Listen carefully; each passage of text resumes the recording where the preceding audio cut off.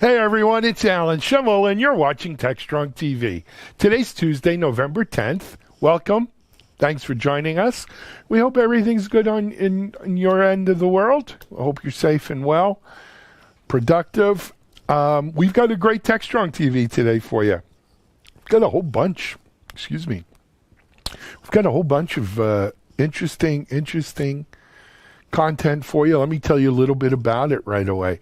First of all, in the first of what will be a series of interviews we're going to be posting between now and November 12th in celebration of All Day DevOps, we have Brian Reed, who's the CMO over at Now Secure. And Brian is interviewed here talking about a DDO and why he's excited about that. Then we also have an interview with Sasha Labouré. Sasha, of course, is the CloudBeast CEO, another sponsor of All Day DevOps, and Sasha's going to talk a little bit about that. After that, I'm going to be joined by my friend Rajat Bhargava. Raj and I have worked together 20-something years through several different companies. Raj is the founder, CEO of JumpCloud, and they just announced this morning what I believe is a new $75 million round, bringing the total money raised in JumpCloud to about $165 million. It's pretty phenomenal. And Raj is going to talk to us about that, about what they're doing. And we're going to talk a little bit more about the democratization of IT and domainless enterprise and stuff like that. So Raj joins me for that. After that, we're going to come back. We've got a great new episode of our CISO Talk series today. In today's CISO Talk, we're again joined by Julian Waite of Devo, Ben Carr, CISO over at Qualys, Wendy Whitmore, who heads up X-Force over at IBM, or from the X-Force IBM team. Joining, of course, Mitchell Ashley, CEO at Accelerated Strategies Group, Matt Newfield, my co-host, CISO at Unisys, and myself. We're going to talk about the recent run with ransomware and healthcare and the healthcare vertical, as well as ransomware in general. So that's a really good CISO Talk episode. After that, we have another great episode of Gary Berman's Cyber Hero Adventures show. And Gary's guests today are Gordon Lawson, CEO and President of Rangeforce, as well as J.D. Lovett, President, JDE Consulting, and Roger Hatuka. Excuse me, I don't think it was Roger. It was Rogev Hatuka. We'll double-check that for you. We'll get on it. Anyway, after Gary's show, Charlene O'Hanlon, our managing editor, chief content officer, will join us. Charlene has the news as well as webinar previews for the rest of our webinars this week, and a good interview with Keeper Security CEO and co-founder Darren Guccione. After that, Charlene has another good interview with my friend John Murillo from Palo Alto Networks. Of course, John was a co-founder, CTO for company Container Security was acquired by Palo Alto, and John runs things there now. Then we're going to head over to Mitchell in the Analyst Corner, and Mitchell has some great video and commentary lined up for us today. Just going over it here. Mitchell has Alex Reber, co-founder of For All Secure, as well as, it looks like, Casey Zerkis from RSA Content Strategist, and Christy Westfall, Vice President at Union Bank. And they're going to talk about the RSA 365 Virtual Series seminars that have been going on. So that should be really good. And then joining us today, it looks like we have a double barrel of Mike Vizard. Mike is interviewing from NVIDIA, Kevin Deerling, head of marketing for NVIDIA Networking. And then a company that I have been hearing a lot about and finding very interesting, Menlo Security Isolation, CTO, this is going to be a tough one for me, Kosik Gorsami, and how security in the cloud is evolving. Wow. We've got a lot on today. I think you're going to love this show. It's security heavy, but it is November. Let's take a break now, and we're going to be right back with our first guest. DevOps.com is the #1 online destination for DevOps education and community building. DevOps.com covers all aspects of DevOps, including DevOps best practices and tools, DevOps culture, DevSecOps, business impact, continuous testing, continuous delivery, and more. DevOps.com has the largest collection of original DevOps content, featuring breaking news, blog posts, podcasts, and more. Visit www.devops.com to learn more. DevOps.com, where the world meets DevOps.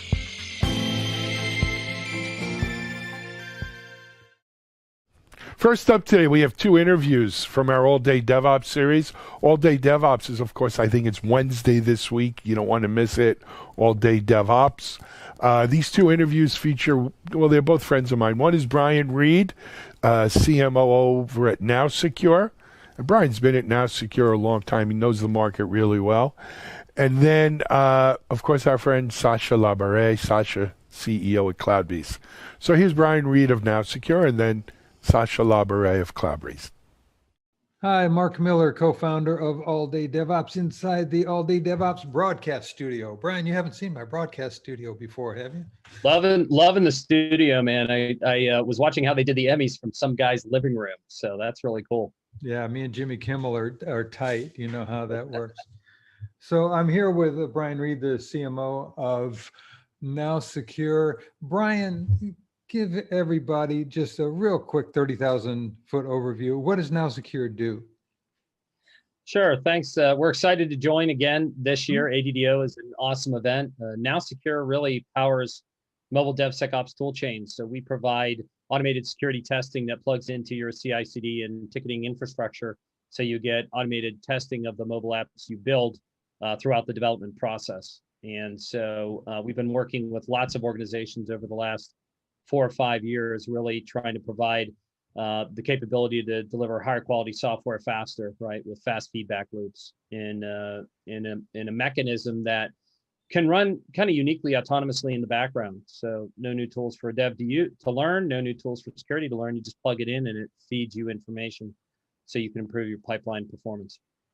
Great. I think one of the things that you guys stand out for in the community is you're focused on mobile.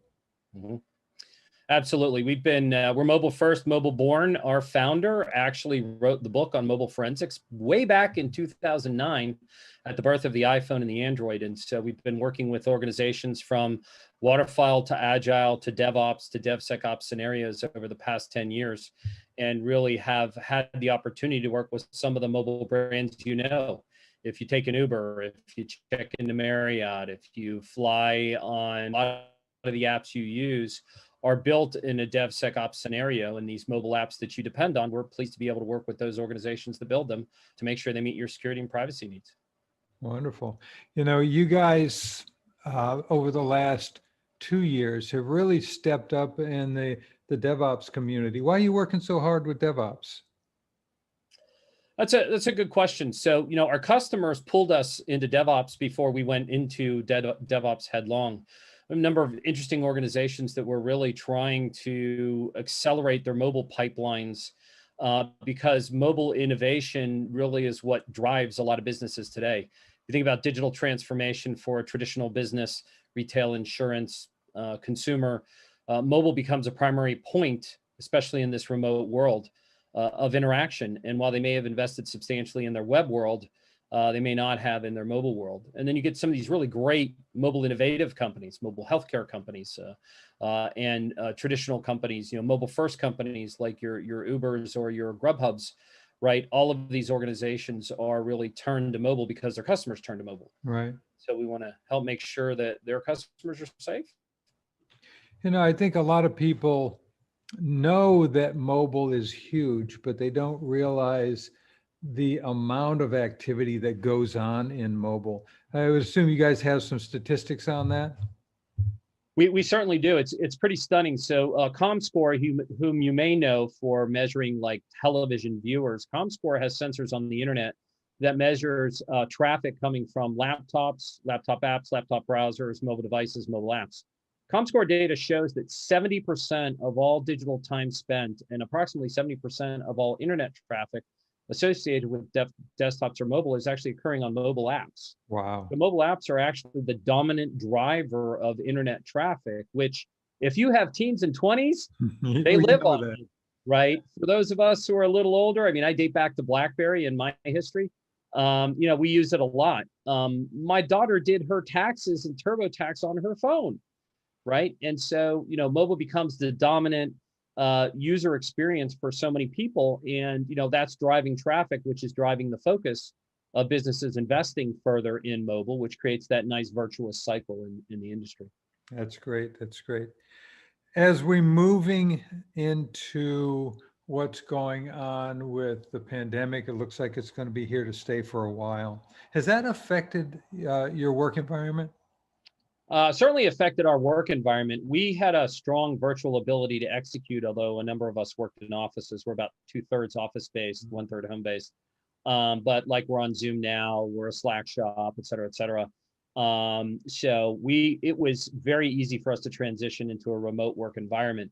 For some of our customers, it was a real challenge, right? Imagine being a bank who's got traders or high net worth executives who are working with clients, and you're used to locking down the perimeter and you have a very controlled office desk workspace. How do they suddenly deal with their bankers and brokers have to work from home? We saw that massive explosion this spring with Zoom, for example. And Zoom bumped into a security issue or two, as most of us know. We were pleased and proud to help Zoom make sure the mobile experience was hyper secure. And we've had an explosion of business in remote-oriented businesses, whether it's food delivery or retail or B2B type applications that we all depend on. We work with a lot of Silicon Valley companies, or the ones that might be running your business, in B2B software in the background that has had to become mobilized. Yeah, yeah. Along those lines, then, are you guys hiring, since it's a remote environment? You're not locked down to your local environment anymore for hiring people. Well, we are hiring. We do tend to try to cluster near an office, so that if there's an opportunity or a need potentially in the future, to participate in something, we'll do that. We're hiring in a lot of areas. We're hiring mobile security researchers. We're hiring in our engineering development team. We're hiring in our DevOps team. We're hiring in our solutions engineering and customer services team. And we're looking for a DevSecOps evangelist who can work as a consultant with our partners on their pipelines. So if someone is watching this and has been doing DevOps and DevSecOps for a while and wants to shift maybe from practitioner into counselor, we'd love to talk to you. That's great. That's great. When we're looking now at all-day DevOps, what are you looking for personally? When you came to us and said, I mean, this is like your second or third year in a row. Why do you use all-day DevOps like that? Why do you sponsor us? Yeah, well, I think from a personal point of view, I find all-day DevOps a lot of fun. I don't quite make all 24 hours, but there's a lot of great content and really good speakers. I think the ability to access the content and cross-connect with the who's who of the industry is great. And you've done a great job, with your team in finding great speakers with great stories, right? So it's a great collaborative learning environment. And I've made friends through ADDO. Active Slack channels, you can take it offline. There's always somebody who's got help. And so, we like being part of community. We helped form the OWASP Mobile Top 10 and have funded and actively participated in evolving OWASP standards. There isn't an OWASP for DevSecOps. There's basically ADDO and some of the communities around DevSecOps that are really driving community growth. And so as a sponsor, it's great for us to be able to get our message out, but also to participate and help. We'll have some of our DevSecOps team members will be participating in the Slack channels, going to sessions, chatting in conversations, sharing stories and things like that. And so we find this one of the pillar events for the year, and it's a great way to seal November as we finish out the year. I think that you brought up something that most people don't realize that haven't been to All Day DevOps before. The Slack channel is the center of the community. We had over 100,000 exchanges in that 24-hour period last year, and you were a major part of that. Yeah, no, I think that's really great. In this world now where we're living hybrid, digital, remote, right? My company runs on a heartbeat of Slack, and most of our customers we have Slack channels with. A lot of our vendor partners or supply chain partners we have Slack channels with, and it provides that sort of instant context, right? And as we look to ways to form community, Slack is something a lot of us have already. It's really easy to share. It's easy to link, and the ability to search and filter and all the rest. And so you get a lot of people who like to contribute. And so we love that model. We've seen a few virtual events this year that have also experimented with using Slack, and I think those that did it well, it made it that much better of a way to cross connect with people and make it more human and more personal. I think that one of the things that we're most proud of, Derek and I, as we talk in the background about all day DevOps, is noticing that a lot of the major conferences have been watching what we've been doing for the last 5 years, and they're taking the good parts like the Slack. It's wonderful to see people actually utilizing that kind of concept around it. It's wonderful to see the people are creating massive events. It keeps us on our toes. We're going to have to see, well, okay, what's the next generation is going to be about? What's the next? Yeah, we got to figure out how to make the next wave of virtual hybrid work in some way, right? The giving away stickers, like how do we give away digital stickers so people can share them and all the rest. There's been a lot of really neat innovations that you guys have and the ADDO community has been able to bring. I mean, viewing parties was not something I'd ever even thought of. And you've got I think you've got one group that's got 1,000 people now this year. Yeah. Last year, there were a couple groups that had hundreds. I mean, that's a really interesting sort of magnification inside a company. And, if you think about some of the other physical oriented DevOps and DevSecOps events that we might all be going to, from big vendors, there's, CloudBees and Does and all those types of events. A company can generally only afford to send a few people, right? But the cool thing about ADDO, irrespective of the pandemic, is it's always been a virtual thing where a whole lot of people could participate. Yeah. And that's kind of a real unique, one of the unique signatures, I think, of ADDO is that massive participation. We probably will have 30 or 40 of our employees on and off during the day from across the different departments. We've got a couple hundred employees. That's a pretty good number. We know a number of our customers are planning virtual viewing parties or virtual participation because they may not be able to sit in a conference room together and watch it like they did last year, but They can all sit at home in their jammies with coffee or a beer and watch it.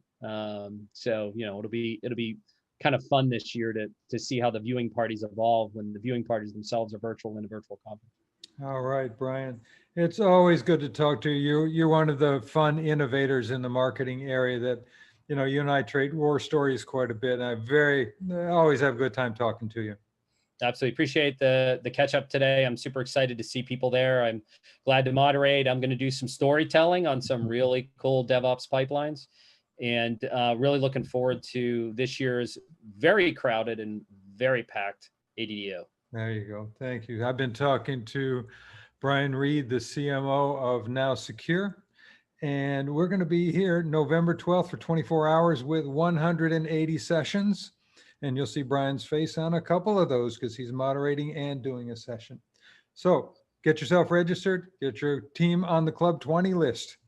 It's time to get All Day DevOps kicked off. See you November 12th.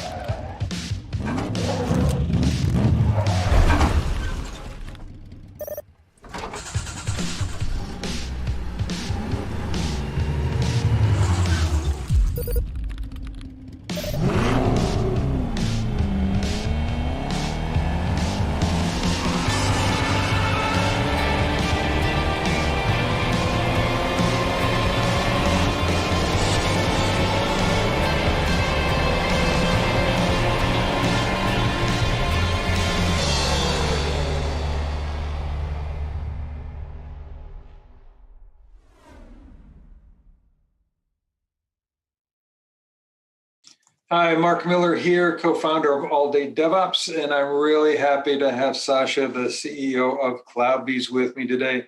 Sasha, thanks so much for the support. You guys have been with us since the first year. I know. Yeah, we feel like part of the club in some way, huh?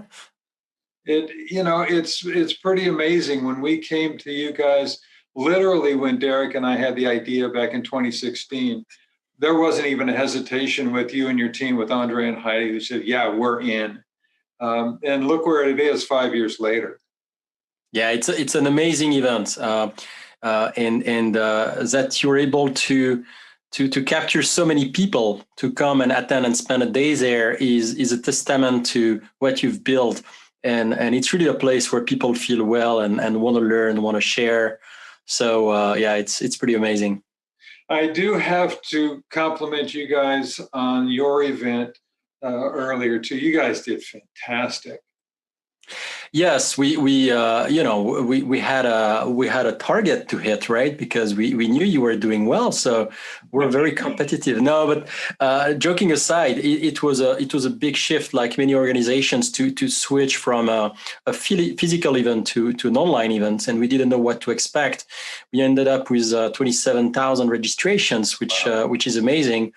And lots of passion online, and we were talking about that just a few minutes ago, right? But people spend a lot of time online on video conferencing and so on, and yet there are a number of events where they'll gladly go online to spend more time online because it's a different type of experience, and that's a place where they feel well, they feel like they're going to be learning a lot. So I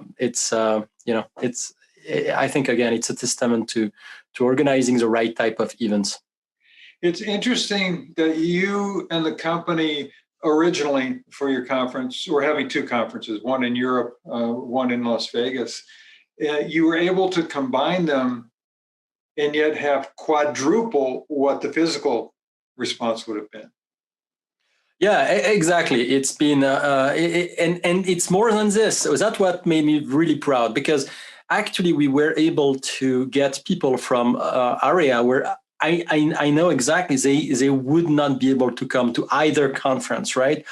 And it's not a matter necessarily of, oh, maybe we should do one in Asia, or maybe we should do in the world is huge, right? And people can't travel to go to those places. So to know that we're creating those events where a lot more people can get access to that knowledge, right? And the internet is the same everywhere. Well, almost.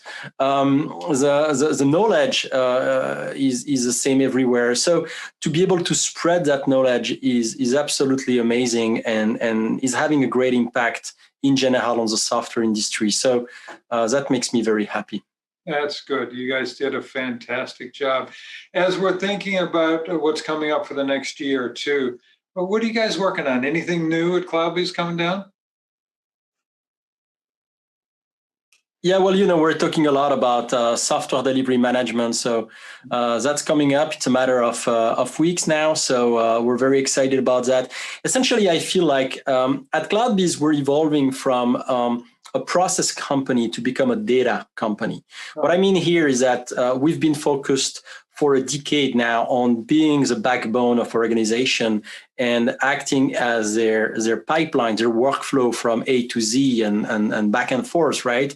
And to codify those roles on how you go from an ID to production.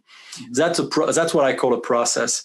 And what we're doing now is building this management layer on top of the software factory, if you will, right? And it's a lot about capturing the data associated to what you build, what you do, how you behave, and analyzing this data. And it's a shift, right? It's not more of the same. It's actually lifting this to a data space, and that's very interesting. Has the COVID pandemic affected your work environment? Were you guys remote before, or how have you adapted to it? Yeah, well, we were all working remotely. I don't think we have any two exec in the same city, so it was an easy one. We had very few people that had to work from an office, mostly the finance teams, and that was very easy to shift because everything was digital already. And where we realized it was the hardest is for people who do not want to work from home, right? And a number of people like to socialize, like to even take their car or bike or whatever to go from one place to the other to disconnect. And you lose that essentially once you work from home. You lose that ability to split your mind, split your world. And we've seen this impact people. Plus, there is another whole anxiety, right, that everybody has. You can see kids, you can see people. Everybody has this background anxiety because it's those are unusual times. But the remoteness was not really a factor that slowed down anything. If you are working remotely, then as a company, that means that you're hiring globally, right? Yes, we are. We've always been hiring globally, which means that today we're not the only one hiring globally. A lot of organizations have shifted to that model. So it's a change, and I see it as a good thing. Again, the world has lots of very smart people across the globe, and we're all proud of typically our nations and the quality of schooling and infrastructure and what's not. But the reality is that you've got smart people on 5 continents all across the globe. The internet is the same. A bit is a bit. An electron is an electron, and so it's a fantastic opportunity for a lot of people to be part of that digital transformation and be part of that adventure. So I think it's an amazing social change that's taking place. And you guys are hiring right now? Yes, we're very much hiring in engineering, in product management, in sales, in marketing. We have a lot of positions open. So, yeah. That's exciting. Finally, what are you looking forward to the most at All Day DevOps? I know you're doing a keynote, Ask Me Anything CI/CD. But what else are you looking forward to at the conference? So what I always love about All Day DevOps is to learn about experiences, right? DevOps is all about what did you do, what worked for you. There is no science that tells you if you do A, B, C, you're going to succeed, right? So DevOps is not about math. There is this saying that says, is it hard as math or is it hard as a diet? Well, DevOps is hard as a diet because you need to be consistent. You need to do it every day. You need to change behaviors. And so learning from how people did it and finding this motivation through other people's experiences is really great. So I'm really hoping to learn a lot about those stories and how people do things. It can be extremely inspirational. And I also think that the social aspect, and I know you care a lot about that, and you want to create special area where people can have some fun, is also very important. These social times that we typically get in face-to-face conferences, I think I'd love to find it in any conference. It's not always possible, online conferences, but I know it's something you're working on, Mark. I think that you are the only company that started off their conference with yoga exercises when we were in Las Vegas last year. Yeah, it's true. And remember, I talked about that in my keynote at DevOps World. It's something that's very true to me because we always, I think it's important to remember that because of what we're all going through, it's tempting in conferences to always have companies that come up and say, here is how we win. Since COVID, we've never won so much.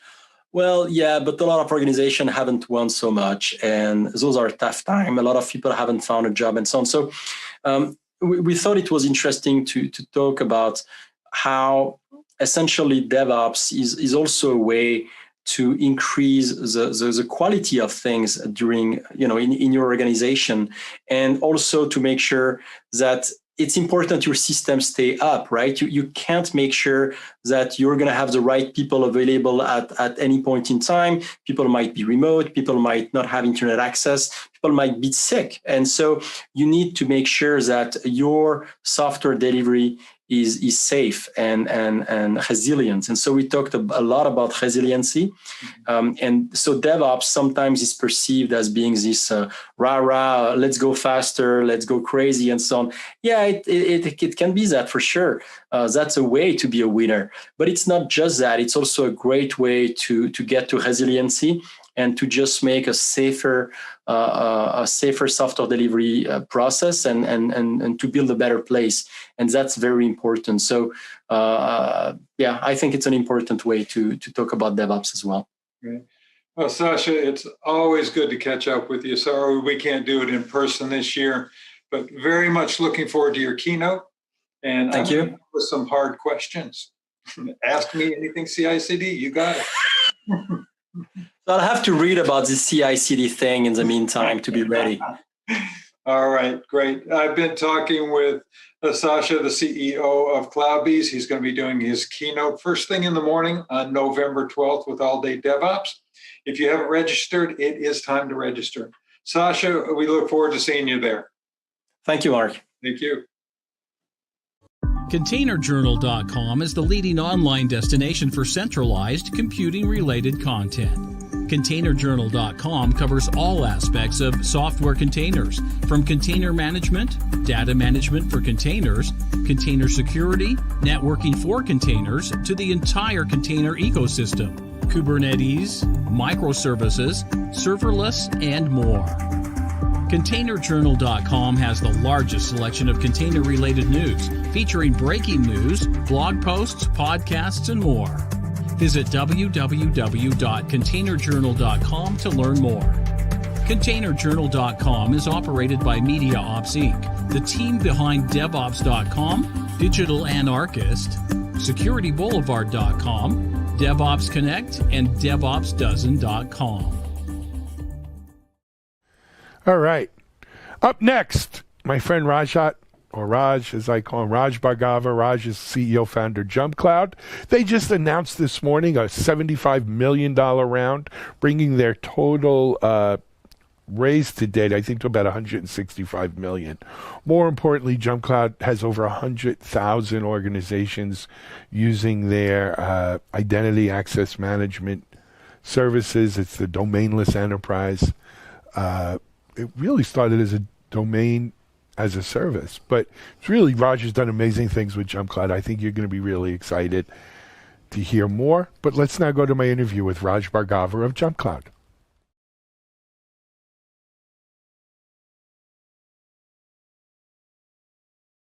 Hey, everyone. Welcome to another segment for TechStrong TV. We're breaking some big news today on TechStrong TV. First of all, let me introduce you to my guest.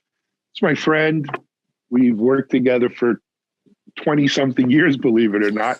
Rajat Bhargava. Raj is the CEO, founder of JumpCloud presently. He's founded and CEO several companies before that. Hey, Raj, welcome. How are you, man? Good. How are you? Thanks for having me.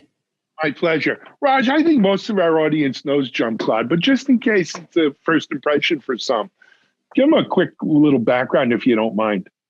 Sure. So JumpCloud is a cloud directory platform. We're securely and frictionlessly connecting users to their IT resources. So whether those are their desktops, laptops, servers, web applications, on-prem applications, files, network access. So think of us as the backbone of a network. So when a user needs to access an IT resource, basically we're the platform that helps them do that. I think back to the backbone of the network and what that meant when we were at Interlion 23 years ago. It's a little bit of a different backbone today, right? It's all software. Well, it's dramatically changed, right? I mean, It's basically access to IT resources is the core thing these days. So, it's funny. I was thinking about this the other day, and you'll like this, Alan. You think back to Microsoft and their vision way back when was a computer on every desktop, right? And then we got to mobile, and we said the vision is, a mobile phone in everybody's hand, right? And now I think the vision is, how do we give people access to the resources that they need to do their jobs, right? That's the next frontier. Yeah. But if you think about it, that was always the reason behind all of those things, right? Why did you need a computer on every desk? Why did you get work done? To get access, and you need to have access to. Well, back then the information was on the desk. Now it was, right, because the application lived there, your data lived there. You didn't have to go into a network, but now everything's network. It's in the cloud. We're all at home now, working remotely. So the world has changed a lot. Absolutely. just as a quick side note, because we got more important stuff to talk about. So I started binge watching, like all of us do these days, it seems, this show. It's an old show that was on AMC, but I think it's on Netflix now, called Halt and Catch Fire. Did you ever watch this show, Raj? No, I've never heard of it. Oh, go watch it. It's 4 seasons. It starts around with the start of the PC era. Yep. Like IBM PCs, and goes all the way through like maybe Google, Yahoo. Okay. So early 2000s. Late 90s, early 2000s. Yeah. Yep. The birth of the browser. I mean, you and I lived through that, right? Yes, we grew up did. through it. Go watch, the personalities involved. They moved from Texas to Silicon Valley. It's a great VCs, the whole thing, Raj. You'll enjoy it. And for our audience, Halt and Catch Fire. Anyway, though, so Raj, JumpCloud's done a tremendous job. Something like over 100,000 organizations are using JumpCloud in some form or another, in their network, in their organization, to help with this, backbone, as you say. And that's great. Congratulations. I remember when you started JumpCloud. So it's an amazing accomplishment. Big news today, though. So why don't you share that with our audience? Absolutely. Thanks, Alan. Yeah, obviously we've been incredibly fortunate. The business has taken off over the last 6-7 years that we've been at it. Today we're announcing that BlackRock is investing in the company. They're leading a round, $75 million round. So we're super excited to have BlackRock involved. GA, General Atlantic, is also participating. They were our lead investor in our past round. So it's an exciting moment for JumpCloud and an important milestone for us as we continue to, drive more innovation into this category and, continue to expand the footprint of our business. Sure.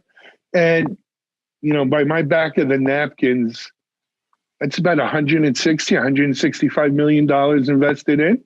That's right. Yeah. It's about 165 million total investment over the life of the business.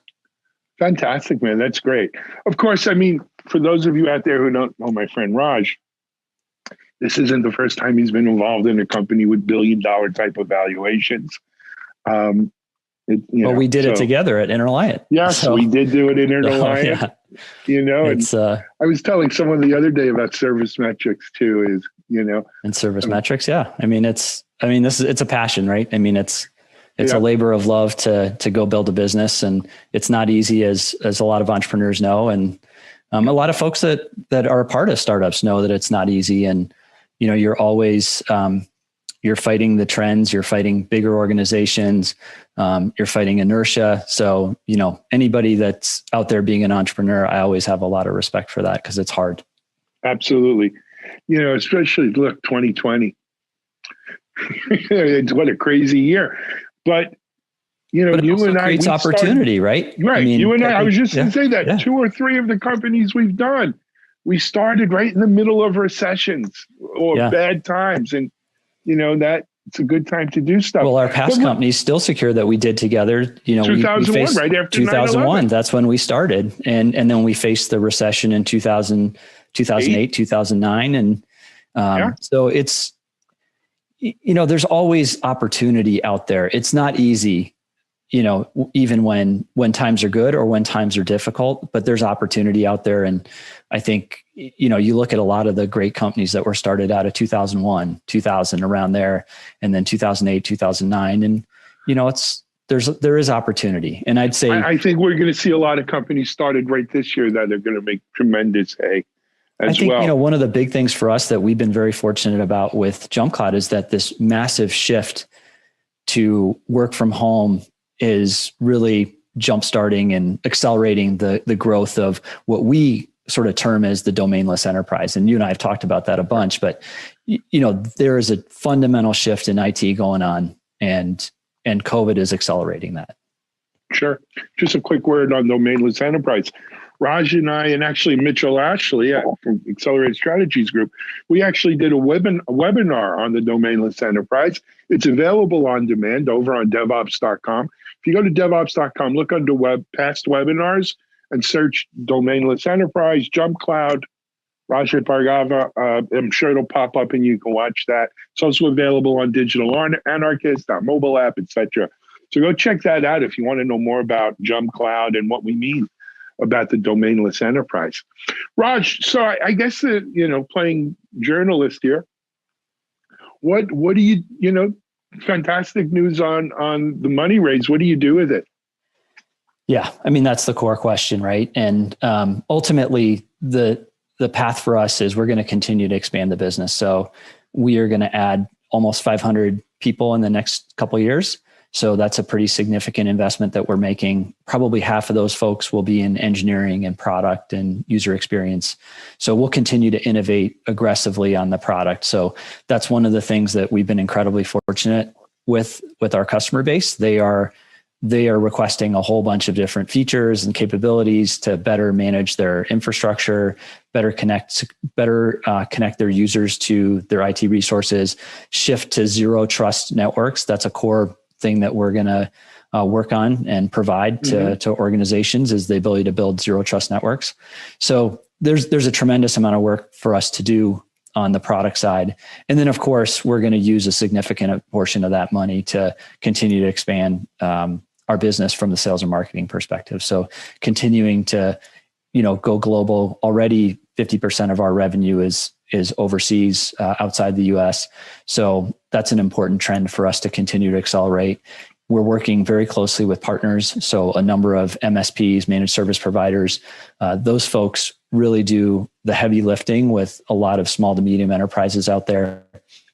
Yeah, so sure do. Further expanding that channel to market is important for us, and continuing to accelerate our customer success investments. So there's a number of places that we're planning to deploy the capital. Absolutely. A word about, sales and marketing. I mean, Jump Cloud, as we mentioned before, over 100,000 organizations. It's been achieved, it's a SaaS-based business, and it's a SaaS-y world we live in. No pun intended. But, one of the caveats to that is you don't build, that enterprise sales team that you and I, had so much fun building it, like Still Secure and Interliant and so forth with enterprise salespeople and those sales cycles. It's a different kind of marketing sales built today. It is, absolutely. So the core fundamental pillar of Jump Cloud is product-led growth. So what that means is the product leads the way. So the ability for our target audience, which is really DevOps folks, IT admins, operations folks, to come in and try the product, use it, and see whether it works for them. And then they can sign up either with a credit card or they can give our sales team a call. But it is product forward, if you will. So we're making sure that the product is in an organization's hands. They're using it. They're falling in love with it. And then if it works for them, they can go ahead and procure it, hopefully through a really easy mechanism. They can just enter their credit card, or they can give us a call, and hopefully it's really fast and easy. But you're right. There's a fundamentally different go-to-market motion than there was traditionally. And obviously we think that motion is an incredibly important part of the future of our business, but of the industry.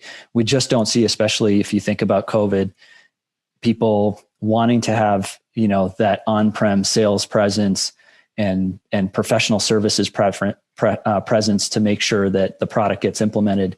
It puts a lot of pressure on making the product great. And so being able to use the platform without having professional services, integration work, implementation costs, all those things are really important. And that's where we've deployed a lot of our past investments, is making the product super easy to implement. I think most people in my audience would agree, Raj. We'd rather see the resources in making the product great than making your sales great. So absolutely. That's a great thing. Let's innovate on the product. Let's add more capabilities. Let's solve more problems for you, the user, and for your customers, right? Your end users. So the more we can deploy capital towards that, we think that that's better for everybody. Well, it goes to this whole democratization of IT, that we've spoken about, that I've spoken about here on TechStrong TV, which is decisions today. Really, it's about getting your product into the hands of the technical champions at these organizations who then kind of go upstream. We do this DevOps Unbound video series every other week.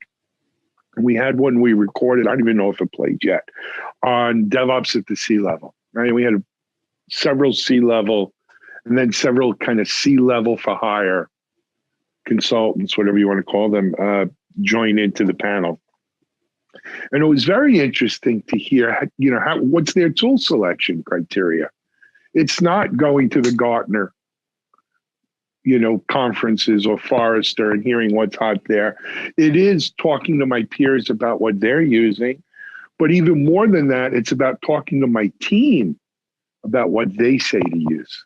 And I think that's the fundamental shift right behind democratization of IT.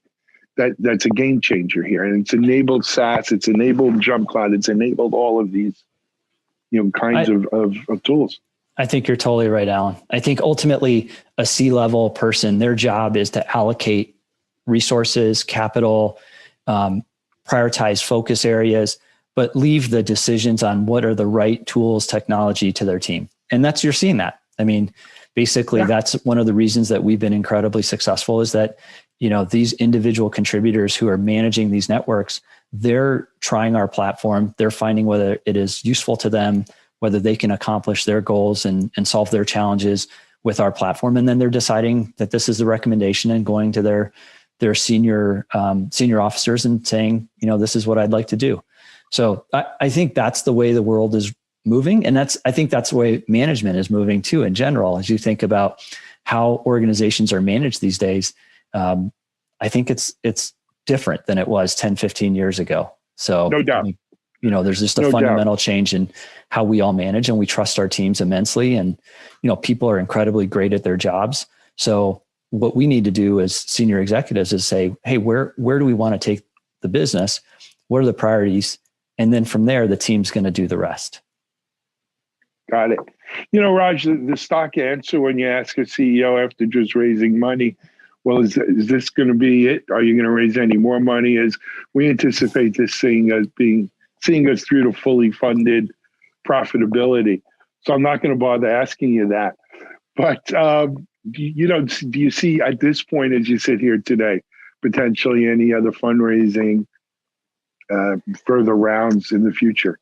No, it's a great question. I think we've got so much work to go do to, invest this capital appropriately and grow the business. And, it's important for us. I mean, we really care a lot about our end users and customers and making sure that we're solving a lot of their problems. I mean, one of the stats that we're incredibly proud of is that 87% of our customer base is either recommended us or would recommend us if asked. And that's an incredibly important statement for us. I mean, we want to continue to grow that. We want to make sure that we're providing and solving the needs that these customers have. And if we can do a great job with that, the rest sort of takes care of itself. So that's priority number one. Cool. Excellent. Anything else we missed, you think? No, I don't think so. No? All right. I'll tell you what we missed. People who want more information about JumpCloud, where do they go? Go to jumpcloud.com. So, and you can try the platform for free. We give 10 users, 10 systems free forever. So, don't take our word for it on whether it's a good platform or whether it works for you. Just try it. And that's an important aspect of how we go to market is just try the platform. And it's free to use. We don't hassle you. We don't turn it off. You get to use it at your own pace, and all the functionalities in there, including our premium functionality. So we give you everything that the platform has in store when you use a free account, and we want you to love it. So go check it out, jumpcloud.com. Delivering delight. All right. Hey, Raj, congratulations. Congratulations to Larry, Greg, the rest of the JumpCloud team. Kim, keep doing what you guys are doing, right? You're doing Thanks, it right. Alan. Yeah, I appreciate it. Thanks for having me on. Rajat Bhargavar, CEO, co-founder of JumpCloud, or founder of JumpCloud here on TechStrong TV. We'll be right back with another guest.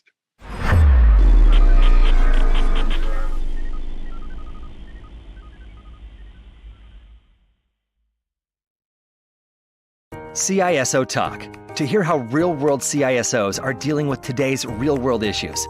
From enabling secure remote workers to accelerating secure cloud adoption, defending against a pandemic of security attacks and beyond, CISO Talk covers the cyber topics you want to learn about.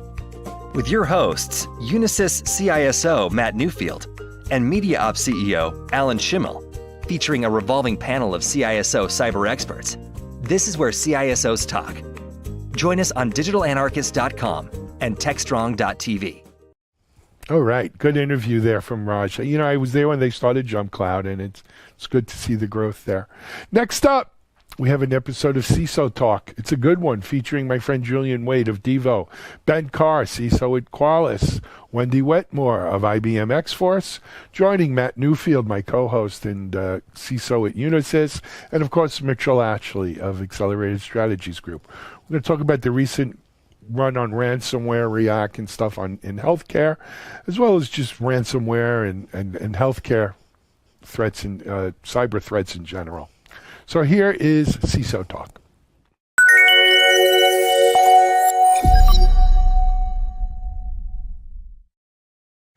Hey everyone, this is Alan Schimmel. Welcome to CISO Talk.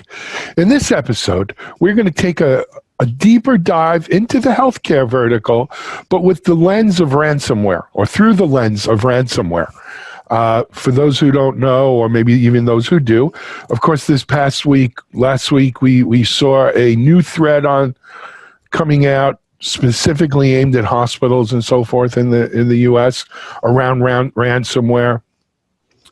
You know, some have said it's state-sponsored, others said no, not really the issue. We'll talk about it, but certainly during these COVID months, as I call them, COVID times, we have seen some uptick in ransomware, or maybe we haven't, and it's just I'm more sensitive to it.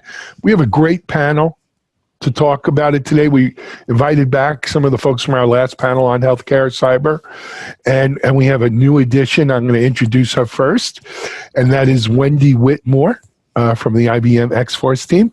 Wendy, welcome. Yeah, thanks, Alan. Hi, happy to be here today. Great. Wendy, you want to just give people a little background? Yeah, absolutely. So hi, everyone. I lead the IBM X-Force team, which specializes in incident response and threat intelligence, as well as training our clients in how to immersively respond to breaches.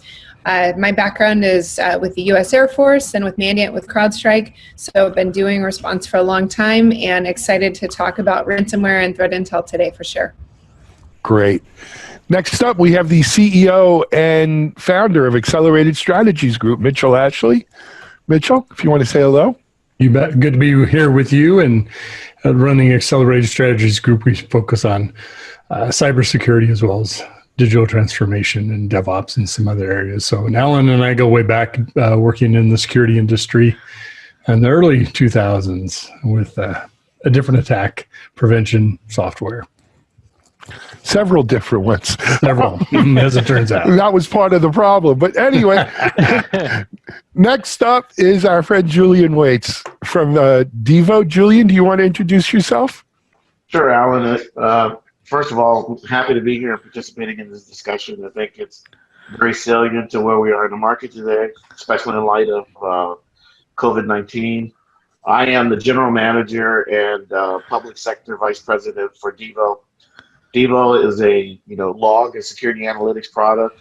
Our goal is to help you catch the adversary before they get you. Bottom line. Absolutely, and worthy. Next up, we have Ben Carr. Ben, CISO at Qualys. Ben? Yeah, thanks, Alan. Hey, Ben Carr, CISO for Qualys. Been here about 6 months. I think everyone should be pretty familiar with Qualys and what we do in the industry, but fairly a good security vendor in the market, been around for quite a while. Great. And then anchoring us is my co-host here on CISO Talk, Matt Newfield. Matt is the CISO at Unisys. Matt, hello, welcome. Always a pleasure, Alan. Thank you, and thank you to the panelists for joining us today. Thanks. All right, so guys and gals, let's start the conversation. Am I crazy, or have we seen a huge uptick in ransomware since March and COVID and the lockdown and working remotely? Wendy, I would imagine you would have some stats on that from X-Force. I've got a point of view on it, Alan, for sure. So happy to kick us off. The answer, is I think yes and yes, right? We've seen a lot of increased activity across the board. But as so in that range, it's right from nation state activity into research into the supply chain related to COVID testing, vaccines, the logistical supply distribution of that. But as it relates to ransomware, I guess the way to start it is what I think we're seeing a lot of is not necessarily like an advance in the malware specifically or the ways that attackers are doing it, but we're seeing them become very advanced in how they're conducting business processes around these attacks. So what I mean by that is that it used to be these ransomware actors, which are largely cyber criminal groups, right? Largely not nation state actors. It used to be that one attack group would go after a full life cycle of an attack. So if you're, corporation A, for example, and that's your target, they would, bring in the malware, they would do the command and control infrastructure, they would then wage the attack themselves. Now they've gotten really smart at saying, well, hey, I'm going to actually outsource the experts. So I'm going to let someone else develop the code for the ransomware. I don't need to deal with that at this point. I can either rent it or buy it from them. I can also rent the infrastructure with which the communications occur and to wage the attack. So if I can outsource those, then as an attacker, I can really then focus in on my end target. And what that means is that once they get inside the environment with initial stages of attacks, largely still through things like social engineering, phishing, that type of initial infiltration vector, then they can spend a lot more time actually focused on how can I get to the most interesting data in an environment and determine what I can encrypt that's going to cause the most damage if I do it. And then once I do that, so what we've seen is these increased dwell times, right? It used to be kind of an average of like 5 to 10 days for these ransomware attacks. Now it's in weeks to months that these actors are staying in environments before they actually start detonating the ransomware malware. And that means they're collecting intelligence the whole time. And they've also then changed the payment streams to where it's not just, I'm going to steal your data, encrypt it, and then ask you to pay me money to get it back. Now I'm going to do that, but I'm also going to then publicly extort you and say, I'm going to publicly name and shame you. And so you can pay me not to do that as well. And then most recently, we've seen also denial of service attacks related to it. So here's a third payment stream of, hey, by the way, I know I already got you on these two areas, but I'm also going to conduct a denial of service attack on your environment as well and take you offline. So we're really seeing kind of the multiple ways that organizations now are having to deal with these actors. Agreed. The rest of my panel, do you want to comment on anything Wendy said, or should we jump from there? I think I would concur with that. I mean, I've seen numbers as high as, in the third quarter, as high as a 50% increase over the first 2 quarters of the year. So it's been really a significant jump in ransomware. I think, the targeting the healthcare industry right now is particularly questionable, given everything that's going on, right? But there does seem to be a market increase in those areas. I'm sorry. Go ahead. No, Julian, you go. Well, I was just going to say, I was going to agree with everything that's been said. And I know the focus today is healthcare, but I would tell you there's been this a dramatic increase in financial services environments as well. Really? Yeah, absolutely. Matt, I'm wondering what you guys are seeing over at Unisys. I'd love to be able to add on and throw something that others haven't said, but we're all saying the same thing, and I think we'll switch the topic here, but it's very interesting to watch these increase in attacks against really susceptible organizations such as healthcare that are trying to do good for the country and the world. But it opens up a lot of questions on that I think you're going to jump into, like with some of the laws that are changing. Wendy and Ben and Julian, you hear about these laws, and Mitch, where you can't actually pay some of these threat actors. Yeah, I think you're referencing the OFAC advice that came out on the 1st of October. Yeah. Mm-hmm. And how's that going to change? And there was another set of articles that have come out recently where there are a lot of organizations, both state organizations as well as cyber organizations, that are saying you should never pay anyway, because if they say pay me and we'll delete your data, well, how do you know they deleted your data, and why would they delete your data, and what's going to stop them from exposing that data later on? And And there's been talk I hear in some of the federal circles where they're like, the only reason you would pay to keep that data out is to try to hide the fact that you had a breach. So how does that tie into a lot of what we're seeing? I think could be a good conversation, Alan. Yeah, and I wonder in a way if that OFAC advisory, if that was almost in a way, I mean, in retrospect, I look at it and say, well, was there some air cover there, right? Was that an effort to kind of tamp this down with the increase of ransomware, the publicity around it? And, I think, I've been asked in the past by boards, like, do we pay? Like, what's your advice as a CISO? What's your advice as an expert in the area? And I think, typically it's always been, that standard terrorism response of, we don't pay ransomware terrorist demands. But at the same time, I think some people look at it and say, is it just less costly to get out of it, right? And I think it may be, I don't want to ever think that the, Department of the Treasury is thinking in a necessarily a super smart direction, but maybe that was some type of air cover to be able to say, in these public incidences they're happening, we're not allowed to. We're just not allowed to pay, right? I mean, that'd be a good way to tamp it down in some aspect. I just wonder if that's going to manifest. I think there's also just the need to get back to business, right? Getting data encrypted so it can begin operations, stop losing money, whatever the impact is. That's also got to be, of course, a big motivation for us. That's always been the cybersecurity, right? That's always, look, I remember seeing reports 20 years ago when we were seeing, 15 years ago when we were seeing the big retail breaches before Target, right? Yeah. Old time retail breaches where the attitude was, well, this could have been pretty easily stopped. But from the retail industry, it represented about 0.05 of an impact on revenue. And it's going to cost us about 0.10 to really implement security. Screw it. For a 0.05, we write it off as a rounding error. Question. Do we fix the gas tank, or do we weather the lawsuits that'll come from the gas tank? And for too long, that was a real security. That was the problem we faced in security as CISOs. We didn't even have CISOs then. As security folks, that was the problem, right? It was. Yeah. Is the fix more costly than the one I'm fixing?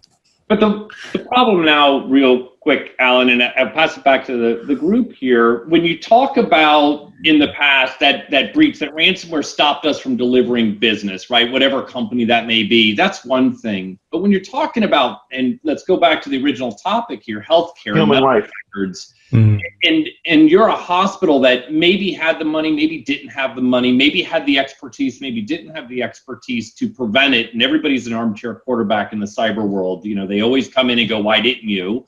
How did you not notice? But now you've got people's personal medical records out there. And I can see, and I've been part of conversations like, I want to pay the ransom to protect the people. We're going to expose, we have to come out. But I don't want their medical records out there, and making that illegal to do so potentially could open up some very interesting, I'll just leave it at conversations. And I'd highlight even a step up above that, Matt. It's like, if you think about from a medical side, I think, if we go back in history and look, 10, 15 years ago, there was a lot of concern, and there still is significant concern over power grid, right?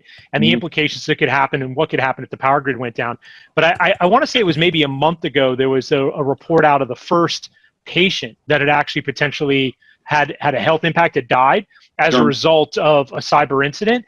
And I think, from a healthcare perspective, one could think there's nefarious purposes behind that, of like, if you actually cause an impact where it's injuring a person's health, well-being, or life, like, does the pay or not pay thing go out the window at that point for a healthcare institution, right? And that's really where some of the motivation may get to. That situation too was actually in Dusseldorf, and the patient died because he had to be moved to another hospital. He couldn't get the services where he was going. So it was just being available, more or less. Something happened while he was there. That's pretty interesting. Julian, you wanted to mention. My point was, and there's no insurance for that, right? Can you get insurance for ransomware? Of course. But can you get insurance for, ransomware that ultimately cause someone to lose their life? No, that's like insuring the entire business. And so I agree with Ben that I think the IRS, Department of Treasury provided this air cover, but I consider it unethical for a health institution not to look at the health of their patients first. Mm-hmm. Yeah. So let me put the cherry on this, and we'll continue. We can't have this conversation in the vacuum like this is normal times. This isn't normal times. We're in a worldwide pandemic with ICU beds at a premium. And today's ICU beds, what makes them an ICU bed? Well, besides there's oxygen and everything, the technology in there, they don't run without great technology and telemetry. That's what makes a great ICU, right? And when you're talking about encryption and being able to shut down this kind of stuff now, it's a guttural instinct, I think, for humanity to say, what kind of scum would do this during now, right? I get it. You don't never miss an opportunity to miss a crisis, but to do this now, that I think is what, in normal times, it's a terrible thing to do. And now it almost rises to a crime against humanity to me. Yeah, but right. I think a lot of this. Go ahead. Well, I don't want to cut you off, but I do think I said my piece. I think more and more of it is becoming nation state related. You think so? I think for our adversaries, it's a great time to really take us to our knees. Well, I think there's 2 points to that, Julian. It's like, I think from a nation state, and I'd be interested in Wendy's perspective on this, is that, there's twofold to that. There's one is the political and the nation state against nation state kind of, issues. But then there's also, I think, nation states looking at a way to monetize, right? Looking at non-traditional ways to monetize stuff. And those both raise the impact for this and raise the likelihood of this happening. And I think when you look at healthcare specifically, I don't think it's a secret to anybody, hopefully not here, but probably anybody listening, is that healthcare's typically been underinvested, right? From a cyber perspective, it's significantly so, right? And I think they've looked at it from a HIPAA leakage violation perspective. They've looked at it at patient records, right? And I think we need to elevate that discussion out of, it's not just patient records, right? It is patient sustainability and survivability in some cases.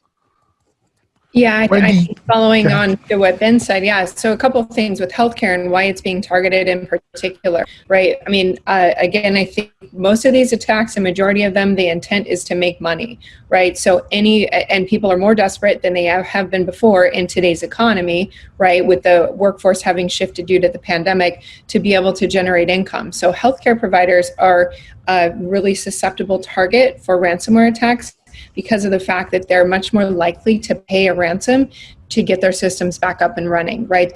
Their systems are also more vulnerable, or their networks are more vulnerable because of the fact that they have a lot of older unsupported medical devices running. And then as they have shifted towards, the need for electronic communications and hosting of all that data, you can kind of see these worlds coinciding, right, as like a train wreck is coming, and how are we going to get out of this, right? So I think for those reasons, healthcare is a target for these attackers. It becomes really effective. I certainly don't disagree that this is incredibly dishonorable and certainly criminal in cases. Absolutely, in the case of the German individual who lost their life due to these attacks. I think the unfortunate reality, though, is that we're going to continue to see these types of attacks be monetized. And, today I talked about kind of 3 different ways they're monetized. We could probably talk 2 months from now, and there's a few more that are going to be uncovered before we really have an effective way to stop them at scale.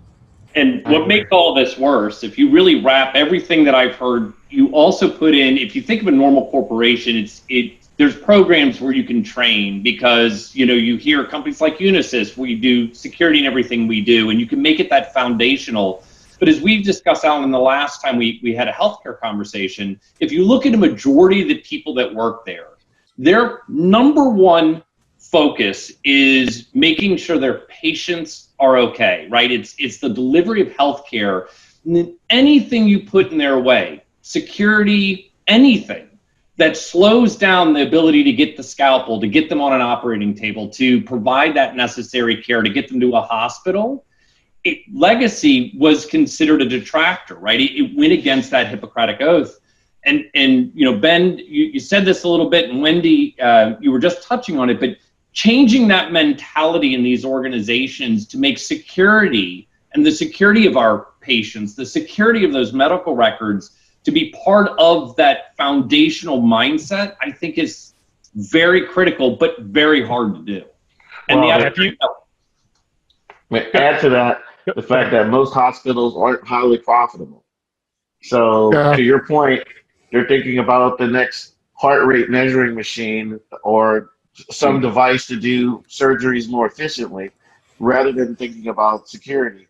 And so it's also an issue of access to funding for many health institutions. And it's right. kind of circular, Julian. So that's exactly what I was going to touch on is if you think about from a funding perspective, like a lot of the devices, it's kind of this circular problem where a lot of the devices they have are really old, like we would consider really old, right?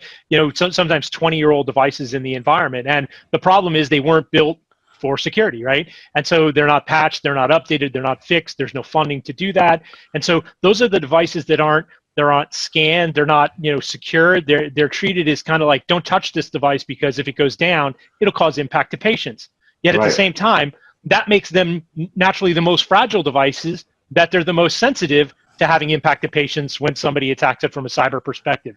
And so getting out of that cycle, that logic, we have to change that paradigm. And really, you know, it goes back, it's the same thing in IoT, it's the same thing in healthcare. It's making sure that we're addressing this root capacity, root capability to be able to secure devices when when they need connectivity. I was just wondering in the short term or the next couple of years it's a target-rich environment, right? Yeah. Capacity of ICU beds is going down, more people are getting sick. Guess what? Probably the ransom amounts are going to go up too as well. So it seems like in the next, I don't know, at least for the foreseeable future, there's going to be a lot of hurt as we see more increases of this kind of an attack. Well, and we can't just focus on tomorrow. It goes to conversations we've had in the past. Ben, you bring up a good point, and Julian, you were touching on this as well. So who ultimately is responsible? The hospitals aren't making a lot of money. They're buying the equipment. The manufacturers are not developing equipment that can be secured. You know, we've all seen a lot of the agreements and licensing for this equipment has operating systems that can't be patched. If you touch the OS, you're in trouble, or there may not even be a mechanism to provide an upgrade, even though they're sitting on a modern operating system at the time. Without causing problems or, a lot of money. We deal with people who bought these large devices and, if you patch it, you void the warranty. You void everything. And so who's responsible? The hospital has to deal with that. Why aren't we holding the manufacturers of these devices more accountable for the vulnerabilities they're introducing into our healthcare systems?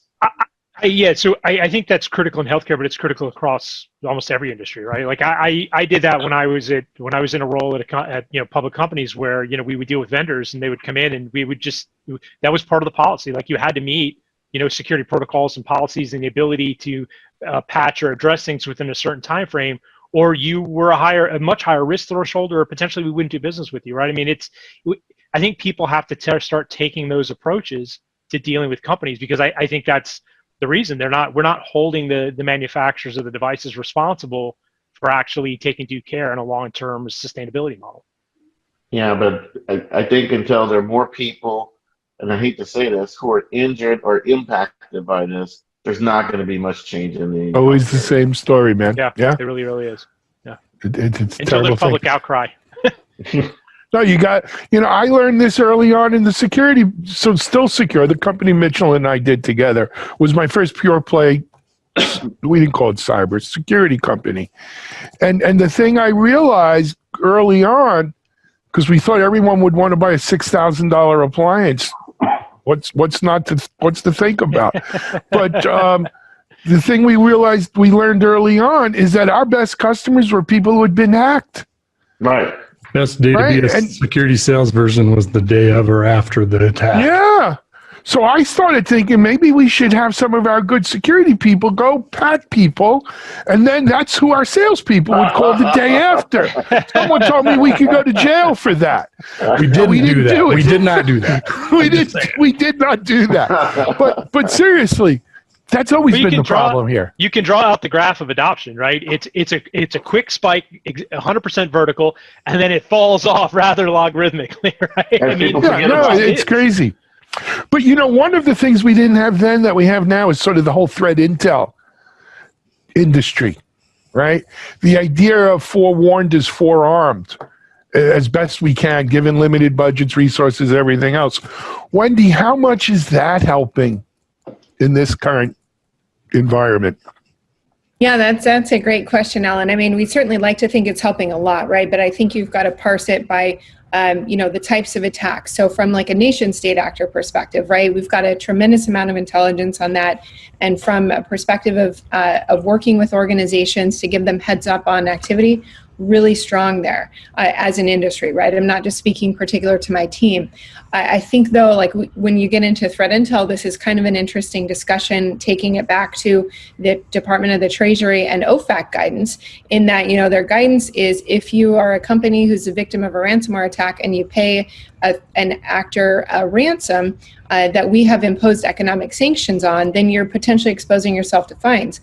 Well, I mean, how do we actually all agree that we've got, complete threat attribution, right, on that actor, especially when these are usually like cyber criminal groups, right, that are conglomerations of probably a number of different countries, right? So I think in some cases, that kind of works certainly in the organization's favor. The fact that, we're still not too always a science when it comes to those things, right? And from the perspective of saying, yeah, we've got one member who maybe was part of from an Eastern European country, or a multitude of them, and which of those countries then are open to economic sanctions or under them, gets pretty confusing. But no doubt, I mean, you look at like the election, I would say, and kind of bringing that back to a current, today and yesterday type of activity, I think the fact that we went through the election without like a major takedown of, election results, of services, certainly there was a lot of activity leading up to, going into it.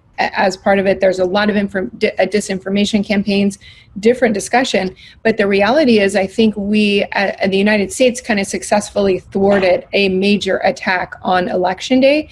And that was primarily due to a lot of the threat intelligence that was out there, and then close coordination between private and public sector organizations. So I think there's a tremendous amount of progress made there. Absolutely.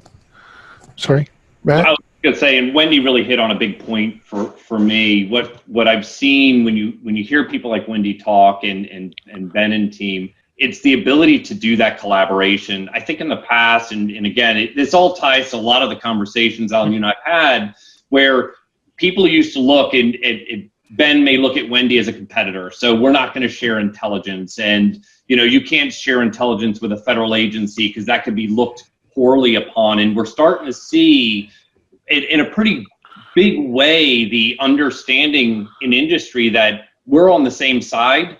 We should be sharing much more, because your success is actually my success, especially when it comes to cybersecurity, threat intelligence.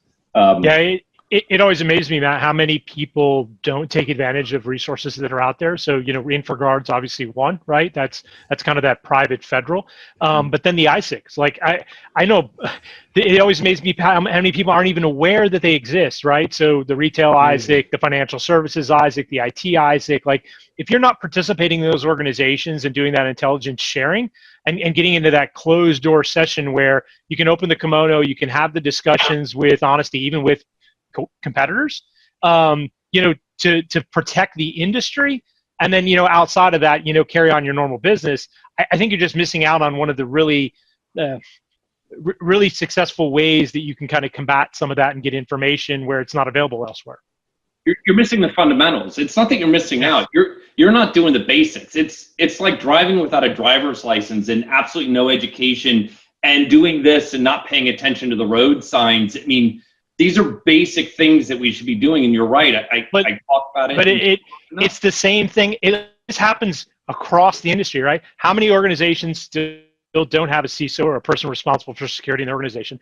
How many organizations don't have great asset management, know where their assets are? How many organizations aren't doing cyber hygiene and patching and vulnerability management just because it's not the sexy stuff? Like they're continually worried about how much budget they're spending, when I think again, the ISIC is not that much of an investment a company to participate in, and the return on investment is huge. So I think really it's doubling down, like you said, on those fundamental capabilities that a lot of organizations aren't taking advantage of.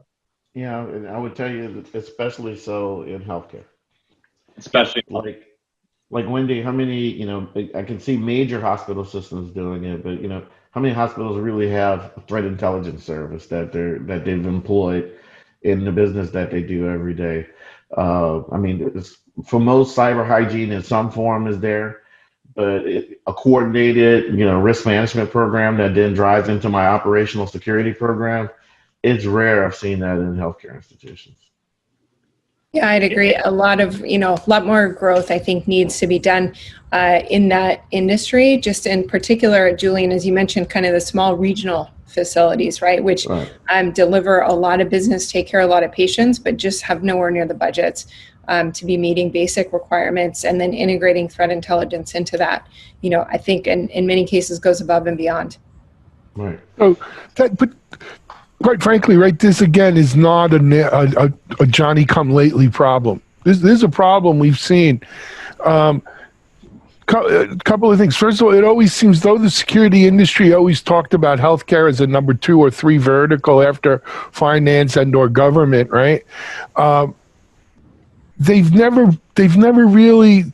There's been few organizations that are really kind of just focused on that healthcare vertical from a cyber point of view.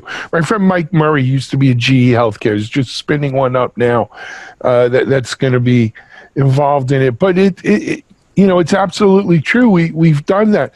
The other thing is, and I realized this at the end of my still secure tenure, security's hard. Cybersecurity is hard.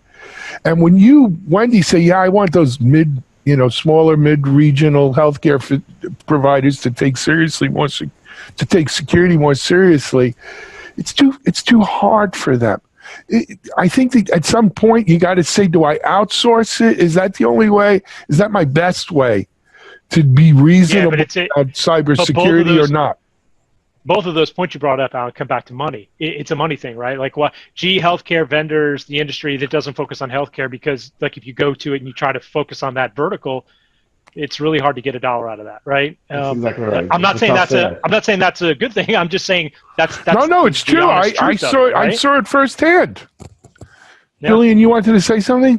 No, I was agreeing with Ben. It's a really tough sale. You'll go through if it's enterprise software, a 6-9 month sales cycle, and the next thing you find out is that the budget went away because there was another priority, which was around buying some kind of medical device or something. Yeah, like CAT scanner or something. Yeah. I mean, we had it worse. Mitchell and I would go to hospitals trying to sell them NAC, and the CIO or the chief security person they didn't have a chief security person, but the guy who was in charge of security would love it. And then someone would say, wait a second, are you going to tell Dr. So-and-so that he can't get on with back then it was beepers, he can't get on with his beeper or phone because he didn't pass a NAC test? Forget, what happens if he doesn't want to treat patients here? We're done. That's exactly right. So one of the things we haven't talked about in this, we talk about the devices, we talk about, adversaries getting in because they're not patched, but, I'd be interested in the intel everybody's seeing on, we call it insider accidents, right? Try not to call it insider threat, but, the accidents that people who are not focused on cyber do. The joke we always get is everybody likes to click links for some reason. I've never quite gotten it. I try to equate it to they're in Las Vegas and they like to pull the lever. But people love clicky. In healthcare, how do you train someone that may not want to be trained, that doesn't care, right? They don't, again, speed. It's all about speed. If they're going to see something on their phone, they're going to click it. If they're moving too fast, how do you educate? How do you train these people? When you talk about intel, but how do I give cyber intelligence to a hospital administrator that's more worried about the doctor showing up to do the surgeries they need than putting barriers in? Well, I think one of the things that we focused we focus on talking to our clients about throughout the pandemic, regardless of what industry they're in, is just the need to actually do simulation testing, right? The need to walk through these. Cybersecurity is not just a technical issue at this point, right? In order to have a successful response to it, you've got to bring leadership in, and you've got to have different owners of business understand that everyone plays a part in this. So it would be, I'd have that same message, right, to a healthcare organization, that we've all got to realize that, as a doctor, for example, they may own a particular type of data or sets of data in applications and be responsible for that. And everyone has to realize that they play a role. And ultimately, the success of organizations in responding, to breaches is how fast you can detect and how fast we can limit the impact of that access, right? Well, whatever the access may be, into the rest of the environment. And I think it's really critical that organizations, understand and adopt that. And just like, I wouldn't run a marathon tomorrow without ever having, run a few miles to train for it, right? I wouldn't expect an organization to go through a breach the first time and do it extremely successfully, right? We've got to practice these things. We've got to understand where some of the gaps exist in our environments. And ideally, we do that prior to an attack. Yeah, I think tabletops are a really great idea, Wendy. And then, as you said, bringing the executive teams in, right? Bringing the board in, letting them actually walk through it in a real world example that's simulated, letting them understand and letting everybody get that muscle memory how to respond. I'd also, you mentioned training, Matt, and I think the way we do training is pretty poor in general. Like it's really dry. It's like compliance training every year. Like no one wants to go through any compliance-oriented training, no matter whether it's security, IT, diversity, whatever. Like just nobody likes it. And I found a couple companies that do it more with like live action comedy, and I found humor to be a really successful way to broach that gap of people wanting to consume the training. So I think like our approach to how we bring not just the board and the executives, but the day-to-day, the nurse, the doctor, the orderly on, like how do we bring them in to want to make that part of their everyday work life, right? Like just to be the awareness, raise the awareness some. I think that's really key in that, like we haven't done the job of the psychology of our job, right? Yeah. It's been very technical. And I think that's failed us at the business, like going in and being able to talk business at the business. And it's failed us at the HR level of being able to interact with our customers. Like how often do we say, oh, that's the stupid end user? It's like, well, the guy's not stupid. He doesn't know. He doesn't have all the experience and the knowledge and the training you have. And like, we need to treat them in a different way and understand there's a psychology behind it, that we need a broader spectrum at our management levels within security to consume that and then figure out a way to bring it out to the rest of the org. I think it was Julian who brought it up a little while ago. It's people don't until there's a failure, until there's that thing, another thing. Julian, you and I were talking about this in one of our conversations. Until it becomes personal, and I think you're correct. Our training is very dry, generally across the board. I'm not insulting Unisys or Qualys or IBM or anybody's corporate training, but in general, it can be very dry, and it's also, I think, wrong from the start. We seem to want to have training that always ends with a pass, because it makes people feel good when they pass, and you don't learn that way. And that, Julian, I don't know if you wanted to expand on that, but that need to pass, that inability to accept failure, especially in healthcare, seems to be a big deal. No, because a lot of times what you have, if you just deal with doctors, right? Many times you have doctors who are highly technical. They're very savvy, but they don't know anything about security. And so there's a bunch of assumptions that go into it. And unless you can somehow pull them into the process of wanting not to be the problem, they continue to be the problem. And, but I mean, I hate to keep going back to it. I still think that if it's not driven from the top, and in healthcare institutions, as you know, most doctors they aren't employed by the hospitals they work for. They're contractors. So trying to force them to do anything can be impossible. But usually the upper management is afraid to do stuff like this, because they're afraid of having the especially the better caregivers go to other places where they consider there to be less hurdles for getting their work done. But it's got to start at the top. Unless they change that mindset, it's just going to continue to be bad, and we're going to see more and more ransomware in hospitals. No, not to make this about the election, but there's an interesting maybe lesson to learn, sort of a gamification approach we could take to training. I saw some news programming on TV where they were showing individuals different posts on Facebook and things. Is this a fake or is this real? And they'd vote, and half the time, 3/4 the time, they'd be close, but they'd be wrong quite a bit. And the lesson wasn't, here's how you recognize it. I think the lesson was, just don't trust it if it's not a known trusted source. That's what you really need to. You don't need to know, don't click on anything. You need to know, only trust what you know is true, is a reliable resource. And that's, so that gamification made it real to people without them feeling stupid, because they didn't know, right? Most people are not going to be able to recognize a phishing attack that's done really well. Well, the other thing I would highlight it and jump off of that would say, like, if you have an issue that you're trying to figure out in security and how to address it better, who do we reach out to? We reach out to people we know and other security professionals, right? And I actually think sometimes we need to reach out to people outside the industry to answer some of these problems. So I read an interesting article, I think it was in World War II. They did an analysis of bombers that had flown back and where they had gotten hit, right, bullet holes. And so they wanted to find out, where do they enhance the armor on the plane to increase the odds of the planes coming back and landing safely. And so you would naturally look at that picture and the average and say, all right, well, wherever the bullet holes hit the most is where we need to add armor. But that's counterintuitive, and it's involving a bias that you have to say that those planes landed. What you really need to analyze is, where don't you have any holes? Because that's the planes that actually didn't make it back. Right. And that's where you need to actually apply more armor, right? Is because the planes that made it back with those bullet holes, they had sustainable injuries, right? And what we need to do is leverage, I think, professions, like, again, I think, psychology, behavioral analysis, right? Data science, right? To understand, like, the things where we're missing this, because it's obvious we're missing things on how we educate our end users and consumers. We're just missing that, especially in healthcare. Again, I think, Julian, you hit it off. Like, they're not even necessarily employees of the organization, right? It's a conglomeration of these different groups working together in this kind of body, this entity, but you don't necessarily have control over it. Exactly. It's tough.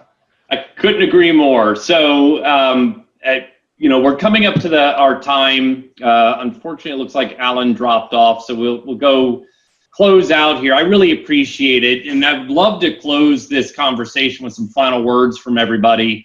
I think one of the things that we're trying to do with this program is impart some wisdom and some advice and maybe some tactical things that people can do as next steps within healthcare, within their own organizations, to try to not prevent ransomware from impacting your company, but things that we can be doing as an industry to really try to help others in this field. So, Mitch, I'll start with you. What I take away from the panel is, it's about people, it's about business, it's about process. Technology is in there, but that's not the thing. That's where rubber really meets the road, is with us and treating people, dealing with the psychology, all of those things. So that was super, super helpful. I appreciate everybody sharing that.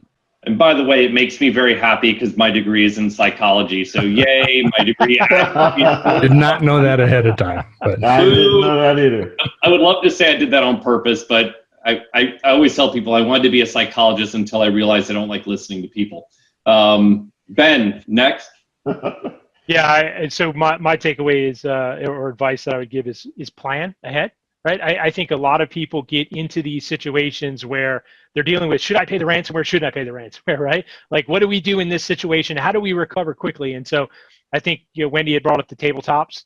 I think finding a way to plan through it, ask these questions ahead of an incident happening, and understand, like, now things are going to change. You're going to have to call audibles, right, to make sure you can react. But at the same time, it's going to be a lot more calm disposition, and that's what, as a CISO, I think you want to bring, is calmness of disposition to that discussion, to be able to respond intellectually as opposed to emotionally. Julian?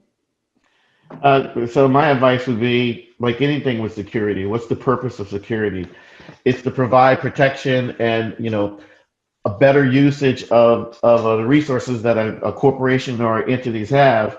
In the case of hospitals, better security equals better healthcare. And so if the services that you need, the technologies that you need aren't available to you, you're not going to provide the same level of healthcare that you would if it was there. So it has to be an integral component to you doing the job that you do, which is helping people. I love it. Love that. Wendy? I think all of the things that have been highlighted so far are all great, right? And certainly Ben would have kind of stolen from me the training, which I could not agree more with. No, all good. I love the, we're hitting it kind of multiple times, but I will say I certainly agree with Mitch in terms of that people are the heart of what we need to solve here, but taking it to a technical thing or technical tips, if you will, just a couple things that we see over and over again. Lack of multi-factor authentication on remotely accessible devices. That's something that every organization, I think, can focus on identifying and saying, all right, let's prioritize these, and then let's figure out how quickly we can get multi-factor authentication on. There's a lot of great solutions out there. And then second is just backups. Having backups of your most critical data and having it available offline. Again, we say that different towards every industry, right? There's not one solution that's going to fit for everybody. You've got to prioritize in terms of what is your most critical data. Some of the solutions are costly, but if we can do that and have backups that aren't on the network, that don't also get encrypted when a ransomware attack occurs, the better off we're going to be in terms of not even having to have these type of discussions. Wendy, you took mine, so I'll throw in my piece of advice, and I think we touched on a lot here. It's make friends and communicate, talk to people, join these groups, get the information, the intelligence, and get support. A lot of times within an organization, it may be hard if you're employed there to convince doctors, administrators to do something, but bringing in friends, trusted advisors, it doesn't always have to be an expensive contract.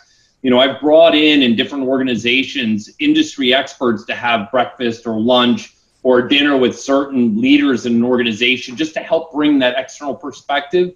Can go a long way in helping to change people's minds on the importance of cybersecurity. And Alan, I see your back, so I'll hand it back to you for final words. Thanks, guys. My machine rebooted there. I apologize. But you know what? First of all, my final words, what a panel. What a panel. I mean, what a great discussion. I probably could have done this for half a day and we still would have more to talk about.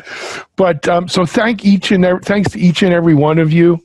Julian, Ben, you came back. We did a redo here, a part 2 anyway. I appreciate it. Wendy, you really, put the cherry on top of this Sunday. It was thank you so much. Matt, Mitchell, my cohorts here, thank you. We'll be back with another CISO week in about 2 weeks, another CISO talk in about 2 weeks. But for now, this is Alan Schimmel for CISO Talk. Hey, stay careful, stay secure out there. We'll see you soon. Bye-bye, everyone.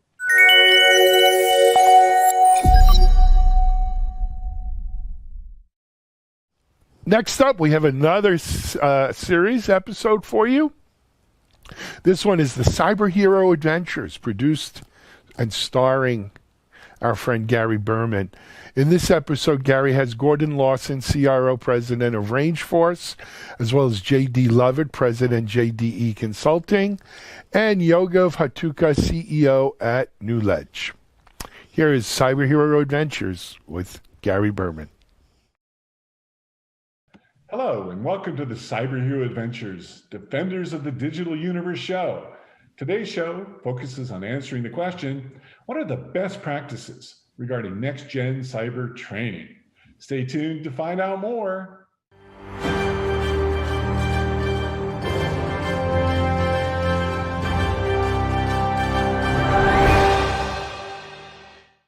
I'm your host, Gary Berman. Our mission is to shine the light on the people and organizations who keep us safe online while at work, home, and school, and to serve as a business-to-business networking platform for the cybersecurity and information technology communities. We've learned that 55% of human communications is nonverbal. That's why we include the video feed. so that you have the option of seeing our guests or simply to just listen. You never know who you're going to connect with and how you'll be able to maximize opportunities resulting from hearing from our guests. Gordon Lawson is the CRO and president of Rangeforce. He has 18 years of experience in the security sector with a focus on SaaS optimization and global enterprise business development from global companies such as Reversing Labs, Cofense, which was formerly FishMe, and Pictometry. As a naval officer, Gordon conducted operational deployments to the Arabian Gulf and Horn of Africa, as well as assignments with the Defense Intelligence Agency, U.S. Marine Corps, and Special Operations Command. Hi, Gordon. Welcome to the show. Thanks, Gary. Appreciate it. J.D. Lovett is a veteran with over 30 years of experience supporting DoD as an IT cyber communications specialist. He has filled a number of technical roles within the industry, starting in desktop support and PC repair. He moved to network administration, network engineering, firewall operations, network architecture, and network auditing. In 2008, while working on his graduate degree, JD proposed a new design to facilitate NetOps testing and to sandbox issues. That program became the Department of Defense Cybersecurity Range, CSR, where JD was the technical director until 2017. JD continues to work across the industry as a consultant with his own company, JDE Consulting. Hey, JD, welcome to the show. Morning, Gary. Yogev Hatuka is the CEO of Knowledge, an Israeli-based cybersecurity awareness and training company. They've taken experiential learning to a whole new level, creating engaging training experiences based on immersive and interactive technologies that are delivered through virtual reality, escape rooms, and 360-degree apps.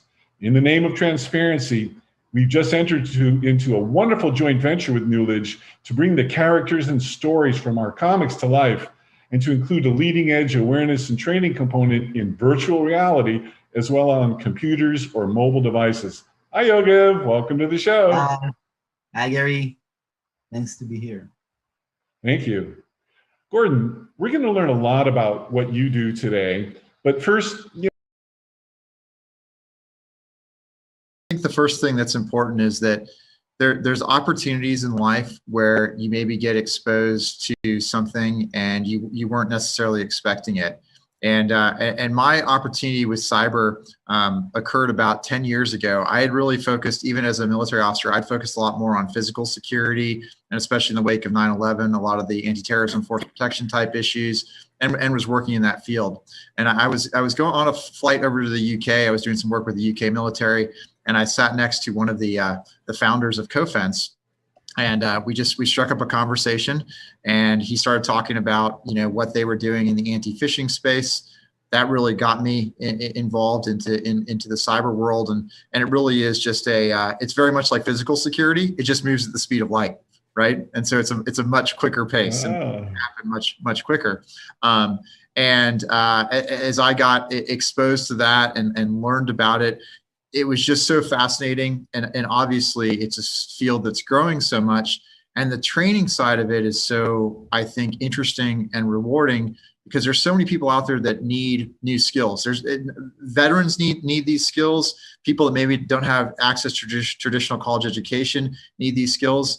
And if you can get this exposure like we do at Rangeforce, where you can literally, in a Netflix-like way, learn how to do botnet takedown or PCAP or command injection, you can learn those skills at home and get certified around it. It's a really powerful way to I think, provide a great opportunity for the future. And so that's why I'm passionate about it is, someone gave me a chance to get involved, and I want to be able to give millions of people a chance to get into this arena and really make a difference in protecting enterprises around the world.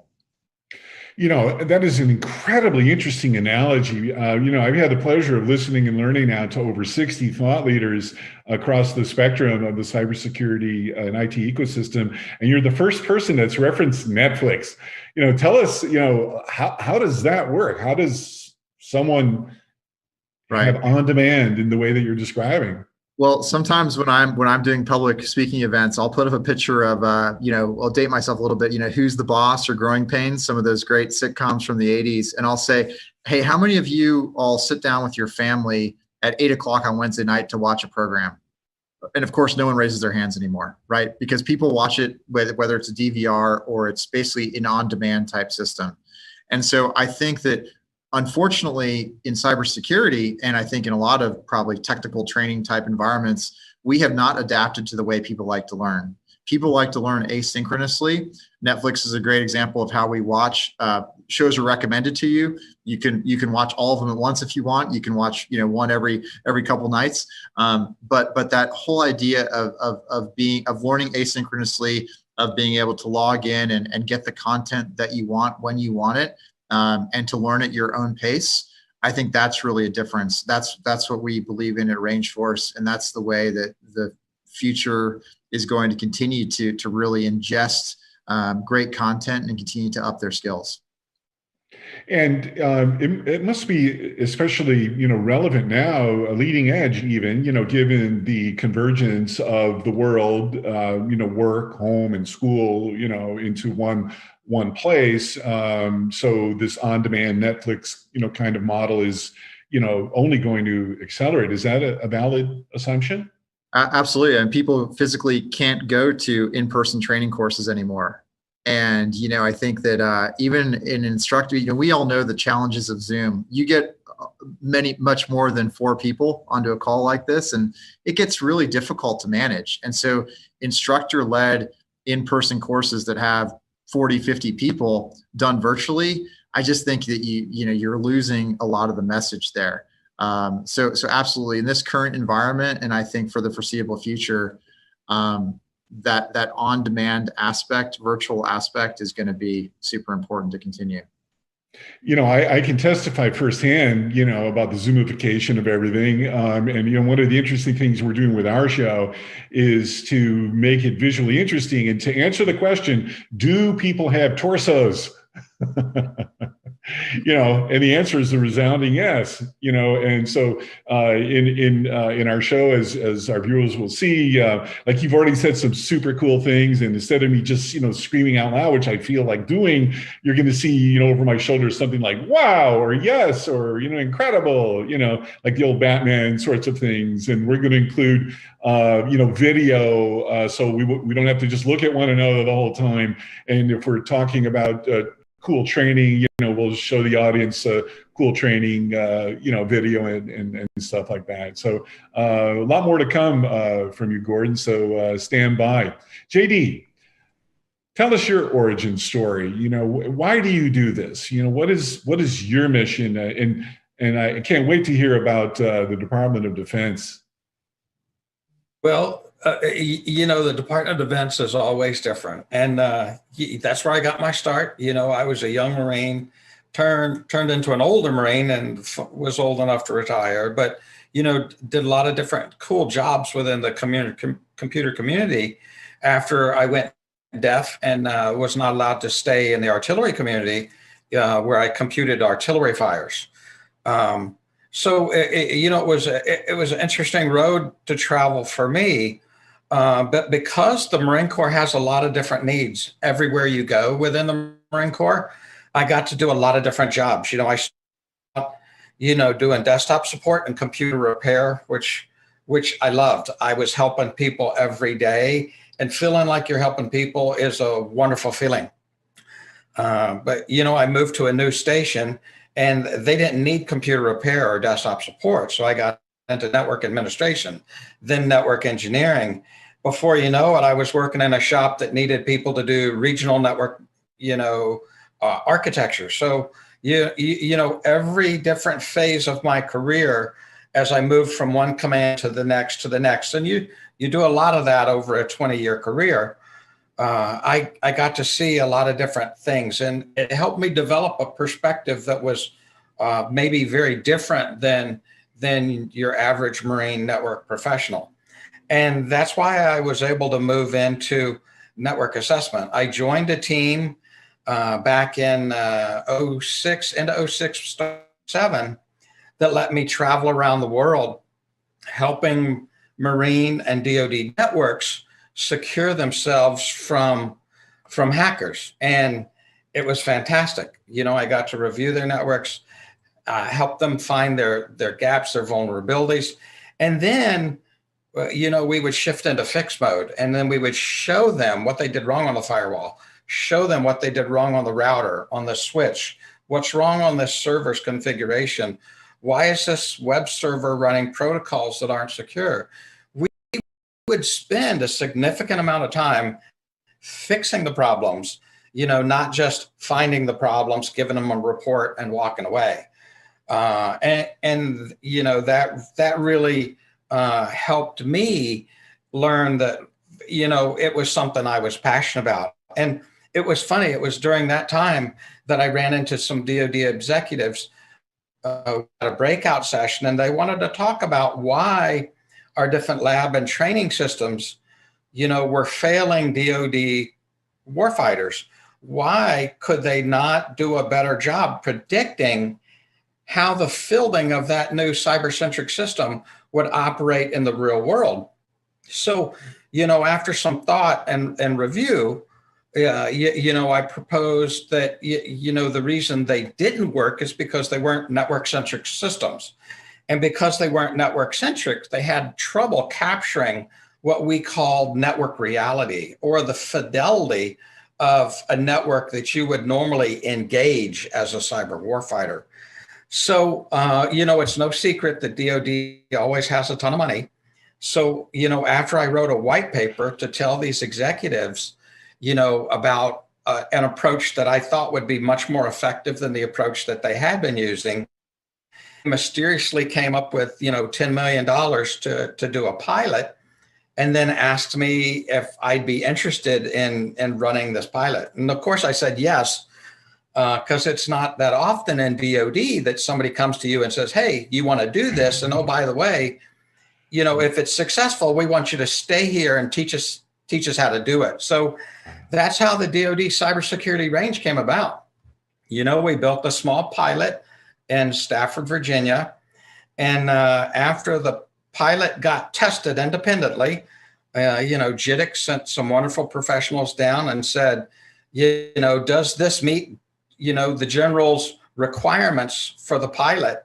When it did, it was a fantastic feeling, because, you know, we proposed a whole new approach to building a cyber range, and then, you know, independent, you know, auditors validated the approach, and that let us say, okay, we finally can have a system across DoD that's, because it's network centric, it will give us better results when we're testing a network centric system inside of it, right? So, so being the technical director then at this facility and allowing me to interact with network and cyber professionals across the spectrum was tremendously exciting.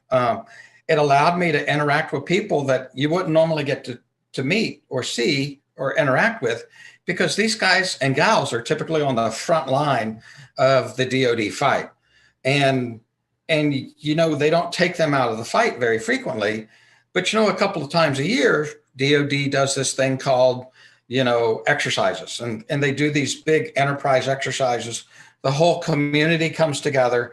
They send personnel in, they take over a piece of this exercise, and then they practice their skills in this virtual environment. And that really opened my eyes to the training gaps that we had across DoD. You know, at the time our system went live, right after our validation event, that was, you know, October of 2010. You know, if you looked at the systems we had then, they were puny, they were largely ineffective, and most of us technical professionals, when we did the review at the end of the exercise, we always talked about a negative training value, because these systems didn't allow the warfighters to use their normal everyday tools that they use in the real world to fight. So Instead, they brought them into this virtual world that was supposed to mimic theirs, but sometimes did, sometimes didn't. And then they had to learn how to use this new lab, this new tool before the event, and that created a lot of training negatives. And those of you who've been associated with training for a long time, you know, anytime you inject negative, it's very easy to lose that technical professional and for them to just drop their pack and say, hey, I'm going to get no value out of that. And unfortunately, for years, that's what we were seeing. Well, on that, just to build on that point, JD, you know, one of the things that to me is incredibly striking is in the ecosystem and the conditions that you just described. Not only the things don't work, but this can actually be life or death. Is that right? Absolutely. These folks, you know, we're trying to fight on the front lines. And, you know, when you're on the front lines of the engagement and you know, we don't have a system that's good to maintain you, it was obvious. Let me share a story. You know, here I am. I'm the technical director of the DoD Cybersecurity Range. And I'm interacting with these professionals, Army, Navy, Air Force, Marines, and the government civilians that support them in all those organizations and in DISA. And over and over and over, I'm hearing about the good things at the cyber schoolhouses, but nothing since. So I make a point to update my schedule. And over a 6-month period, I visited all the cyber schoolhouses we had in DoD. And I talked to the people that were managing those cyber schoolhouses, the leadership, the instructors, and then I talked to the students. And, you know, a story that I heard over and over through this 6 months time period is on a scale of 1 to 10, when those students left the schoolhouse, they were strong. They were an 8. And some people said maybe more than that. So they took these guys and gals who are coming into training and they turned them into very effective cyber warriors, an 8. But when they reconnected with those students 12 months, 18 months, 24 months later, those students reported that their skills had deteriorated significantly when they were in positions where they weren't directly on the keyboard doing the job, supporting what they learned in the schoolhouses. So now, 18 months later, that guy was no longer an 8. They were closer to a 3.5. Wow. And as a DoD professional who's focusing on training and how do we make training better, that's appalling, right? It created what I called an emergency situation, and it meant that we needed to take wide action across DoD to try to make a difference. Well, we're going to come back to that because there's so much we could do, you know, 5 hours of listening and learning from you, and we'll come back to talk about that in just a few moments. Yoga, tell us your origin story. You know, how did you get into cybersecurity training, and why do you do it? I think everything starts from the challenge that from the hacker side we have all the times. And in the end of the day, as my other guys here explain about the experience, we understand that technology backed and you know, to invest a lot of money and millions of dollars in company in technology and cyber technology don't close in the end of the day the weakness that you have in your company, and you all the time need to train and be up to date for if this your cyber team and if this your IR team. And but in the end of the day, we can see that the human source in your company that don't be a non-technic, they don't know anything about cyber threat. And this is the backdoor that you have in your company. And we understand that if we're not going to train them and educate them what is cyber threat and what is cybersecurity, you don't have any chance to close the doors in your company. And the human error is responsibility for more than 90% of all the successful attacks in the company. And we understand that we need a way that we want to educate employees. And we start, all the training that you have, it's dealing with PPT, with lectures, and you send them the emails and you try to explain to them what you do and what can be a weakness for the organization. But what we try to find in Knowledge, it's what is the best way that we can deliver training and we can educate and explain about cyber threat in the companies. And in Knowledge, we believe that the only way to learn is experience, as JD said before me, a few minutes before me. In the end of the day, it's experience. You need to give the users, the employees, to feel, to understand, to experience what is means cyber threat. And we found that, and we started actually in Knowledge to developing escape rooms. It's just we all the time think about what is the best way to deliver knowledge and anything. It could be cyber and it could be other threat. And we developed escape rooms, and these escape rooms, we put challenge that the users that come inside this escape room, it's a real escape room, it's a physical escape room that we build in a big company. And the users come inside and it's a real world that you come inside, see an office, and this office, we told him that the office is attacked. And now these guys that come inside need to solve the problem and fix the office and the threat that some hackers attack the office.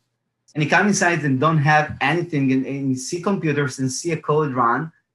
And after we understand what this situation and try to fix this is and solve the problem, we understand that we need to find a new way to deliver content.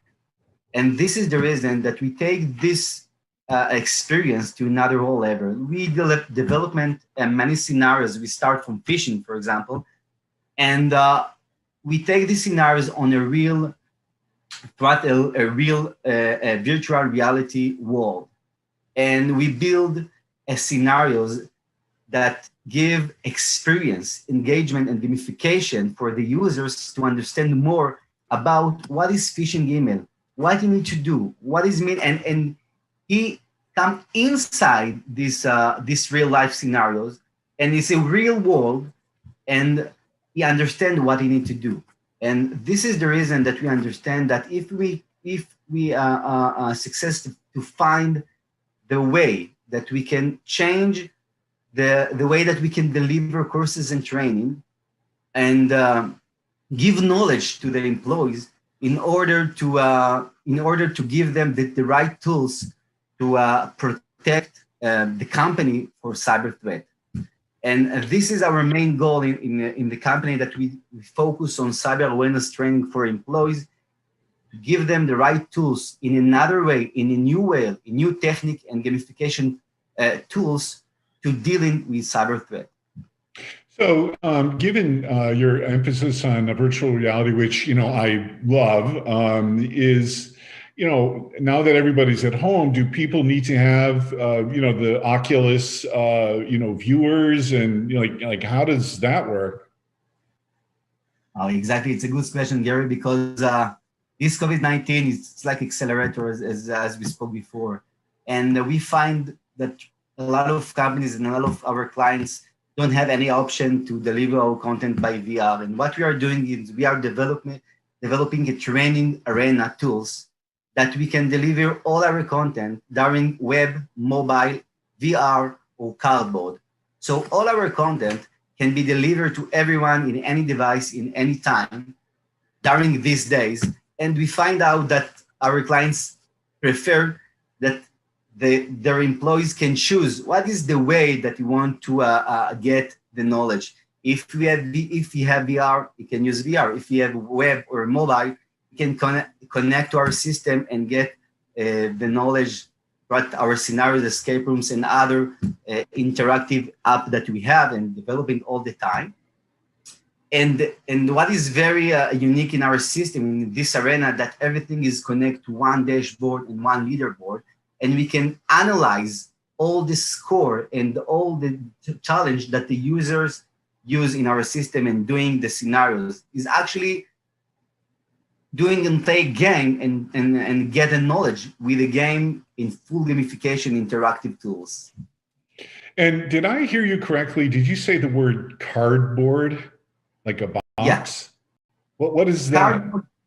Cardboard is like a Google box that you put on your phone. You can take your phone and you can choose if you can do our scenarios by touch or put the phone throughout the cardboard and put it in your eyes. Is actually like VR, but not really VR.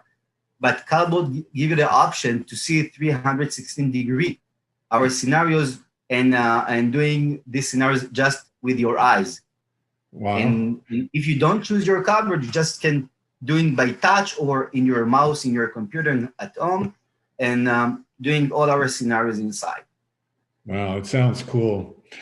Gordon, one of the things that I've listened and learned about and heard repeatedly is this notion of fidelity and visibility that JD mentioned a little bit earlier. I have learned that for large enterprises, they might have, I think the mean number was 47 products or solutions inside their security stack, and in some cases, even more. Why is, our security stack integrations important in your view?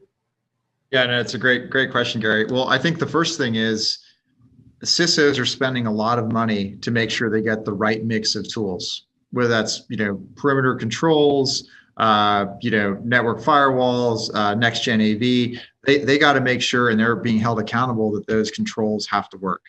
So, for example, at Rangeforce, what we do is we've built vendor integrations into our training modules. For example, we have ones around Cisco, we have ones around Palo Alto, Recorded Future, VirusTotal, Splunk, some of the more ubiquitous technologies out there, because we want to give our practitioners and our students a chance to get exposure to those technologies in a benign cloud-based environment before they have to play around with it on network. And so I think it's very important that people get that exposure and have a chance to understand what some of those tools do. And then it also makes them more effective and makes the return on investment for that CISO more effective when he knows or she knows that their people are using it are using it effectively. Indeed. And, go ahead. Someone's going to say something? Okay. And what do you think are the biggest issues, around the notion of getting people trained? I had learned that maybe 80% of the billions of dollars that are spent in cybersecurity are allocated towards products and technology solutions. Yet, as Yogev mentioned earlier, maybe 90% of the hacks are actually caused by simple human error. And it seems like there's a misallocation of resources. Is that a valid thought? Well, I think you have a couple issues there. So what YouGov is addressing with their company really is that end user, that non-cyber practitioner who maybe just needs to understand where the threats lie. And that sort of training is super important to do that often and to get people exposure to it. I think when it comes to people that are actually sitting eyes on glass, hands on keyboard in Security Operations Center, JD hit the nail on the head. These are folks that maybe they didn't go to a military, or maybe they went to a military schoolhouse years ago. Maybe they went to a different certification course a year or two ago, but it's all about continuous practice. It's all about building muscle memory.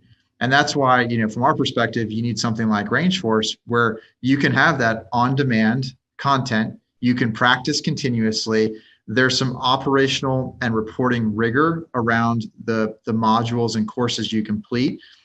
So that it's not just kind of a free-for-all, if that makes sense. You're not left to your own devices. There's definitely a clear path, and everyone kind of gets on that same baseline and has an opportunity to improve. So I really think it comes down to practice. If you decide you want to lose weight and get more fit, you don't go on a diet for a day. You don't work out for a day. You do it. You build habits, and you do it every week. And that's the same. It's the same thing in cybersecurity. We need to encourage people to get into those habits and to get that continuous exposure.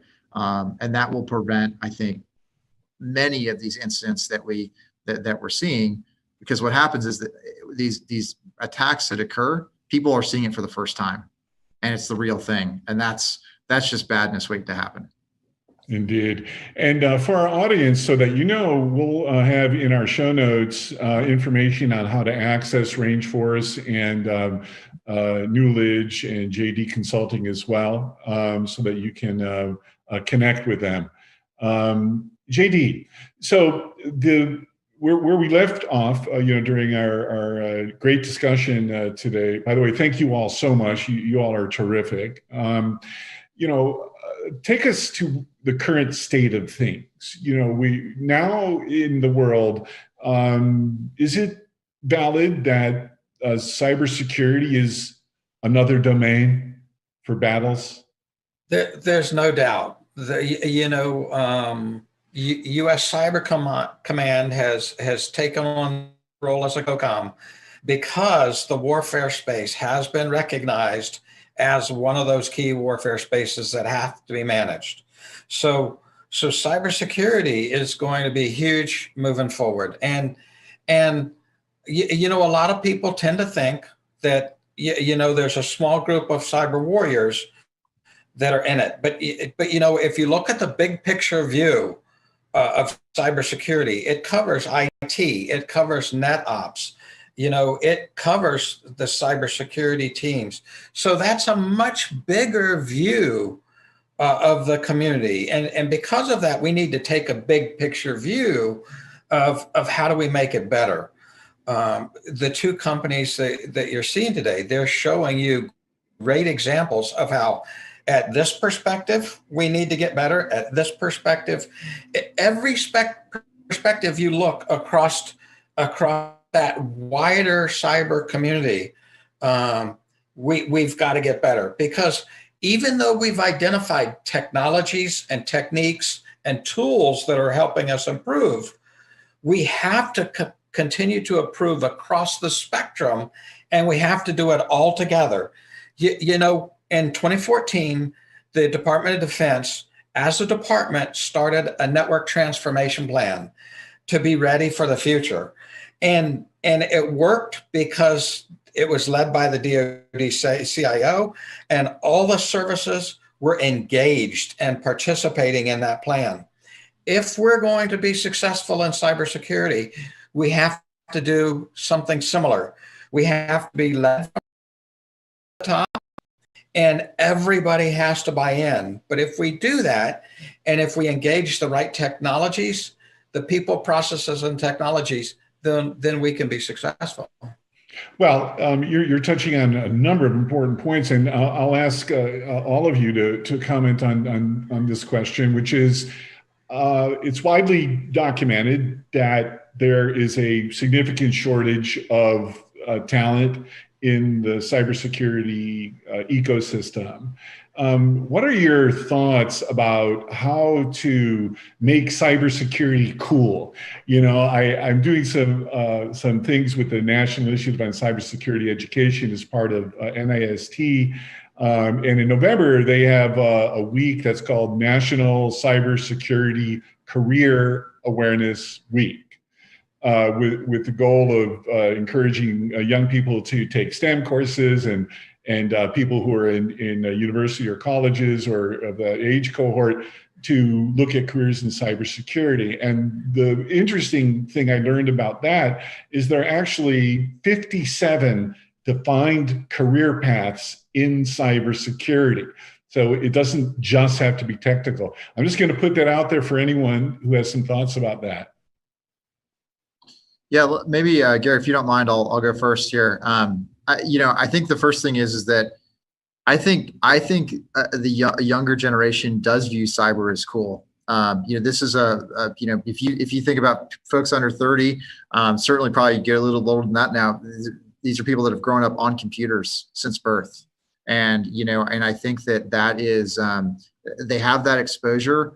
A lot of these folks have that acumen already, even if they don't know it, just because their fingers have been moving fast in video game consoles for years. And I think that the difference with cyber is you may not have the same graphics, but you're still solving a problem. And people that have that acumen to work through a problem tend to do very, very well, I think, in the space. People with mechanical aptitude tend to do very well in the space, and we see that when we work with organizations like NPower and Seven Eagle. These are folks that deal with veterans and underprivileged youth who have zero cyber experience. You get them into some of our modules, and you can see these kids are eating it up, and that's really exciting to see that they have zero experience.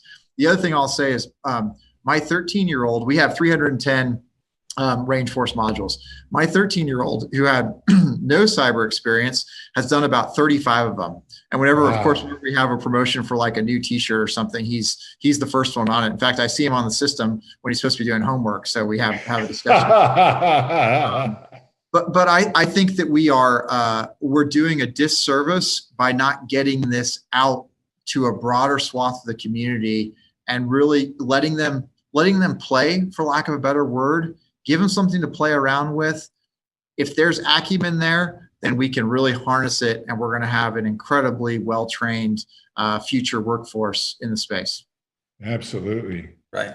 And Gordon, I'll just point out that, if you look at a picture of who represents cybersecurity 20 years ago, it was typically older military guys that were the face of the community. And what I love seeing today is that now we have a lot of young people coming into our career field, and that's fantastic. An infusion of new blood is always tremendously important. But what I also love seeing is, 20 years ago, women were maybe 5% of our career field. Now they're a significant number. So I hope to continue to see diversity coming to our community, and it become a community that people of color and that women, that all kind of different people with different perspectives will come to it, because when you come to a new field with a different perspective, it improves the field. Indeed.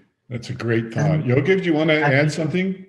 Yeah, I'm actually agree with Gordon and JD, and I just want to say that I think on the cyber field, we can split our audience. If we focus on youngest and children that know about cyber, a lot of the oldest people around the last 20 years and know more than what other guys know. And after that, you have the cyber expert. And I totally agree about what Gordon say about if you want to combine the right solution for you, you need to train them and you need to choose the right technology to protect your organization. And the third one is non-technical, if users, employees, end users, whatever. Because, for example, in our company, we all the time need to think, what is the way that we can take the cyber training, the cyber area threat, and give a new life, a new way to give the non-technical people that don't know anything about Windows, about servers, about this system that we call them cyber, because this is a big word, a buzzword. And we need to find a way to touch them, to give them the tools to handle with the weakness that then, in the end of the day, they don't know about them anything. And what I want to add about what Gordon said before is I have a big client on the last year and that come to me and say, look, in this year, I put $5 million on technology to replace all my servers, put firewalls and etc., and put cyber technology, the best cyber technology that I know, and put $5 million. And in the end of the day, the CEO of the company just click on a phishing email, and for any reason, the system don't know about this email. And this company attack, and what he said to me, come to me and say, I put a big budget on these tools. And in the end of the day, my cyber team need to train about the system. They need to know how to configure all the setting inside and to put the right rules inside. And I need to do two things. One, I need to train them. And the second, I need to explain more for my CEO how to use how to use in the email. So in the end of the day, I agree with JD. This is something that training technology, we need to combine this and to choose the right training for the right audience to give them the tools to handle with cyber threat. Wow, unbelievable. This is so interesting. And so as we're wrapping up here, Gordon, is there anything else you'd like to add to amplify your mission? I think the most important thing is, for anyone in industry that's out there listening is, if you haven't implemented what I would say is that on-demand tactile program for your technical staff, whether it's range force or something else. Of course, I'm biased and think we're the best, but you really need to look at doing that for your technical teams. You've got to provide them access to great content and great training, but you also, for yourself and for the CISO and at the board level, you have to have reporting about where people are. And I think that if you don't have that, then you're leaving yourselves open to vulnerabilities. The other thing I was just going to mention is, I think the other piece, and if you don't mind me just mentioning quickly about something, an initiative that we have as well, Gary, is we just released this product called Battle Fortress, and this is something JD has spent years in this space where working on cyber ranges. Traditionally, cyber ranges have been very expensive on-prem endeavors. We have one that's in the cloud. It allows you to emulate your tools, have full-on red and blue team attacks. When you couple that kind of capability with the on-demand training, it's a very powerful combination. And so, we would love for the people that are listening to reach out to us if you're looking for something like that. And if you're a student, if you're looking to change your career, if you're a veteran, reach out to us as well, because we want to give you a license immediately and get you into the space. And I just think it's really important that we have a mission here to make sure that we find the best future enterprise defenders, identify that talent, and bring them into our community. Absolutely. Thank you for doing that. JD, is there anything else you'd like to add to amplify your mission? Yes, Gary, thank you. I'd like to say two things before I close. Number one, thanks. What you're doing is a wonderful thing. Reaching out in a new, completely different way to find that next generation of cyber warfighters. That's tremendously important. And you're reaching a segment of the community that they would never see us any other way. So without this effort, it would be lost. So thank you, Gary. This is huge. And number two, I want to say something to the different companies out there. If you're a company and you're wondering, should I be engaging DoD? I will say this very simply. If you're a training company and you've got an innovative approach, or you've got a way to engage students in a way that's different than the way it's being done in other places, absolutely, you need to engage DoD. DoD is going to spend something like $5 billion over the next 2 years supporting cybersecurity training. And there aren't enough companies that are doing it for us now. And we've got a ton of gaps, and we would love to see the technology, the processes, the people that you're bringing to bear.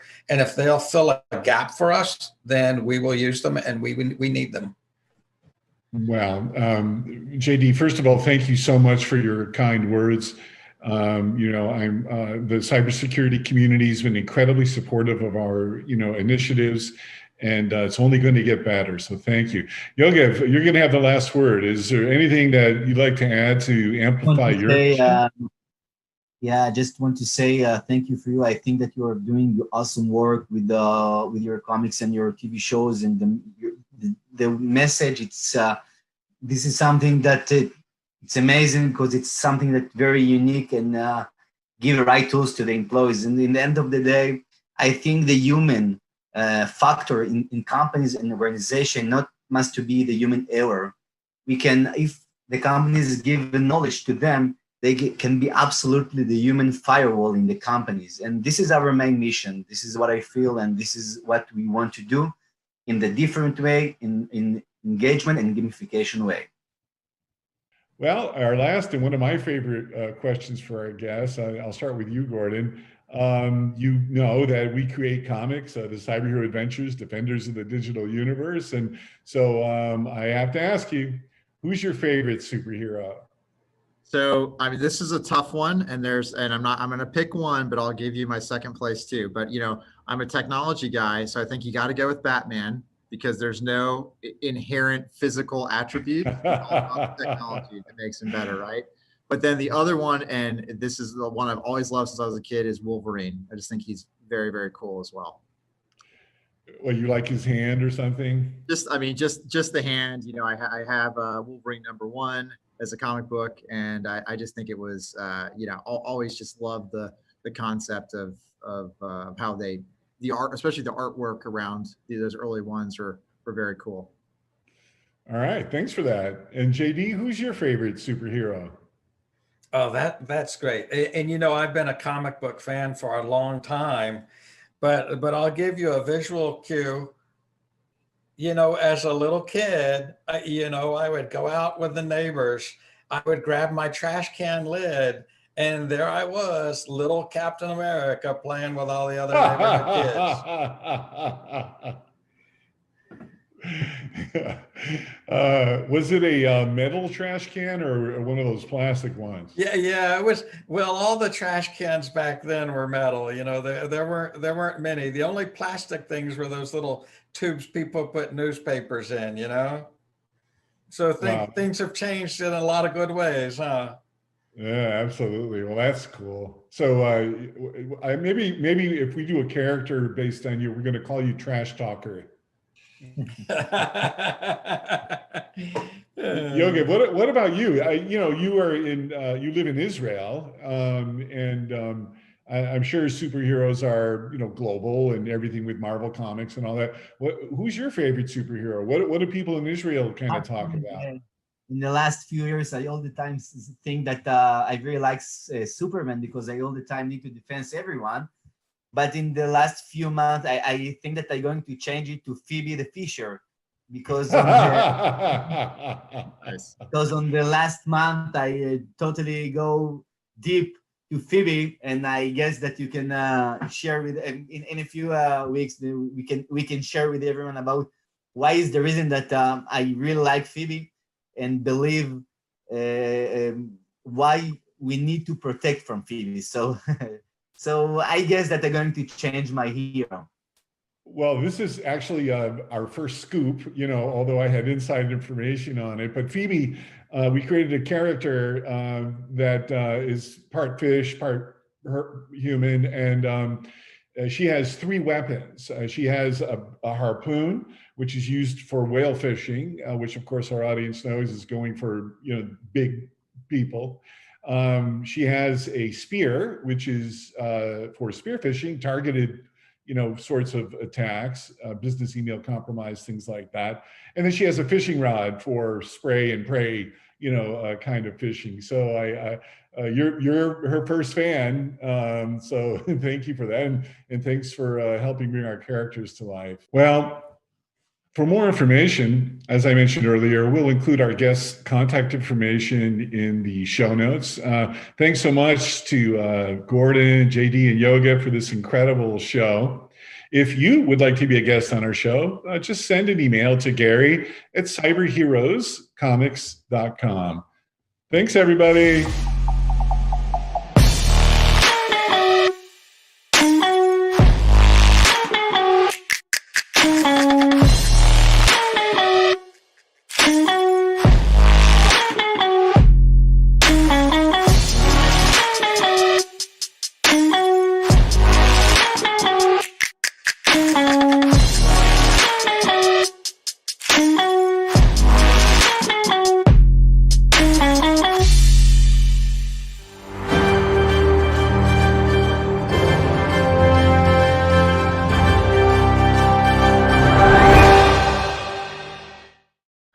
All righty. Up next, we're going to turn things over to Charlene O'Hanlon, our managing editor, chief content officer.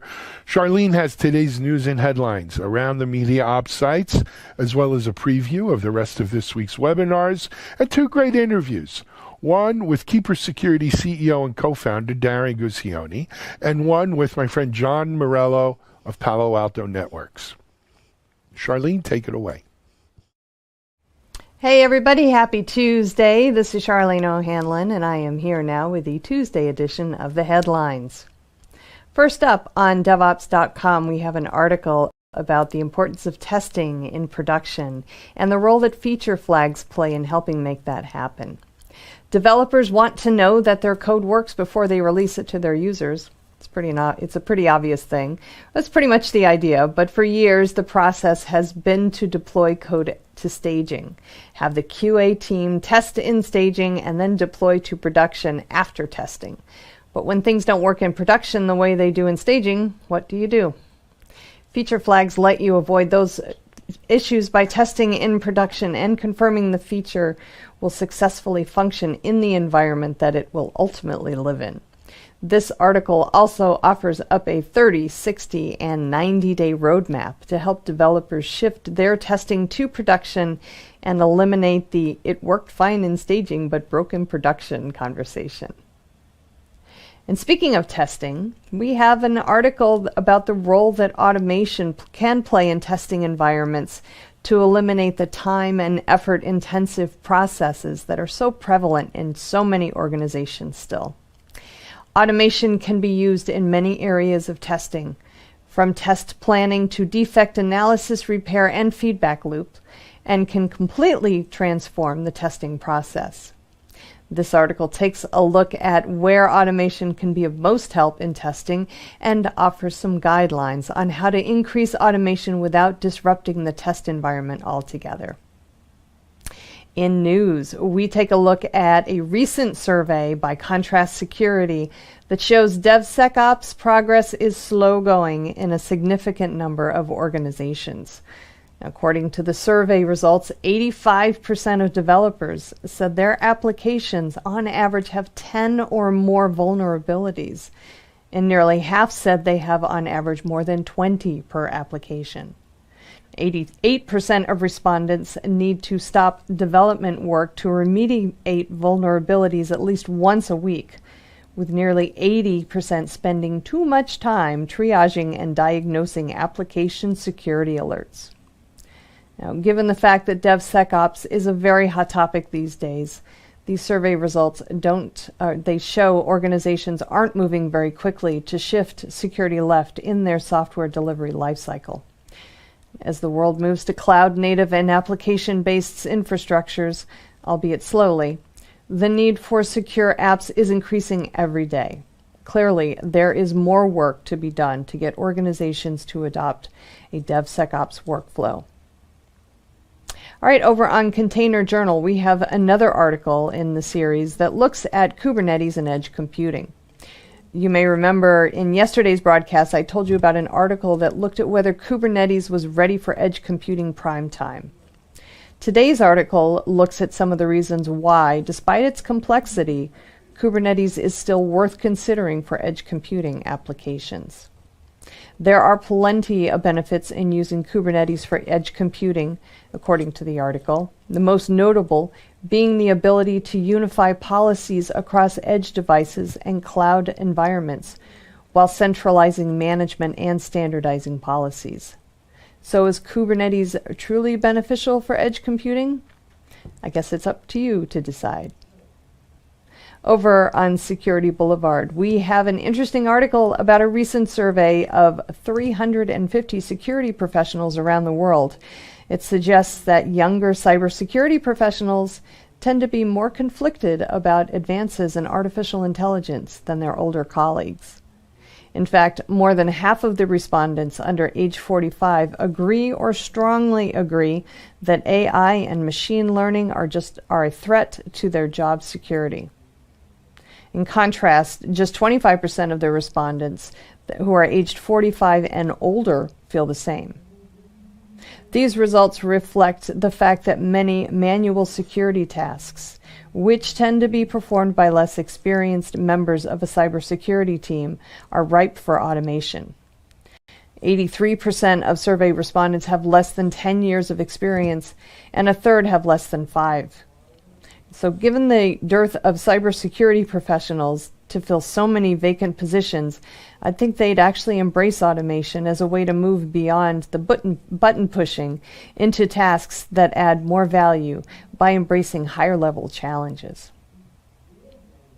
We also have an article discussing how organizations can determine where their most important data is by looking at their cloud spend.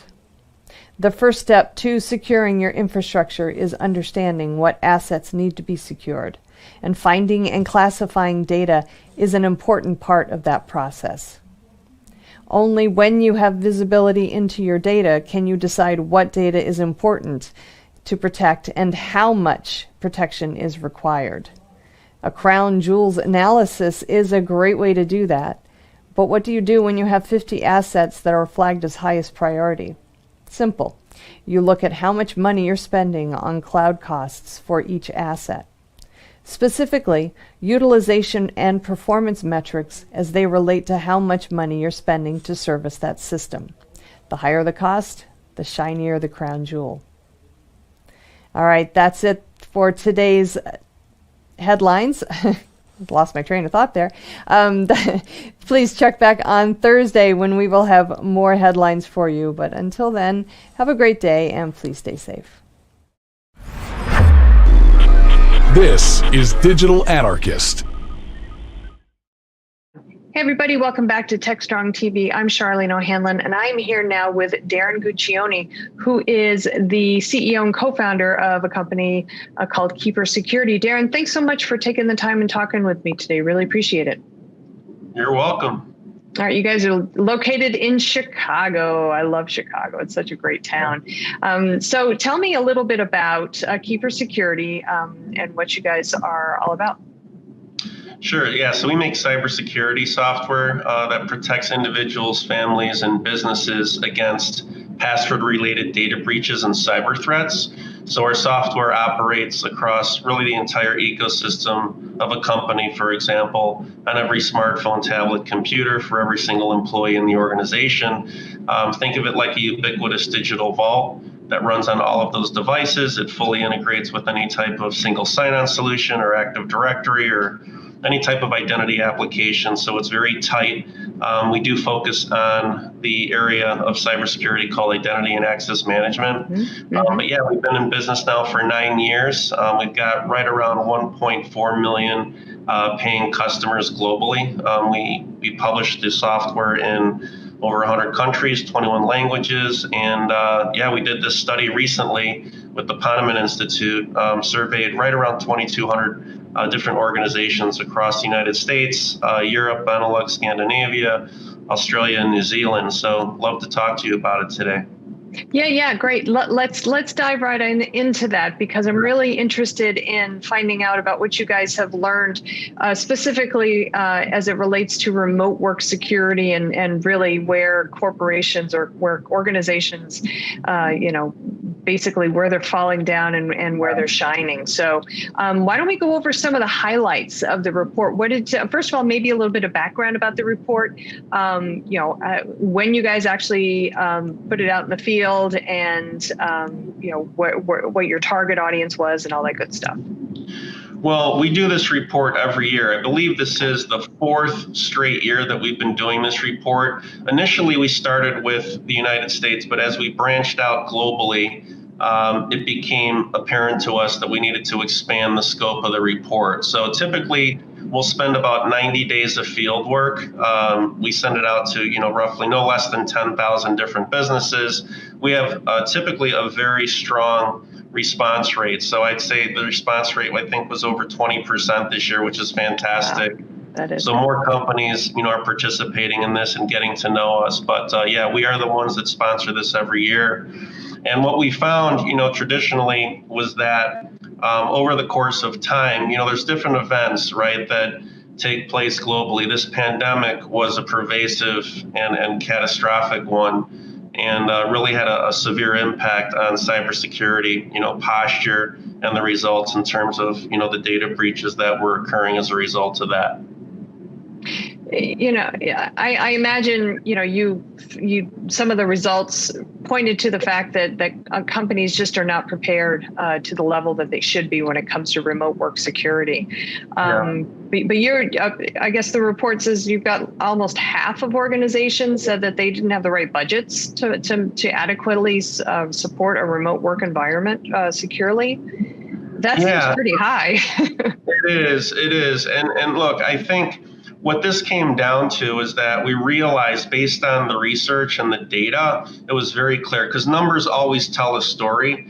And what the pandemic did, because there was such a massive immediate migration to distributed remote work structure, this was the issue. It really opened up and exposed the weaknesses that companies already had.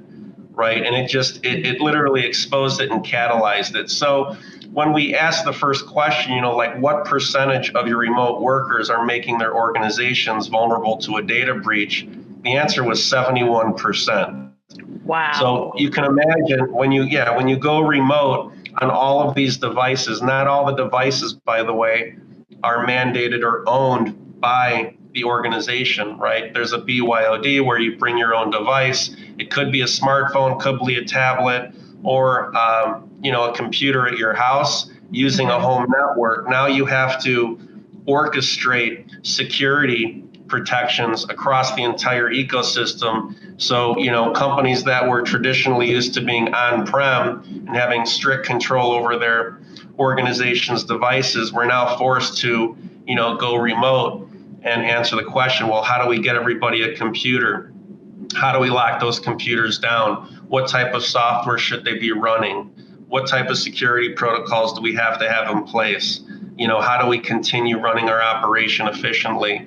Companies were forced to do that overnight, and this was the biggest issue. So when it comes to security budgets, do you think that part of the issue with not being able to adequately secure their remote workforce, obviously it's impossible to have predicted something like this happening. So I can see why organizations were not adequately prepared in that respect. But do you think that that's going to have a major impact on budgeting moving forward? I do. I think the biggest issue with budgeting that we see it time and time again, because at this company, we view ourselves as advisors, instead of selling you stuff, and we're here to provide you with a comprehensive solution. The biggest problem with budgets is that cybersecurity needs to be implemented and installed at every facet of an IT budget. Everything that you purchase with respect to IT must consider cybersecurity. So cybersecurity isn't necessarily just one line item on a budget. It's actually an allocable item that gets distributed across every aspect of your security. So for example, if you have a line item in your budget for notebook computers, right, or MacBooks, well, you have to also build in a line item for each one of those computers for software, right? They're going to need endpoint protection. They're going to need malware protection. They're going to need an EPM platform. They're probably going to need an identity platform, right, to provision and deprovision those devices within a network. They're going to need VPN software. So what I'm saying is that it's not just a silver bullet anymore, right? There's no silver bullet in cybersecurity. It's actually a mindset and a plan. And that plan is more pervasive than most companies tend to realize, right? They list it out and say, okay, we need cybersecurity, then we need computers, then we need cables, then we need this, then we need that. It's actually much more integrated than that, right? So different mindset. Yeah, well, that makes total sense, and especially if you look at not just the types of security, but the breadth of security offerings that are out there, and just the entire. If you're securing the entire network, not just the network itself, but the endpoints and everything that connects to it, and even third-party security. There are so many different facets to cybersecurity within an organization. It's almost mind-boggling. So, where do you kind of see that changing in the next year and moving forward, recognizing that we're probably going to have a remote workforce, moving forward that's either permanently remote or will be kind of elastic, bouncing back in and out of the office?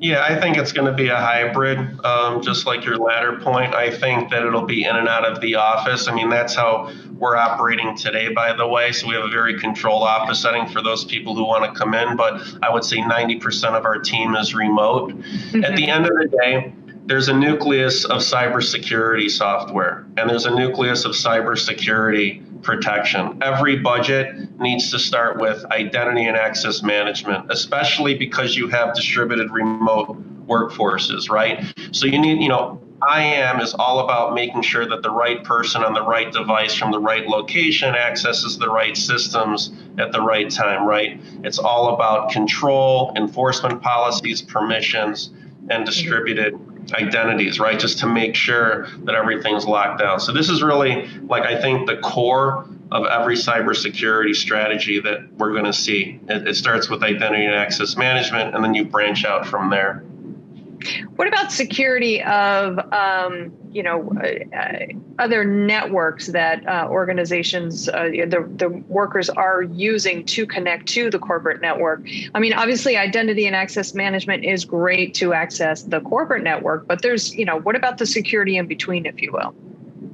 Well, we always recommend that you authenticate and connect through a VPN, just to make sure that the connection is completely hardened and secure, right? Mm-hmm. Because most of the networks that, we're operating in at your house traditionally are not going to be nearly as secure as something inside. So the way that you help bolster that is using, products like, a Fortinet gate or something similar to that, where you can, VPN in and really lock down that connection to make sure that, you have full end-to-end encryption, not just in terms of the data that's running through, right, from your device into a network, but the files themselves have to be encrypted. The connection has to be encrypted as well. It's not just, people think, well, if I'm on a 256-bit AES connection, let's just say through, an HTTPS connection, is that enough? No, it's not enough. You have to make sure that the files running through that connection are also encrypted.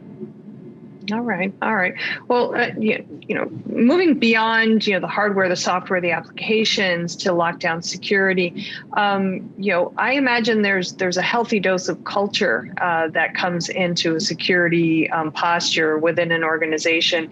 And the COVID pandemic, I would hope, has actually opened a lot of organizations' eyes to having a security-first attitude and approach to, to their entire networking infrastructure and connectivity for their employees. Do you see that coming down now that do you see it now being more of a top-down attitude towards security? And how does that kind of, trickle down, if you will, to the employees? I mean, are we going to see an increased amount of education to the workforce to make sure that however they're connecting is as secure as possible? I mean, I think so. I hope so. I mean, it's, we saw a 400% increase in the number of attacks, from between March. Yeah. Starting in March, over the next 90 days, there was a 400% increase in attacks. I mean, phishing, ransomware, you name it, was up 400%. So whether or not an organization wanted to do it, I don't think they don't have a choice anymore. They have to do it. At the end of the day, if you have one team member, right, on an unsecure network, working out of their home, on a device that isn't properly protected, you're doomed, right? So you could have the best protection on so many different systems, but it only takes one now.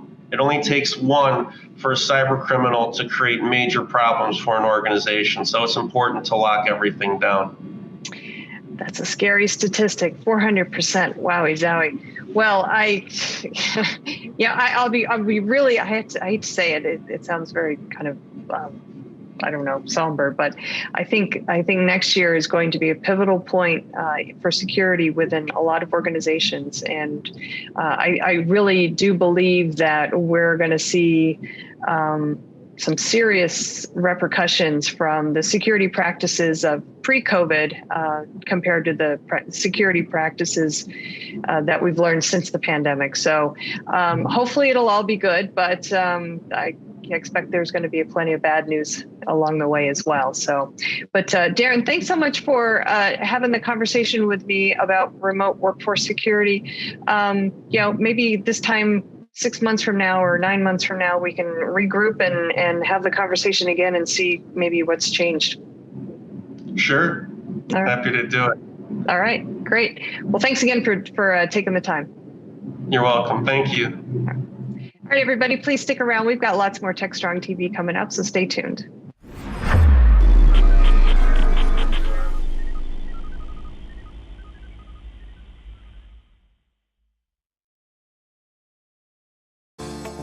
Disruption is occurring across every aspect of IT. Open source, cloud services, DevOps, and cloud-native software architectures are democratizing IT and radically transforming how business is done. The old ways of creating software and doing IT are being replaced with agile, flexible, faster, and cheaper methods, benefiting vendors and users alike.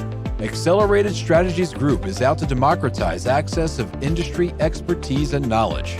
We use our expertise and experience to offer insightful, intelligent, useful information in a variety of formats relevant to the IT community: digital events, videos, reports, assessments, workshops, and implementation projects with tech vendors, IT organizations, and business leaders.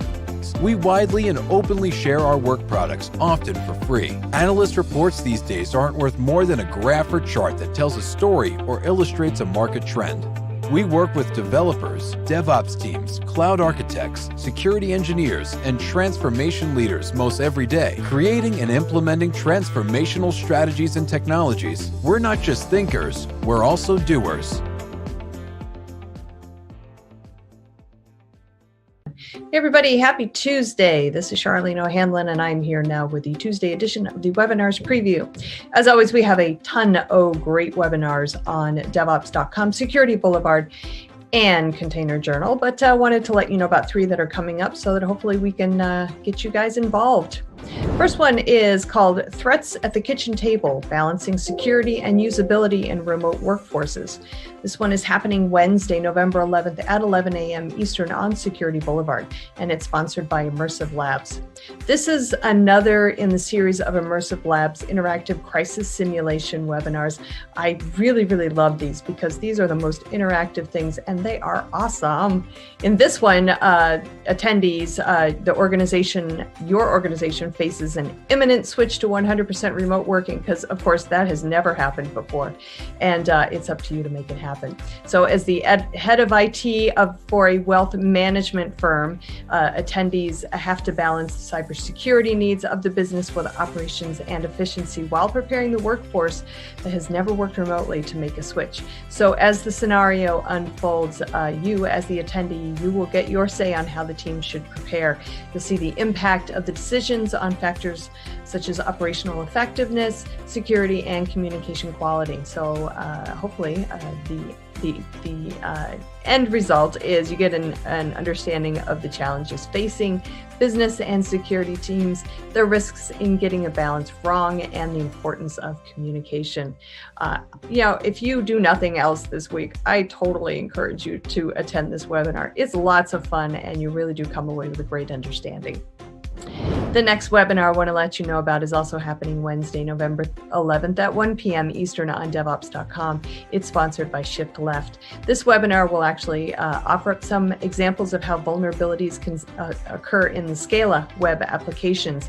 And attendees will walk away with an understanding of how common vulnerability patterns in Scala web applications can impact performance, see how data flows from attacker-controlled source methods to vulnerable sync methods, and use static analysis tools to discover these vulnerabilities.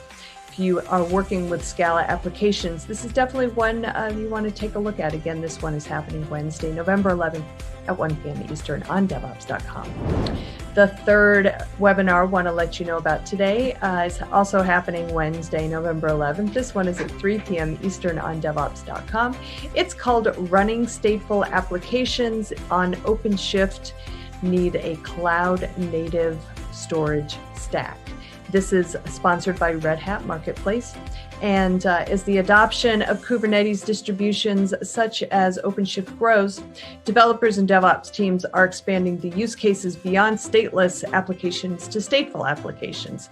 But provisioning storage for stateful applications that span multiple pods and services is not so easy. So this webinar will look at the Robin Cloud Native Storage and Data Management platform and dive into issues such as why there is a need for a simple storage and data management solution for OpenShift, how developer-friendly storage can easily be incorporated into CI/CD pipelines, and how Robin can help you make the leap to leveraging Kubernetes for your complex stateful applications. Lots and lots of good stuff there. All right, everybody, that is it for today's webinar's preview. Please check back on Thursday when I'll have a fresh new batch for you. Until then, have a great day and stay safe. This is Digital Anarchist. Hey, welcome back to TechStrong TV, everybody. This is Charlene O'Hanlon, and I'm here now with John Morello, who's the Vice President of Product Management, Prisma Cloud Compute at Palo Alto Networks, and the former CEO of Twistlock. Am I correct about that? CTO of Twistlock. CTO of Twistlock. Oh, 2/3 right. See, I inadvertently gave you a promotion there. So, but welcome, John. Thank you so much for joining me today. I appreciate it. It's the first time you and I have had the pleasure of having a conversation together. So I'm excited about this. Yeah, thanks for having me. All right, great. So I want to talk to you a little bit about the State of Cloud Native Security report that Palo Alto Networks just did, because, I mean, obviously it touches so many different areas of our audience on DevOps.com and Container Journal as well as Security Boulevard. So I'm particularly interested in the results because I know that there are going to be a lot of takeaways for our audience. So let's talk about the report itself. Can you kind of just maybe kind of frame it for me a little bit? Tell me what you guys were set out to do with it, and who your audience was and things of that nature. Yeah, I mean, the overall goal was to understand how organizations see security within the context of cloud native applications and infrastructure, what they consider to be top concerns, what are the things that they feel like they've got good tools and good controls around, what do they feel are the things that are, again, not really well addressed today, and how does security impact their overall plans and architecture for deployments today and what they plan to do in the future. So I keep having conversations around security, especially in light of the pandemic. And I know so many attitudes toward security have changed just as recently as the 6 months that we've been in lockdown, and so many organizations have had to send their workforces home to work remotely. And so I think there's an overall general maybe heightened concern around securities in the cloud native space. Have you guys noticed any differences with that? Well, I think the attackers and the threats always tend to follow the money, and the money is sort of a proxy or for the infrastructure and for the applications that are deployed. And as you've seen more organizations adopt cloud native tech stacks and run their applications in that manner, you've seen more attacks kind of come through and more focus on those areas. And when I say cloud native, I'm talking, if you think about like the CNCF, the Cloud Native Computing Foundation definition of that, we're talking not about just like standard infrastructure as a service. I took a VM, I exported it from my own data center, and I imported it into AWS or something, but instead utilizing more modern techniques, things that are like based on infrastructure as code, such as with CloudFormation templates and Terraform to deploy the underlying infrastructure, utilizing containers and serverless functions to run the application, real integration with CI/CD flows. And so as that's become much more of the default posture for organizations to deploy their applications, attackers have come along with that. And before we were acquired, when we were still Twistlock, we did quite a lot of research on that over the 4+ years of the company. We did some analysis, for example, with Docker, where we presented around some threats that we saw with poison Docker registries available on the public internet. There's been a real rise of crypto mining abuses, particularly with container environments, because container infrastructure is well suited. If you're an attacker and you can just somehow convince somebody to run the container, then like you make it very easy for them to run your entire stack of crypto mining software, so that you don't have to deal with the difficulties of sort of installing that and running that in normal infrastructure. So the threats and the relative level of risk, as more and more infrastructure and applications transition to cloud native, the corresponding level of risk probably increases as with that as well. I'm not saying it's necessarily in lockstep, but certainly more attractive to an attacker if you can use a technique that might work against millions of endpoints than something that can work against a few hundred endpoints. So that would require then that organizations really take a different view of security in a cloud native environment, if you will, and using those tools. Do you think that companies get it, when we're talking about that they really do need to kind of take a different tack when it comes to security and securing cloud native environments and technologies?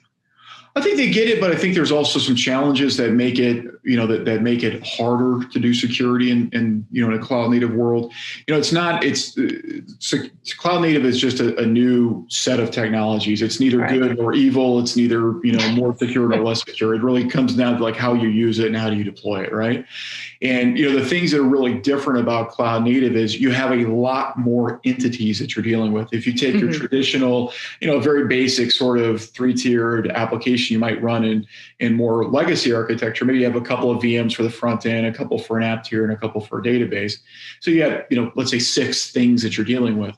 If you take that same application servicing the same user population, and you decompose that and really run that within microservices so that you can iterate more rapidly and upgrade individual components and scale them out and so forth, you might have literally an order of magnitude more things, right? Now you don't just have 2 web server VMs. Now you've got tons of different containers and microservices that are all working together to deliver that capacity, which has all kinds of great technical benefits, right? You can scale out, you can scale down, you can be more efficient, you can more rapidly iterate on the application, but it means that there's a lot more stuff that you have to deal with. And so traditional security tools and methodologies that were very focused on manual efforts and kind of this notion of a static environment, I have these assets and I have configured them this particular way, it doesn't really translate very well into cloud native when you've got a lot more of these things.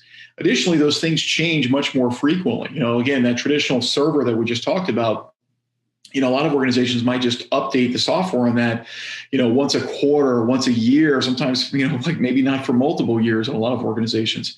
One of the reasons why you adopt cloud native is you want to be able to iterate on that application more frequently. So not only do you have a lot more of these things, but now they're changing on a continuous basis. You're pushing out new images, new components to this application, on a weekly, daily, maybe even hourly basis. And so the baseline, again, if you assume, as a lot of traditional security tools do, that you have this kind of static set of resources that are manually configured and don't really change very much over time, it's very difficult to be able to apply that security tooling and methodology to cloud native. And then the third piece of it, I think that's really different, is with cloud native, the developers themselves are far more responsible for security than they've really been in the past. Historically, most organizations had a devs team and an ops team, and those teams typically were more or less siloed. The development team built something, they tested it in some test environment, and then they gave it to some dude in an ops team who would go and install it. And then maybe some other dude would go and scan the environment and say, oh, there's a missing security update. And that ops guy would go and install the update and, keep that environment up to date after we're deployed. In this cloud native world, one of the reasons why people can iterate on software so rapidly is the developer themselves is far more in control of that. And they're also really this, this container image, the serverless function, it's basically a sealed artifact that they create, they test, and they just go immediately run that thing in production. And you don't really change it. If you want to fix it or create an update for it, you destroy that thing that you've already run and you provision a new one. And so again, the challenge that you have with traditional security tools and methodologies is a lot of those tools assume they're being run by a security team, that they're focused on what's already been deployed, on remediating issues when you can change the environment that's already been deployed. And that's not really relevant for cloud native apps. So again, it's the number of entities, the rate of change of those entities, and the responsibility of developers that really make securing cloud native applications potentially more challenging for organizations than the ones that were utilizing traditional security tools and methodologies to try to do so. Yeah, and that makes total sense. And I firmly believe that, just the ephemerality of containers alone in that environment is tripping up a lot of folks when it comes to security, because they, how do you secure a moving target, basically? And one that disappears, it's like, it's I think, that's a huge hurdle for organizations. But, I also wonder if, because of the complexity of securing these environments, is there some sort of secret sauce maybe that the bad guys know about that we don't, because they always seem to be one step ahead of us, especially when it comes to these kind of next generation environments. And so how is it that they're able to stay kind of that one step ahead of us? Well, I think in InfoSec in general, attackers have all the advantages and defenders have virtually none of them. I mean, the attackers, it's low cost, it's low risk, it can be automated. And, for most organizations, the challenge is not like the technology itself, it's the people and process of how they use the technology and how they manage it. That almost always is the greatest weakness. But I don't want people to think that cloud native is somehow less secure, or that it's worse, or that if you use it, that you're going to somehow be in a worse situation. In fact, quite the contrary. Those challenges that I just talked through, those are real challenges. Those are things that are different about securing cloud native apps. But cloud native also gives you the real opportunity to do security in a much more efficient and much more effective and comprehensive way. Cloud native applications are very declarative. As you build your app, you're creating, manifest and tagging it and labels, things that historically were often just afterthoughts that now you can leverage because your developers are doing that as part of their normal workflow. You can leverage that as a security tool to be able to understand what the normal behavioral pattern of the application is. Cloud native apps are also more minimalistic. So instead of it being like a full-blown VM with, tens of gigs of data and application and OS and data, and not really being able to know really what's the narrowest scope, what's kind of like the least privileged footprint for this thing. Cloud native is much different, right? You're talking about a container image that might just be a few tens of megs, or a serverless function might just be less than a meg. So the amount of stuff that you have to be able to understand what it does is just much more practically addressed through software than like these much larger applications. And finally, the whole notion with cloud native is about predictability. You deploy that application, and because you're using automation to deploy it, the way that it runs and the behavior that it has is going to be consistent from when it starts until when you destroy it and reprovision whatever its successor happens to be.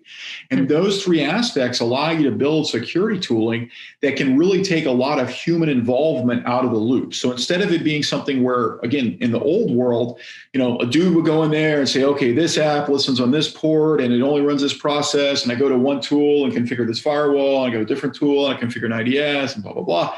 And that stuff really never works after day one, right? That works the very first day the app is there. And then, the next day somebody goes in there and reconfigures something or installs an update, and suddenly it breaks, and everybody gets frustrated and throws up their hands and says, well, the hell with it. We'll just have a firewall and allow everybody to do whatever they want. And that's really where a lot of problems come from. Cloud native, though, because of that fact that you can be much closer to the development lifecycle, you can literally start scanning for problems and finding issues and learning the normal behaviors of that app as part of every build of the application. And then that knowledge can then be used to inform how you protect it in production. You have the opportunity now to be able to scale security along with that rate of change for the application. Now you have to have modern tools, like the ones that we built and that others have built. But if you adopt that methodology and you have the right tools that can capitalize on it, the end state can be actually a much stronger security posture, because you've got security that's much more aligned with the application, much more minimalistic in what it does, and it doesn't involve a human being having to go and maintain those policies as the application naturally evolves.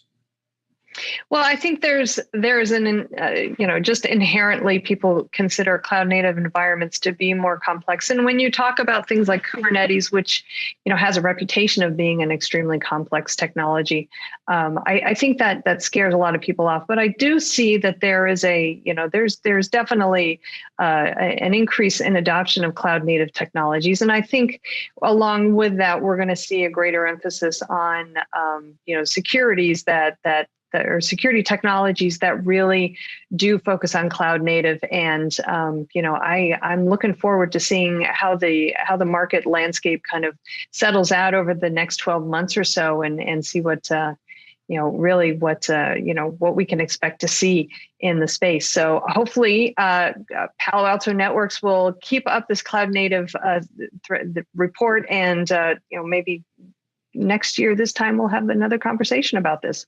Definitely. I'd be happy to join you. Thanks. Awesome. Well, thanks, John. Appreciate your time. Appreciate your expertise.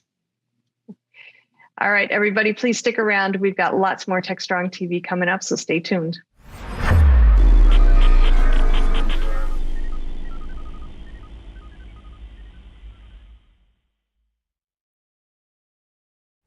Thanks, Charlene. Great stuff today. All right, it's time now for the Analyst Corner with Mitch. It's Mitchell Ashley, CEO, founder of Accelerated Strategies Group. And for this show today, Mitchell has two interviews. One is with Alex Riebert, co-founder of For All Secure. And the second one is with Casey Zerkis of RSA Content Strategist, I should say. And Mitch and Casey are joined by Christy Westfall, Vice President at Union Bank, and they're going to talk about a topic for an RSAC 365 virtual series seminar. I don't think you want to miss it. It's a good one. So here now is Mitchell Ashley. Hiring great DevOps and cyber talent is a huge challenge for technical teams. Cloud transformation is driving demand higher. You've tried doing it yourself. Job boards, LinkedIn, didn't work. Recruiters are an option, but who do you trust and not waste your time and money? RecruitOps is the new way to source engineering talent.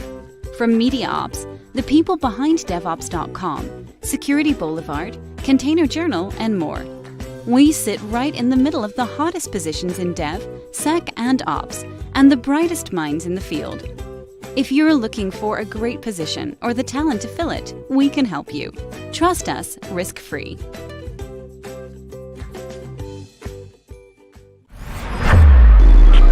This is Digital Anarchist. I'm joined today by Alex Haber, who is co-founder of For All Secure. Welcome, Alex. Good to be talking with you today. Hi, Mitch. I'm excited to be here. Great to have you. We're going to be talking about a really interesting topic around fuzzing and security testing. And before we get into all of that, you're one of the co-founders of For All Secure. I'm really interested in having you tell us a little bit about your background and maybe what you're up to now, and then tell us a little bit about For All Secure. Yeah, I'd be happy to. So I'm one of the co-founders of For All Secure, as you mentioned, and really our mission, which is quite ambitious, is to make the world software safe. So to give you a little bit of background, before doing For All Secure, I was a PhD student at Carnegie Mellon University, working on bug finding, automated test case generation, binary analysis. And we developed this project called Mayhem with another PhD student and my PhD advisor. And we fuzzed all of Debian. So any kind of Linux software we could get our hands on, we would feed it to our project and test it, and we found tons of bugs. And at this point, people started asking, if we were selling it. And so we thought about it, and in 2012 we founded For All Secure, kind of with the idea of bringing that technology and to the market. Around that time, DARPA announced the Cyber Grand Challenge, which was about autonomous security. So kind of can machine play a cybersecurity game of attacking other systems and defending itself. And we spent 2 years on this, and that was really helpful to improve our technology and providing funding for that. In 2016, we won, and kind of since then, we've been bringing what we've done and the Cyber Grand Challenge to our commercial and government customers. It's great. It's been a little while, but I had David Brumley, your co-founder, CEO of the company, on having similar conversation. And he described that whole journey of creating mayhem and winning the prize. It came with some award money and led to you all forming the company, which is a great entrepreneur story.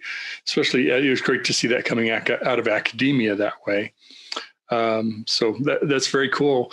Well, tell us, what are you doing now? Are you still really active, highly active in the company? Are you working on other things in parallel? What's your keeping you busy these days? Yeah, still full time on the company. It's been a number of years now. Working kind of on the technical side. How do we improve our product to bring value to the customers in terms of finding bugs in their software before they deploy it to the world, right? And so fuzzing, the technique we use, has been very popular among kind of the offensive side of the world to find bugs and find bugs that you can exploit. And we're trying to bring that technique on the defensive side and integrate it into the development lifecycle. We've seen a lot of companies doing it, especially big ones, very successfully. And we see the value of it, and we've been trying to democratize it in other companies. Yeah, well, good. I'm glad to hear you're still really involved with the company. There's been a lot of, we're all searching for how do we make our systems more resilient, more secure, more safe. How do we create software that's more secure? How do we help developers, whether it's educating developers on writing secure code or putting scanning technology like For All Secure has to do validation of code and looking for security vulnerabilities, things like that. I know one of the areas that's of great interest to you is fuzzing. And while that's not a new subject, for the folks that maybe aren't up on the latest of fuzzing, give us a kind of current modern day definition of what fuzzing is. So fuzzing is a technique that generates test case for your software automatically. And those test cases will exhibit different behavior of your programs. So for instance, if you have a service in the background that might be, resizing images, which is very common for web services. You handle PNGs, you handle JPEGs. While the fuzzer is going to generate inputs for all those file formats and see if anything bad happens. Yeah, I always think of it as, we might think of all the possibilities we would put a test program together, and fuzzing is really taking it to a whole nother dimension of all the variations that potentially could be applied to code and vulnerabilities and trying to break it. Yeah, exactly. The power of fuzzing is how many inputs you can test so quickly. And so it's a somewhat old technique. One thing that I learned recently from a talk from Microsoft is that people who used to develop programs in the early days, they had inputs on tapes and they kind of got the tapes that were in the trash can and fed them to your program to see how they would behave. It's kind of like at the early days of fuzzing. And then there's kind of a seminal paper that appeared in the 90s where people were just feeding completely random inputs to Linux software and found a number of issues. But something happened in the past 10 years that kind of revolutionized fuzzing. And it went from being blind to having a way to guide the search. And so before fuzzing, the input generation was completely random. But now it's using coverage information to guide what input to try next. And so if it tries an input and if the fuzzer tries a new input, let's say a random input, and finds new behavior, a new function being executed, new part of the code, being ran is going to keep that input and it's going to mutate it. So it's kind of like an evolutionary algorithm in that sense. And the effect it has on the capabilities on bug finding is tremendous. Mm-hmm. Yeah, interesting. Where did this kind of innovation around the providing guidance to fuzzing, where did it come from? Did it come from a research paper, someone in academia? Was it something created in an entrepreneurial world? How did that come about? So I'm sure it was around before, but there was kind of like a big event that brought it to the forefront of fuzzing, and that was it was like called Shell Shock, where you could exploit I think it was CGI binaries through environment variables, and this person from Google was developing a tool called AFL, which was implementing this technique, and he used it to find variants of the bug that was supposedly fixed, and was able to find a number of them. And I think that's where our community in the security side as well, kind of like the broader industry, realized the power of it to find new issues, but also to make sure that you fix existing issues correctly. Very interesting. How is fuzzing making its way into security testing, vulnerability testing, creating better software, maybe even better software stack, right? Because it's also about the full stack of what we're running our applications in. What's sort of state of the art today? What are some of the improvements that have been made, and what do you think is going to happen next? So we think the most important aspect of fuzzing and like how it can have an impact on our industry is by integrating into your development pipelines and kind of doing it continuously against your software. And so how that would look in practice is you have a piece of code, you would write a way for the fuzzer to feed data into your function, into your application, such that the data will be processed in a meaningful way. And that you do only once. And then as part of your build process, you're going to compile this against the new version of your binary, and you're going to run any prior test that fuzzing was generated automatically to make sure that no regression was introduced, nothing bad was added. But then you're also going to start a new fuzzing job in the background. Fuzzing is kind of a slow process. It might be too long to block a pipeline on, because as a developer, you like your pipelines to be fast so that your code gets shipped and you get quick feedback. But on new versions, what you want to do is kind of run it in the background all the time to make sure that any new function you added, so that would not be exercised by your existing set of test cases that you have. And this is where like the fuzzing is going to focus its search on the new version. Okay, interesting. So doing fuzzing against the binary once it's been through the CI process, would that involve then just including libraries in during check-in and integration, or are there something special developers would need to do to add that to their application code? So what we recommend is kind of creating that new entry point that is made for fuzzing.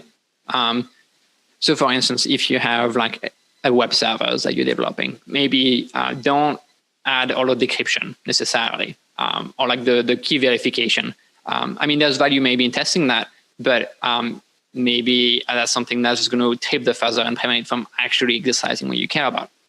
But once you have that, you're going to compile it in with some compiler flags that add a lot of built-in information for the fuzzer to use. And that's a lot of it is about that coverage instrumentation, so that the fuzzer can see what kind of code is being ran per test case, and is going to use that for the feedback mechanism. Mm-hmm. And that's all built in. If you use Clang, that's all in there. If you use Go or Rust, you have tools that do all of that for you. So it's fully plug and play. Interesting. How much do you think developers use fuzzing, testing with fuzzing today? Is that common practice? So I think it's still somewhat niche. I think it's changing. It's definitely been driven by the large companies at the moment. So, be it Google, Microsoft, they have huge fuzzing clusters running all of the time. And that's, if you think about it, it's a pretty high cost, to run all that compute for fuzzing, but they realize the value it can provide. One thing that piece of data they released recently was that I think it was 70 to 80% of the CVE that are assigned to Microsoft is due to a bug that was found by fuzzing. And so that means the vast majority of bugs found is by fuzzing. And so even if they have to invest compute in this, the return on investment in terms of not having this safety issues that could affect customers, bad PR, and then if you can find it before it's even shipped, you don't have to release an update. You don't have to deal with all of that, and you save a lot of money. Mm-hmm. Yeah. I saw a stat, something similar like that. I think it's Google. Over the past 3 years, they found something in the order of 20,000 bugs, and about 80% of those were found with fuzzing. So there are organizations that are relying on it heavily for security testing. Yeah, Google specifically started this initiative called OSS Fuzz, and the creation of it was from realizing that they had this web browser Chrome, but they also had all of those open source dependencies that they were pulling in, to do image parsing, for instance. And they saw that some of those had vulnerabilities, and they figured out that for the product to be safe, not only their code has to be safe, but all of the open source product that they use and the library has to be safe too. And so they invested heavily in an infrastructure to pull in changes from from open source libraries as they're being developed, fuzz them, and then have kind of a pipeline to responsibly disclose anything they find without overwhelming the developers of those open source libraries. I think they also announced a fuzzing research grant of some type. Yeah, that's from Fuzzily, which is specifically for JavaScript. And they're kind of inviting researchers to improve the fuzzing of JavaScript engines. And if you write a proposal and they think there's potential there, they're going to give you compute for free so you can test out your ideas. And imagine how much we could improve security just by fuzzing, testing all the JavaScript in the world. I can't imagine how many lines of code there are of JavaScript, but it's a lot, clearly. Yeah, and the JavaScript engine specifically they've been really tricky to secure because they rely on jitting. So that means, you're going to take arbitrary code from any websites that you visit, and you're going to compile it down to assembly, right? And running that in a safe way without any issue with types, and making sure you don't. Yeah, it's just really tricky. Well, it'd be great to hear your thoughts too on maybe folks that aren't doing as much fuzzing testing today. What's a great way to get started or bring you to the level of fuzzing that you're doing up? So that's a good question.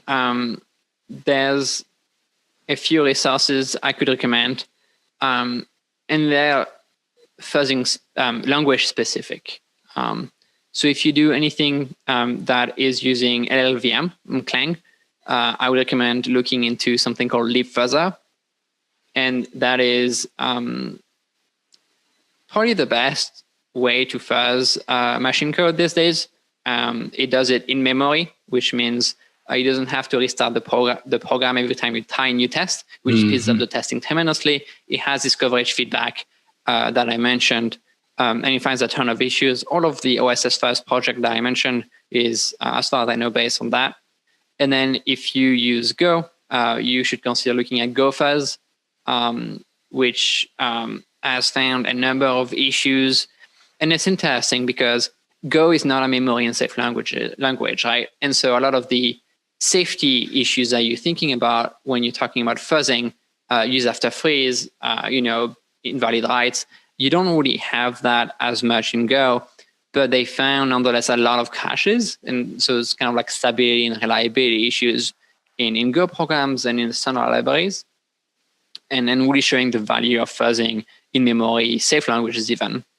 And then more recently, Rust has been kind of a recent community to adopt fuzzing, it seems. There's a lot of work done on Rust fuzz, and that is also based on libfuzzer, but with a Rust specific interface. It's been really awesome to see, languages picking that up, and this community kind of creating all those tools for developers.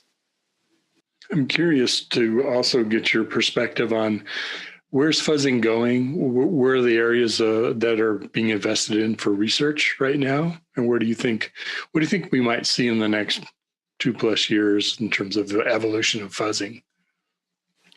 So I think a lot of it is being invested in on a few things, right? I mean, obviously improving the efficacy of fuzzing is a big part of it. How you can, fuzz for a short amount of times and get the same results, or fuzz for longer and get better results. But also a lot of time is invested in making it more accessible to developers, because we want to see it used pretty much everywhere where memory and safe code is being used, and even in places where memory safe code is used. And so one of the efforts that we've seen recently is Microsoft open source something called OneFuzz. And this is kind of infrastructure that is ready to use by anyone to have this in-house continuous fuzzing. And they manage VMs for you. They manage cache post-processing. So when you find an issue, you don't want to just send a test case to the developers. You kind of want to analyze it and say like, hey, this is why it cached. This is why it cached. You want to do cache duplication so that you don't send thousands of the same cache to the developers, and all of this automation to make it usable and kind of like just a nice thing to use for developers is something that we're spending a lot of time on. Mm-hmm. Great to have some open source tools.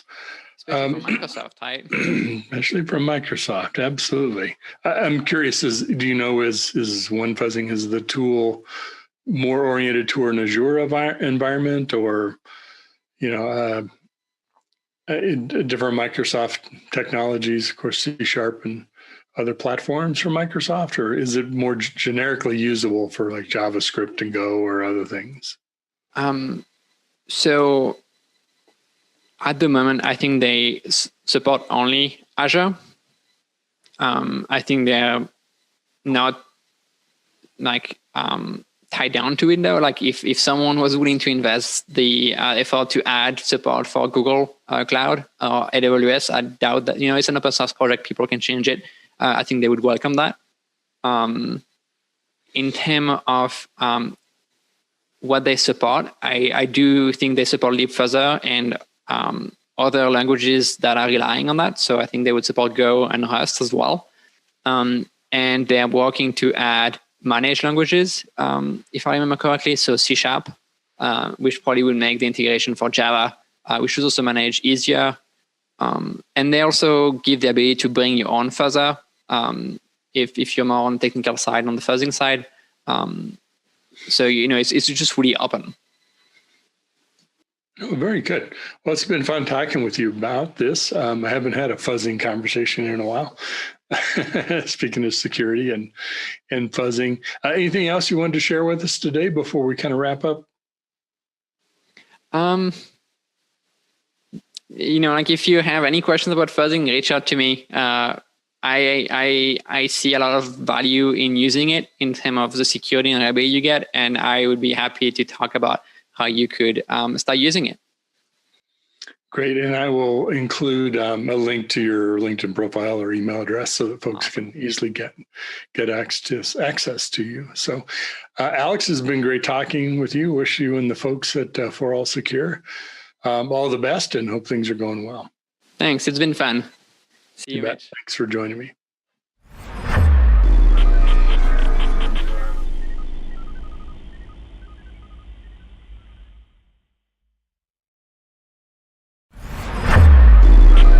This is Digital Anarchist.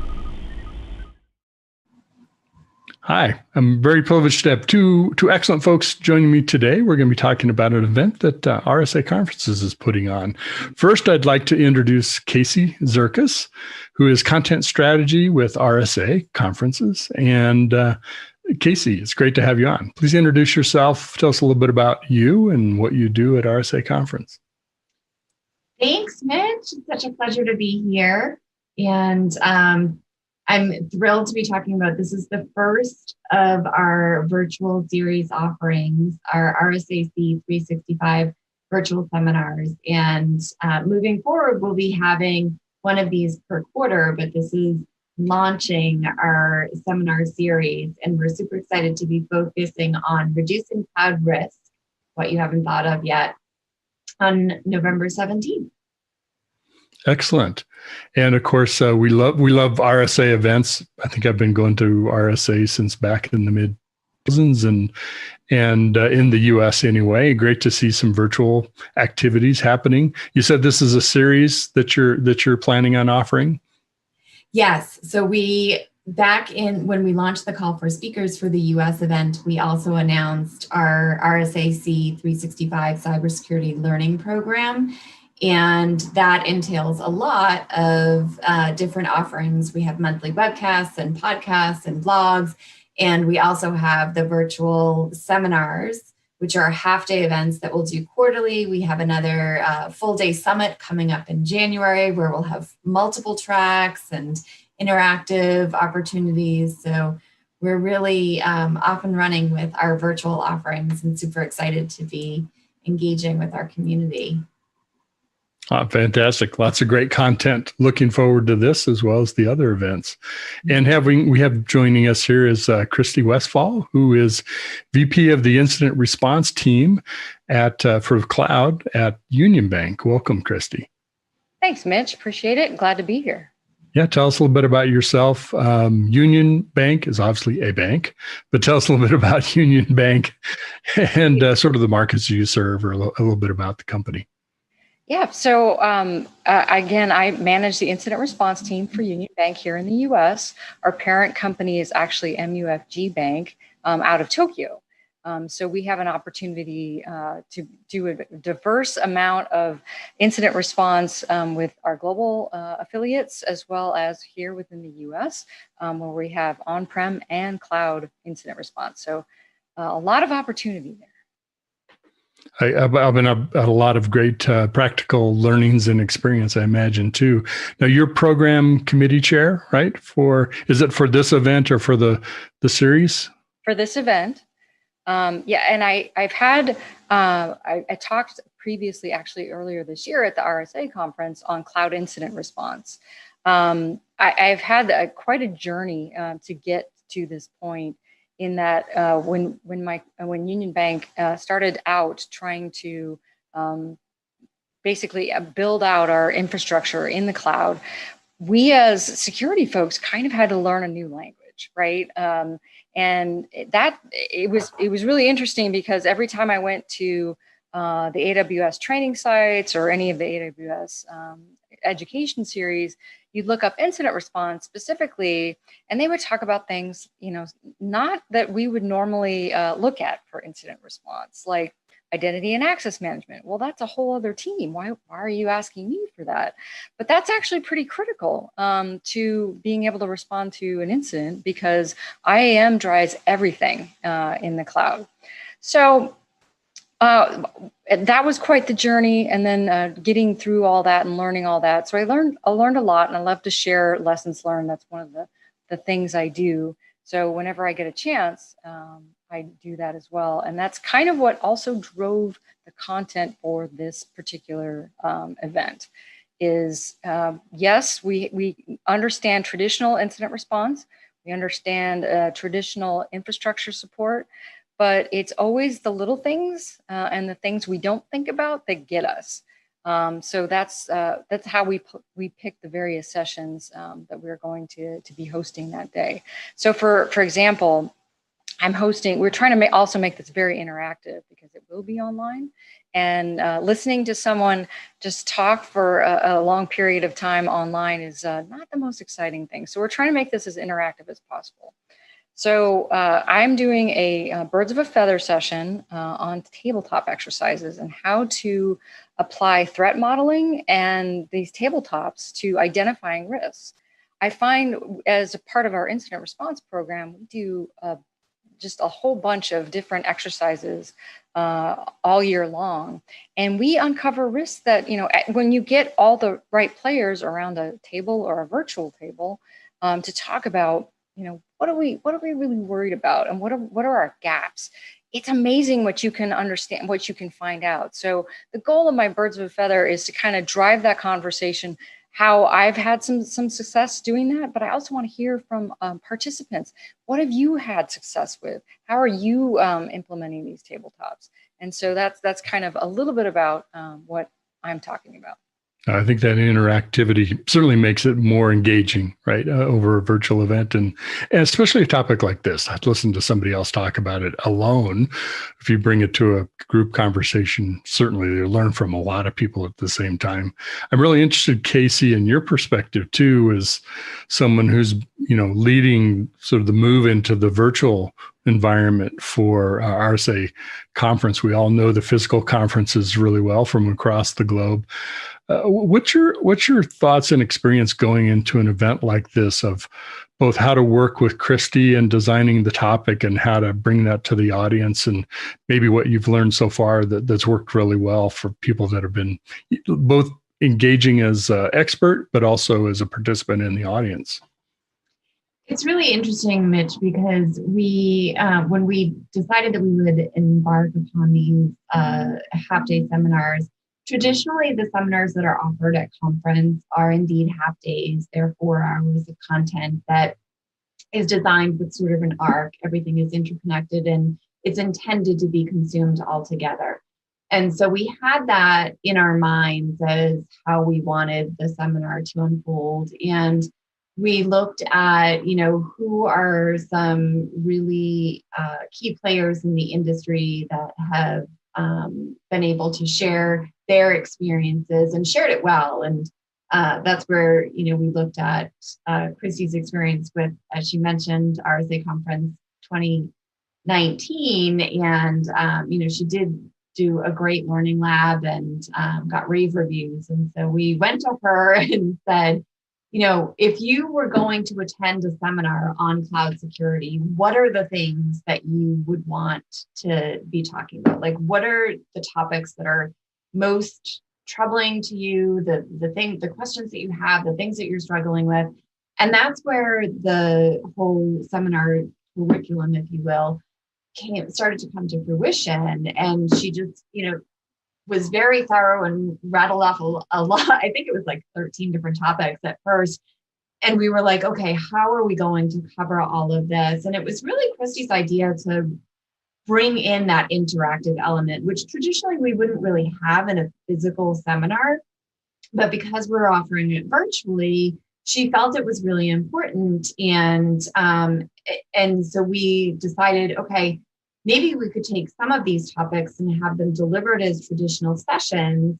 And then those other topics where, interactive is maybe, as you pointed out, a little more critical, we can offer them as birds of a feather. And, we sort of had to explore how technology can lend to that opportunity, or certainly we've, had to deal with obstacles of technology as we've, embarked on this. But we're super excited with the way that the seminar has come together, and it's 3.5 hours of great content with 30-minute sessions that are lining up with, we've got the traditional sessions with people from Cisco and IBM and, some big players. And then the birds of a feather, we have Christy and, we've got some really strong players that are going to be interacting with attendees and able to answer questions live. So, and then it will all come together in a culminating panel at the end where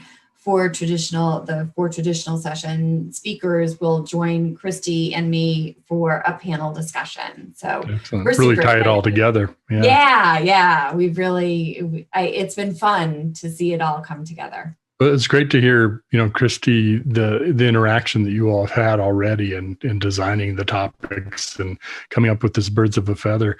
What are some of the things that you hope to talk about or cover and interact with the participants on? What are some of the topics? So it's interesting, and we're trying to dive into topics you don't normally think about, like identity and access management. People don't consider that, again, it's identity and access management. That's its own service. We've been doing that a long time, right? That should be easy, right? Not necessarily in the cloud, right? But if you do it wrong, you have a larger impact when it gets exploited by the bad guys. And we've seen use cases of that again and again. Other aspects, privacy, right?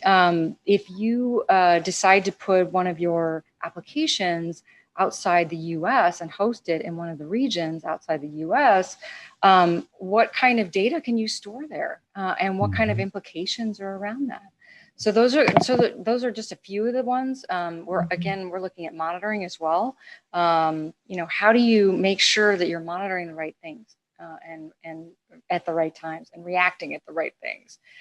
Configuration management is also a good one, because we're trying to understand how do I, again, know everything I have in my entire inventory of cloud applications when you start to dig in and you've got third-party services and microservices and other tools and your homegrown tools and the service provider tools, and knowing, are all those up to date?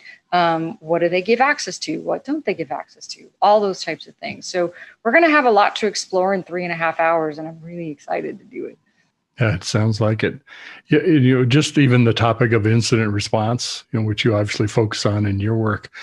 I would imagine there's a lot of learnings that you had of just yourself going to the cloud and through Union Bank's evolution. Not to be specific about the details of that, but certainly the learnings that you've had, as well as all the experience that you bring to it. Sometimes you validate these things still hold true, and we bring those with us. But there, as you mentioned, there's some things that are very different about the cloud. And in particular, the impact could be much, much greater if an identity is stolen or abducted in some way. What are some of those other learnings that you're hoping to share? Well, it's a different, one of the things I learned really early on is that you have to understand, so it's a different language, right? So everything we have on premises, firewalls, DNS, all that kind of normal to us IT components that we needed to understand in incident response are named completely different services in a lot of the cloud service provider offerings. So, Route 53 in AWS is DNS, a normal on-prem. So not only do we have to kind of understand the shared responsibility model, who owns what and who can respond to what, and who can help us respond to what when something goes wrong. But how do we know where to go find the data that we need? Just alone trying to, they have for different logging services and different logging formats and different, it's almost like you have to do some sort of Rosetta Stone to be able to translate what you used to know into what is now. And that can really impact an incident responder, because one thing I always say about incident response is know your environment, know where the things can go wrong. And this is why we explore these kinds of things in tabletops all the time. If I know where something, might not be as strong, I'm definitely going to put that in a scenario and talk about that with stakeholders and say, if this thing happens, what are the implications when it's broken? And when you actually have to talk about those things out loud, it gets a little bit scarier and people want to take more action. So I don't try to instill fear in people. That I think that's the wrong approach. But when they realize it themselves, that's when the light bulb goes off, and that's a benefit that we can take forward and offer better protection that way. Sometimes it's just connecting the dots, right? Of as you say, the enormity of it or the impact of it. I'm curious. Casey, in thinking about our current environment, so many organizations have accelerated their move to the cloud. We have some data in our research at my analyst company that validates that. Have accelerated digital transformation projects, all kinds of activities have certainly supported contactless delivery for some types of businesses, certainly remote work from home, that kind of thing. As you've put content together working with Christy, have you seen a shift to newer topics or greater emphasis on certain topics in just what's happened in the last 6 to 9 months with COVID and all the impact to our organizations? It's interesting because, as we were planning this and putting this event together, we were also reading through the submissions for RSA Conference 2021.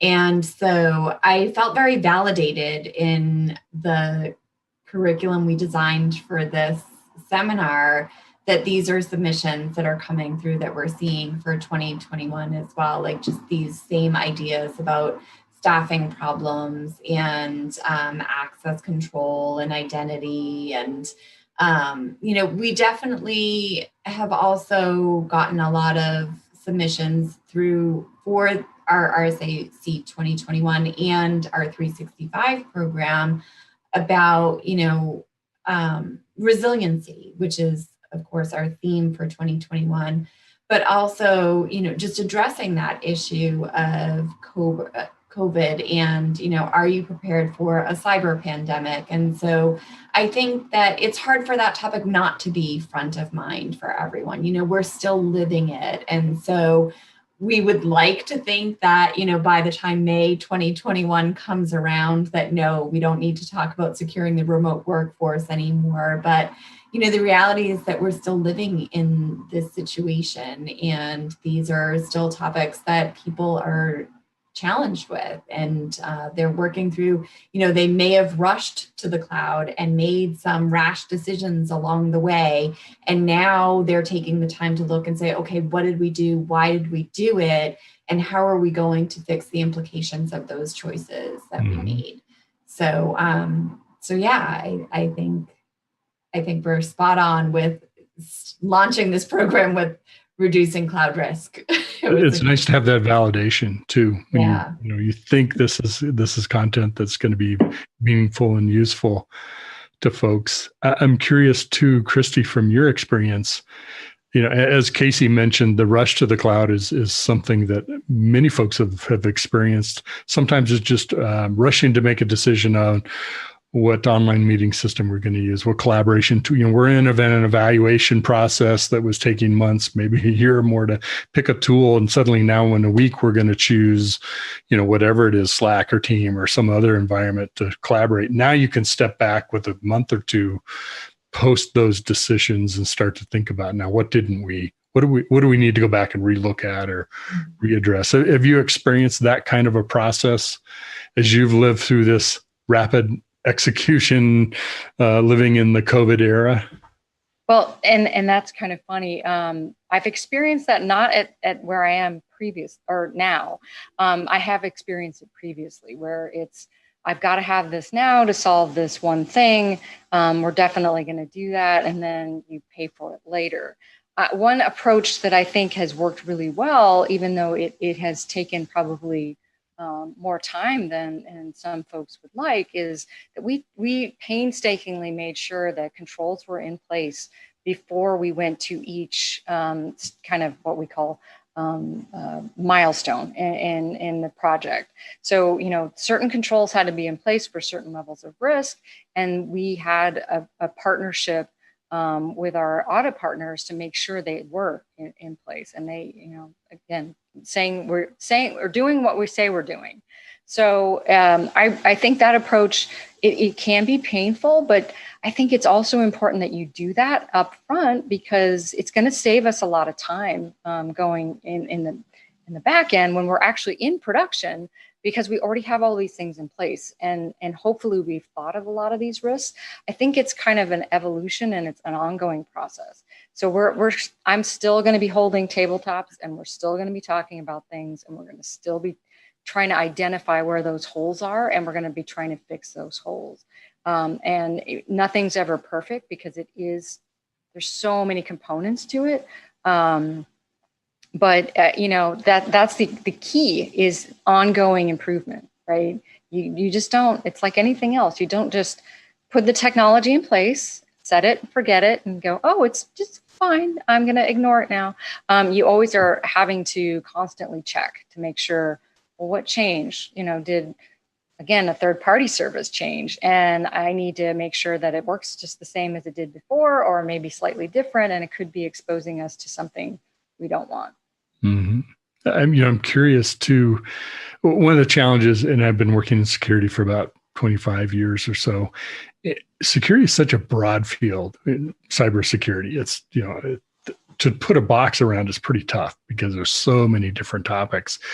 I'm really curious, Casey, as you think about this, you can always go with what's hot. We want to talk about security for AI or security for whatever is on the top 5 list.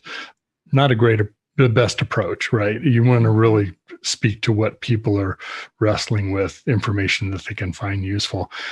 As you're thinking about your panel at the end, talking with Christy and other presenters, folks that are helping you with the content of this event, how do you bring that together? How do you bring all those disciplines together and ask questions that everybody can add their perspective to? Is that a challenge, or is that just challenge for people like me, but easy for you as a content strategist?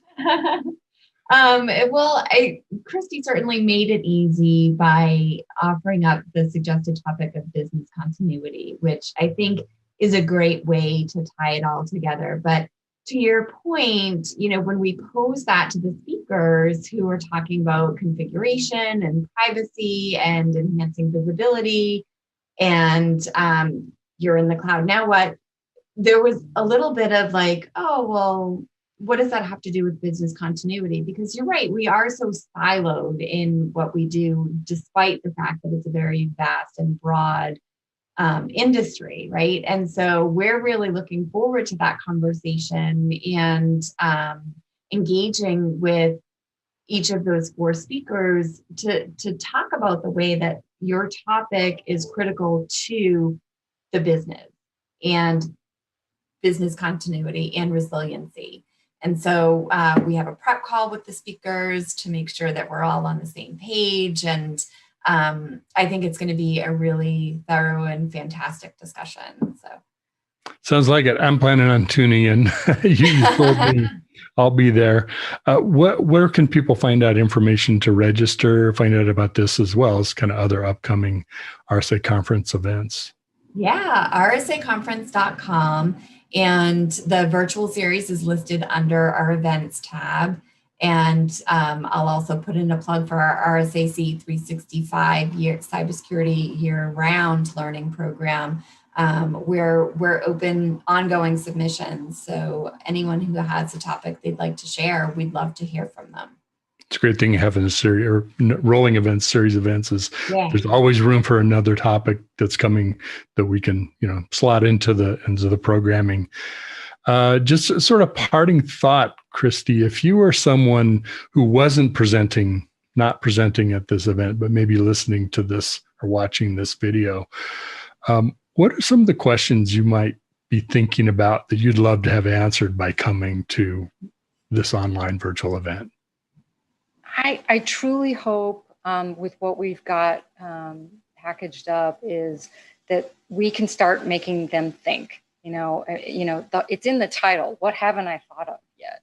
Right? I want to answer that question for them and beyond. Right? I don't want them to stop at what we've presented, because I'm sure there's other topics we could have covered that would also be applicable to their individual organization. And I hope they can go back and start having those conversations and looking with get that spyglass out a little closer and start looking for those holes that you might not have been aware of before. Great thought. I know, Casey, anything you want to add from your perspective? I'm just excited. The first for anything is always super exciting. And it's been it has seemed so easy to pull this together, and everyone has just been so agreeable to coming together and supporting and sharing their wisdom. And I just love that we're able to provide this ongoing education to our audience. And I'm so grateful to our speakers who are always more than willing to participate. So I'm just excited. Yeah, there's a great agenda, and I hope folks will check it out. Everything from, how do you do tabletops? What are sort of ways to staff security for cloud security, cloud platform problems. So, just touching on a few of the things in addition to what Christy's talking. So it's been great talking with you both. It's so cool to talk to both of you who have been designing this and the series and putting this together with both what's going to be talked about, but why you're going to be talking about it and the thinking behind it that's brought you to this place. I think that hopefully will give folks a little even more insight, more incentive to come check it out, be part of it. Thanks for being with us today. Thanks for having us. Great. Be sure and check it out. We hope that you'll participate in this and future events with RSA Conference.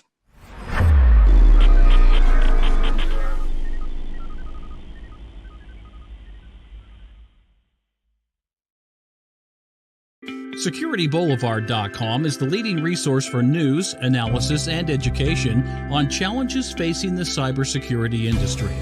SecurityBoulevard.com covers all aspects of cybersecurity, including data security, DevSecOps, cloud security, application security, network security, security threats, and more.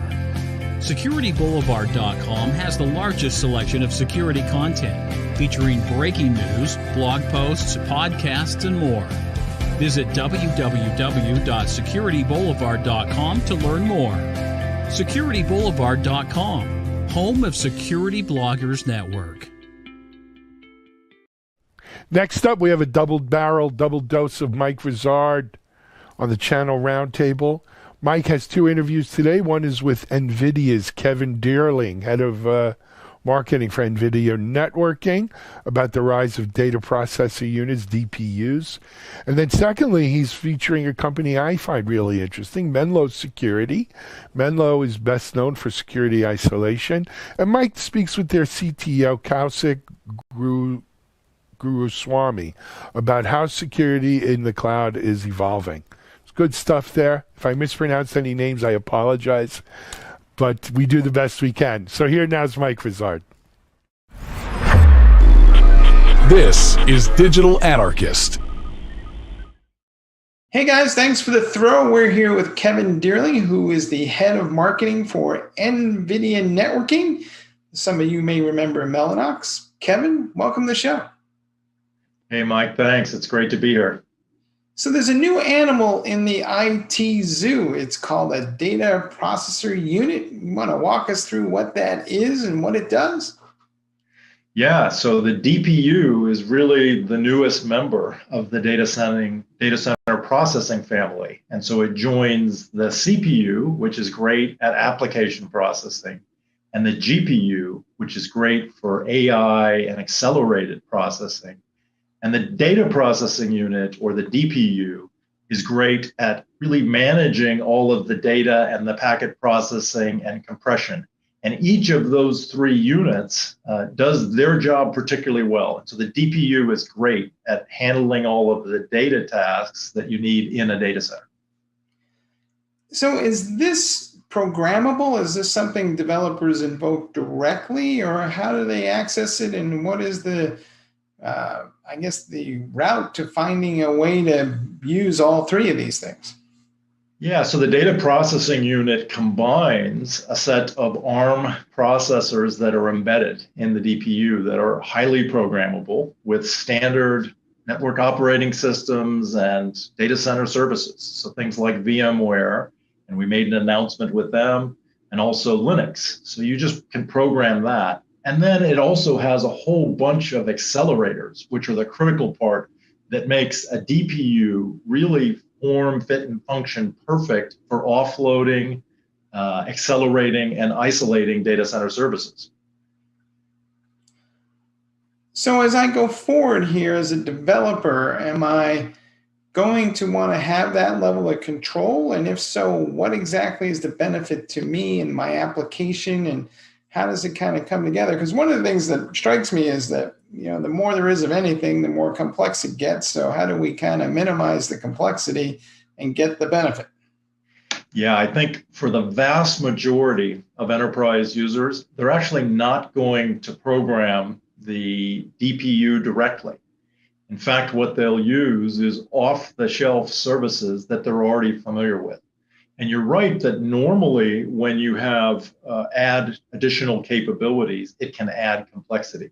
But in this case, this notion of offload, accelerate, and isolate will actually make the IT manager's job simpler, because what you're doing is isolating the application processing domain, which runs on the CPU, and the AI processing domains, which runs on the GPU, from all of the things that are frankly network and data center services, software-defined networking, software-defined security, software-defined storage. You actually don't really want to manage them. You want that to be part of the infrastructure. In the old days, it was. There were appliances and routers and firewalls and storage boxes. As we've moved to this new virtualized, containerized, software-defined world, all of that was running in the same processing domain as your applications. And what we're doing now is offloading that and isolating that and accelerating that. And when we do it, it actually makes life easier. The networking people deal with all the data center services, and application IT vendors can focus on whatever application they want to run. And we have removed the coupling of your application processor from your data center services. So there'll be layers of abstraction that sit above this that will automatically kind of route different tasks to different processors. So I don't necessarily have to know how to do that myself as a developer per se, but me on the DevOps team will appreciate that, because I'll be able to segment processing capabilities and minimize latency. Do I have that right? Exactly right. And you're not only going to just get better performance in terms of latency and throughput, but you're also offloading a ton of the functionality. And what that does is it frees up CPU cores that otherwise would have had to been performing encryption or compression or quality of service. And a single DPU can be the equivalent of more than 120 CPU cores. So all those cores become available now to run applications. So you actually get better efficiency from the servers because we've offloaded this functionality to the DPU. And it's really the same interfaces, whether you're familiar with VMware or you're using Linux, you're managing it the exact same way. And you're getting this benefits of isolation and the offload that makes just a more efficient data center. What's your sense of what's going on with, we have phrases like AI ops and machine learning ops these days, and then there's DevOps. So are all these things going to come together in some sort of meaningful way, or are they just truly orthogonal to each other and never the twain shall meet? Yeah, no, I do think that there is a convergence. And I think one of those convergence points is really around containers and microservices and sort of the modern way. And, with VMware now and their Tanzu that they're doing to maintain and be able to do really sophisticated DevOps and be very nimble in the way that you can do your development and then your rollout in a efficient way. We're seeing the same thing on the AI side. And so the models that you have in AI actually need the same sort of product lifecycle management as you'll see in a DevOps world. And rather than invent something new, we're embracing the Kubernetes and Tanzu in the VMware world. And really, we have something that we call Fleet Manager now that's managing all of that lifecycle, and that we can validate models, that we can protect them. Because oftentimes now the value, your IP, is actually in those new AI models. And the DPU works hand in hand with the GPU there to have these protected enclaves that we really deal from day zero to the entire life cycle of deployment, upgrades. We do security built into all of that so that everything can be managed the way you're managing DevOps. Does that mean then that I can also segment the model somewhat from the rest of my application? And I'm asking the question because, at least in my experience, the data science guys get around to building a model, I don't know, every 4 to 6 months, maybe a year, depending. And the development team is updating applications every 4 to 6 days. So the question is, how do I get these two very different kind of workflows aligned? Do you think that part of that is being able to run the AI workload in a little more isolated fashion and then connect things through APIs? How is that going to come together? Yeah, that's exactly right. So I think by decoupling those and really managing those different velocity tracks differently, you can make it very, very clean, and it simplifies things. So when everything's coupled together, it can be a real challenge. But if we can isolate those different sort of processing domains and let them each operate on their natural velocity, but at the same time, the management infrastructure is all the same, so that you're not having to learn some new set of tools. If you're familiar with the VMware environment, you can dig in with ESX and ESXi. And on the VMware or on the Linux side, you can do the same thing. So really that Kubernetes management and Helm and the things that you're familiar with on the Linux side, these are all the same, but you're really isolating the two different domains and letting them operate at their natural development cycles. And I'm not sure most people understand how these AI models are constructed, but essentially there's a side where there's a training module, and that may sit up in the cloud, and then there's these inference engines, and that's where the deployment process is essentially, and that may be the part that the DevOps team cares about. Do I have that right? And can you explain that a little bit?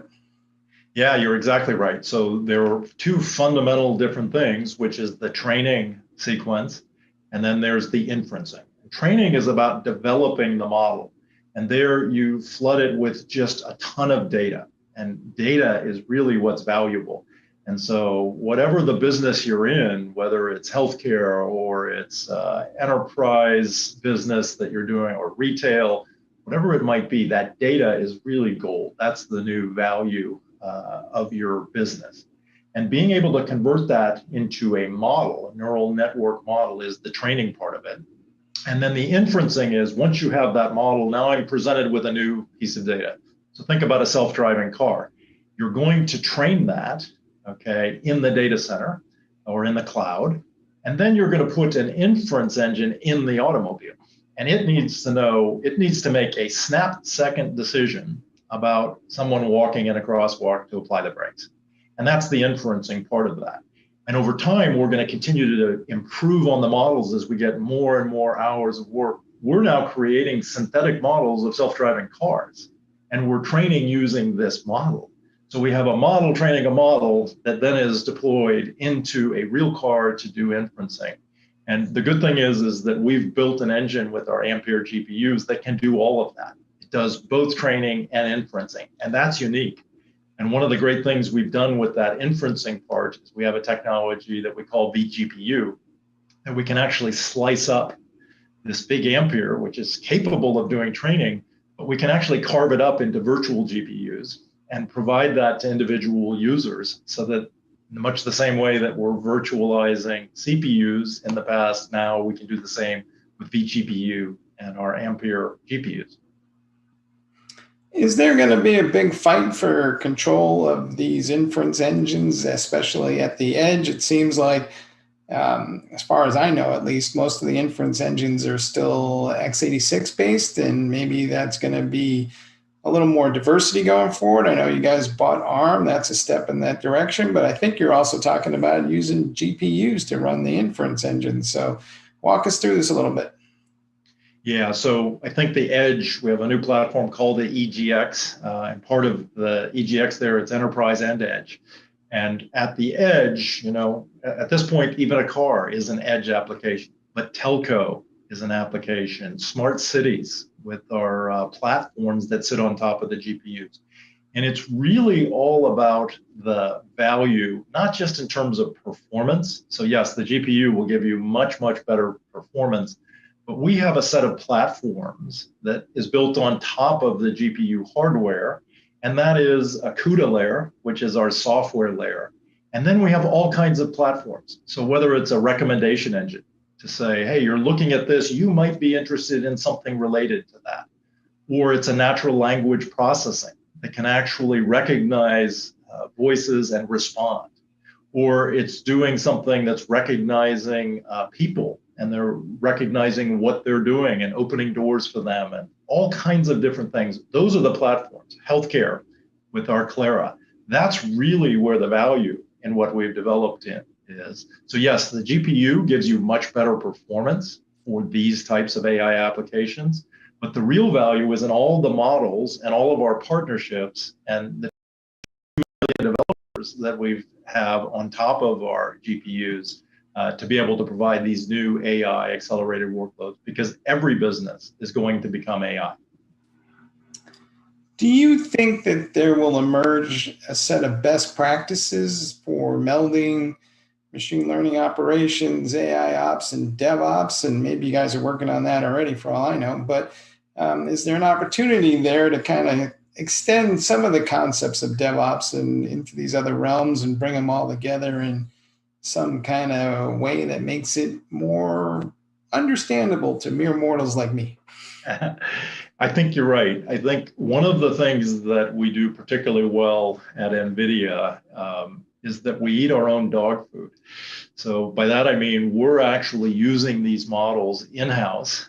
We're using DevOps frameworks, and we built something that's called NGC, and now we have NVIDIA certified. So as part of that, we're going through DevOps, and now we're bringing AI ops into that. So we're managing our own models. We're working with partners. We have open repositories so that people can go put in a Kubernetes environment all of these AI models, and we're managing these with our fleet manager. And so I think we are actively working with the community, and we have an enormous community of partners, because this isn't something that NVIDIA can do alone. We need to build our ecosystem, because we're always learning about new types of vertical markets and how the specifics, because there may be data integrity issues, there may be national provenance issues about where you store your models, there can be healthcare regulatory issues for our Clara platform. So all of these things are really being developed in an open, engaged model with our ecosystem partners, and we have a huge group of NPN, which is our really all of the partner network. All right. Hey, Kevin, thanks for being on the show and sharing your knowledge, because I know more now than I knew 15 minutes ago, that's for sure.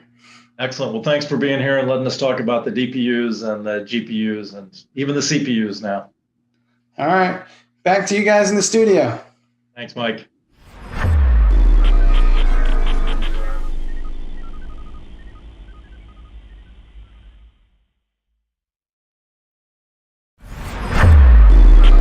This is Digital Anarchist.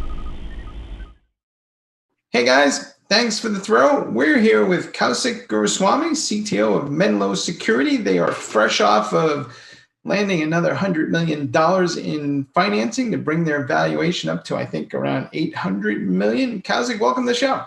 Thank you. Thank you, Mike. All right. So is there a plan for this funding? Is there something that you guys are specifically trying to accomplish? Or is this, what it takes to just be a player these days in security?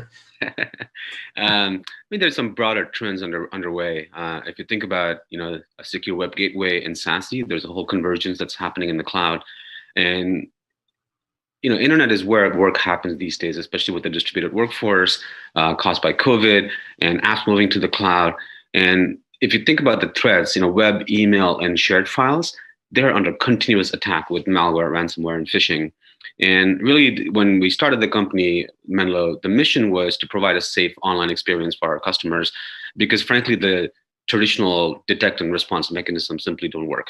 So in 2020, what we saw was a fantastic acceleration of our business and the overall momentum in terms of the demand for these types of solutions. And this $100 million is really going to go to pour fuel into the go-to-market efforts that we have, as well as continue the innovation to be a market leader. When I look at the portfolio, it's quite broad, especially around the cloud. Has the shift to the cloud changed the way people are thinking about security these days? Are you seeing maybe more foresight or forethought about this? Because it seems like historically we've always been chasing after security, after some trend or shift. And I'm wondering if maybe we're finally getting in front of something. Yeah, definitely, right? I think if you think about the secure web gateway as a market segment, it used to be hardware appliances and on-premises data centers for enterprises. And as more and more people move, the distributed workforce, they move to the cloud, is really forcing a re-architecture of both the infrastructure as well as the security for these customers. And SASE, which stands for Secure Access Service Edge, is just soaring in demand in terms of how people think about this converged security platform in the cloud. And really the two things I would highlight from 2020 Menlo experience. The first one was a $200 million contract with the Department of Defense for a project called Cloud-Based Internet Isolation, where Menlo is going to protect 3.5 million personnel, the United States government personnel all over the world. That was a huge, huge win, and it was actually a competitive displacement. Some very, very large vendors in that space. And the second one, which is very exciting in the SASE front, the Secure Access Service Edge front, is our partnership announcement with VMware, where they are going to provide an offering, full-blown SASE offering to their customers, where Menlo is the secure web gateway along with our CASB and DLP and Sandbox and all of that security powered by this isolation core that we pioneered. So those two offerings really sort of showcase the trajectory that we're on. I'm not sure everybody is familiar with the SASE term just yet. It seems to be something that Gartner invented. Is SASE fundamentally different than from what I might call a secure SD-WAN, or what exactly is it that makes it different? Yes, great question. If you just step back from what customers are trying to do, is their employees are going to the internet for a few different reasons. One is they're just going to the internet to read news and whatever. Second one is they're accessing these sanctioned applications or SaaS applications like Salesforce, Box, and so on. And the third one, especially with COVID, is people are getting tired of their VPN infrastructure with the clunky appliances that's on premises. And so they're using the cloud to basically route into and access private applications like Jira, for example, and other Workday type of applications. And so in those three venues, they want a safer experience for their customers without really having to worry about the impact of a breach. And so what SASE does is there's two parts to it. The first part is, as you said, the SDN part, which is really steering those customers and users to the cloud. And once you get to the cloud, you provide them with a set of consolidated security services. And so together, that's what SASE is all about. It's about steering people to the cloud and then providing these consolidated services no matter where the user is going. So they may ultimately wind up in a local data center, but at the end of the day, I've just routed them all up to the cloud first, because that's maybe where their apps are first. Or am I at the edge splitting them into traffic that goes towards a local data center versus the cloud in much the same way that maybe a router used to do? Yeah, so if I'm sitting here at home, working because of the COVID, now I'm going to the internet, I'm going and accessing SaaS applications in the internet, and I'm also going to turn around to historically VPN back into my own corporation to access these applications. And so what basically SASE does is it just routes everything to the cloud. And then from there, you pivot to wherever the users are going, providing a single pane of glass from a security and control perspective. Gotcha. Okay, I'm with you. Do you think that that's an architecture that's gaining more traction around this whole DevSecOps movement that people are talking about? Because we are deploying more workloads in the cloud, and it does seem like developers are driving that, and the security is part of that conversation. So how does it all come together? How do I stitch this all together? Yeah, the DevSecOps and this movement of SASE are quite related, but they're also slightly distinct.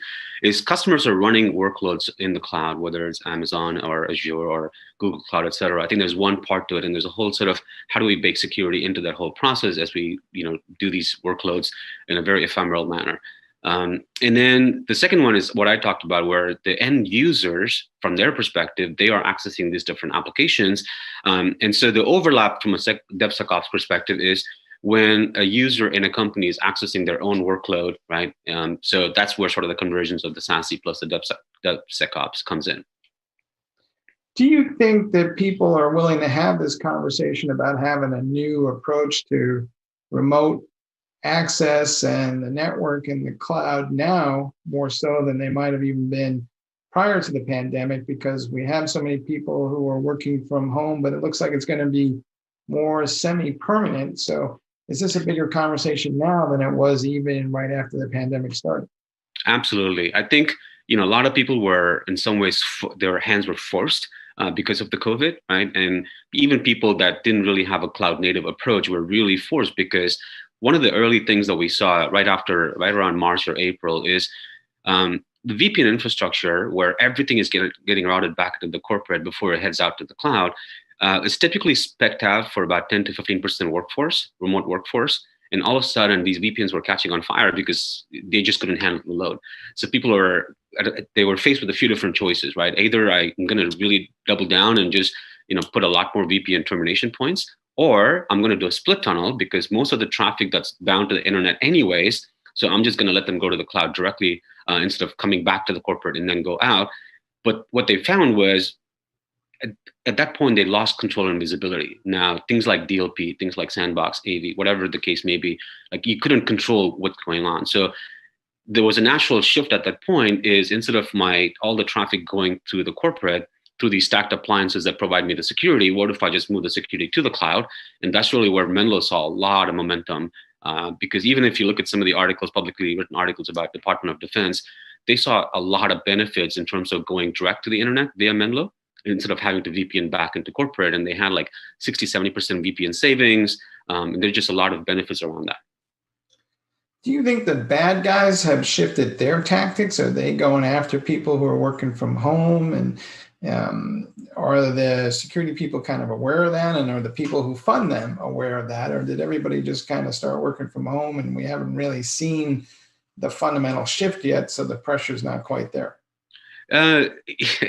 The bad actors are going to follow whatever the easiest path is to do the breaches and get the information. And early on, there was a whole set of issues around just compliance and regulation. Like when you go into work, into the office, there's a certain etiquette that you follow. And here, people are just kind of hanging out, post-it notes and taking pictures, with hashtag, working from home, posting it on Instagram. This was early, right? And there was sensitive material that was being shared without people realizing that they were sharing that. And then there was also social engineering. I think with remote workforce, especially for a large company, if you're able to get the phone number, it becomes easier to impersonate the other person. And you've never seen them, like, in a 5,000 people organization, chances are you haven't met every one of those 5,000, remember their names. So if I get a call from somebody claiming they're in HR, and with the right name, et cetera, and I've never seen them, so that's another angle that we saw early on. Phishing continues to be a huge problem. Phishing tends to coincide with major events like elections, for example, or when the pandemic hit. And because they're capitalizing on that need for us to get more information around it by sending email that you click on, and then you get your credentials lost. Do you think that organizations understand the complexity that they're faced with right now? It seems like, to me at least, security and IT in general is more complex than ever. And I know we promise people simplicity, but is this just getting too hard for folks? And how do we make it simpler? I think the security part is, again, I might be biased given that we have a cloud security platform, but if you move cloud security to where all the problems are, which is the cloud, that's where that's where the apps are, that's where the internet is, that's where work happens. And then you have an opportunity, no matter where the user is or what they're trying to access, to provide a consistent and enforce a consistent policy, better controls, better visibility that way. Endpoint security and the appliance-based model, that's the tough part. I think appliance-based model, people are still kind of holding on to it, but that's changing and evolving very, very rapidly. And the net result of the SASE approach of moving everything into the cloud, it does simplify things, because you're no longer trying to orchestrate, sort of best of breed, 20 different vendors with 30 different interfaces and log formats and all of that stuff, and managing the alerts and everything else, right? Now, if you consolidate the security services in the cloud, you've got a single pane of glass to sort of manage and orchestrate all of them in a consistent manner. Okay. What makes Menlo Security different, or what's the unique differentiator? Because there's a lot of people talking about this topic lately. So yep. Right now, when you go talk to people, answer me the question, why Menlo? Yeah, so the key difference, I think, is we pioneered this isolation core, and that powers pretty much everything that we do. And if I can sort of really up level and tell a story, the sense of that is, if you use your browser, which everybody does for everything, and you go to the cloud, bad things happen. And so the key insight early on for us is, what if we gave you another browser in the cloud that did the surfing on behalf of you? And we figured out some really cool ways to make sure that you can't tell that's going on. So the net result of that is we just eliminated entire classes of problems completely. And it's not a detect and respond approach because frankly, we're not detecting anything, right? And what happens is, and again, this is where the Department of Defense, that cloud-based internet isolation project is a huge testament for what we're doing, is with this approach, we're basically eliminating threats completely. And this type of approach and the value that we bring cannot be done with the traditional detect and response model. And in fact, we actually have $1 million warranty. If you go with us and all your traffic gets routed through us, you will not be breached. And I think that level of guarantee is not because we're really good at detecting, it's because we don't detect.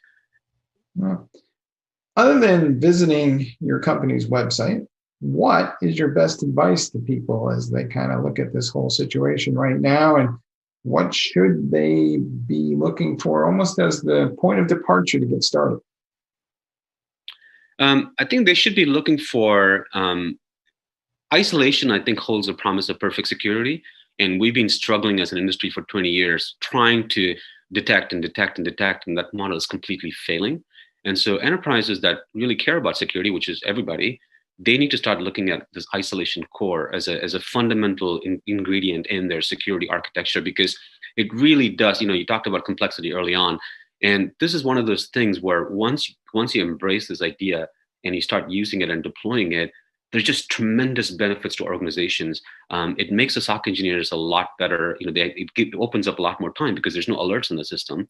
It reduces the breaches. You don't have to triage alerts and reimage and clean endpoints, and all of that organizational overhead simply goes away. And the phrase that we use, right, is really around protecting productivity, because there's just a lot of overhead in the way we're doing things today that makes things very, very complex. And this isolation core and this whole idea of moving everything to the cloud really does simplify things. Oh, great. Hey, Kawak, we're going to be excited to see what you guys do in the future. And congratulations once again. And thanks for being on the show. Thank you. All right, back to you guys in the studio.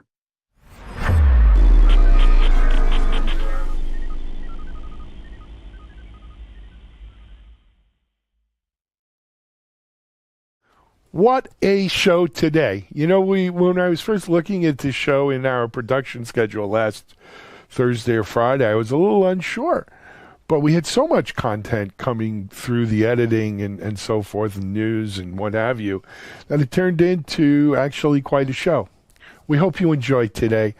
Look, the numbers around the COVID and virus are astronomical worldwide, not just here in the U.S. Be careful out there. Wear a mask. Keep social distance. Wash your hands often. Stay safe. Stay well. Stay strong. TechStrong. We'll be back Thursday. Take care, everyone.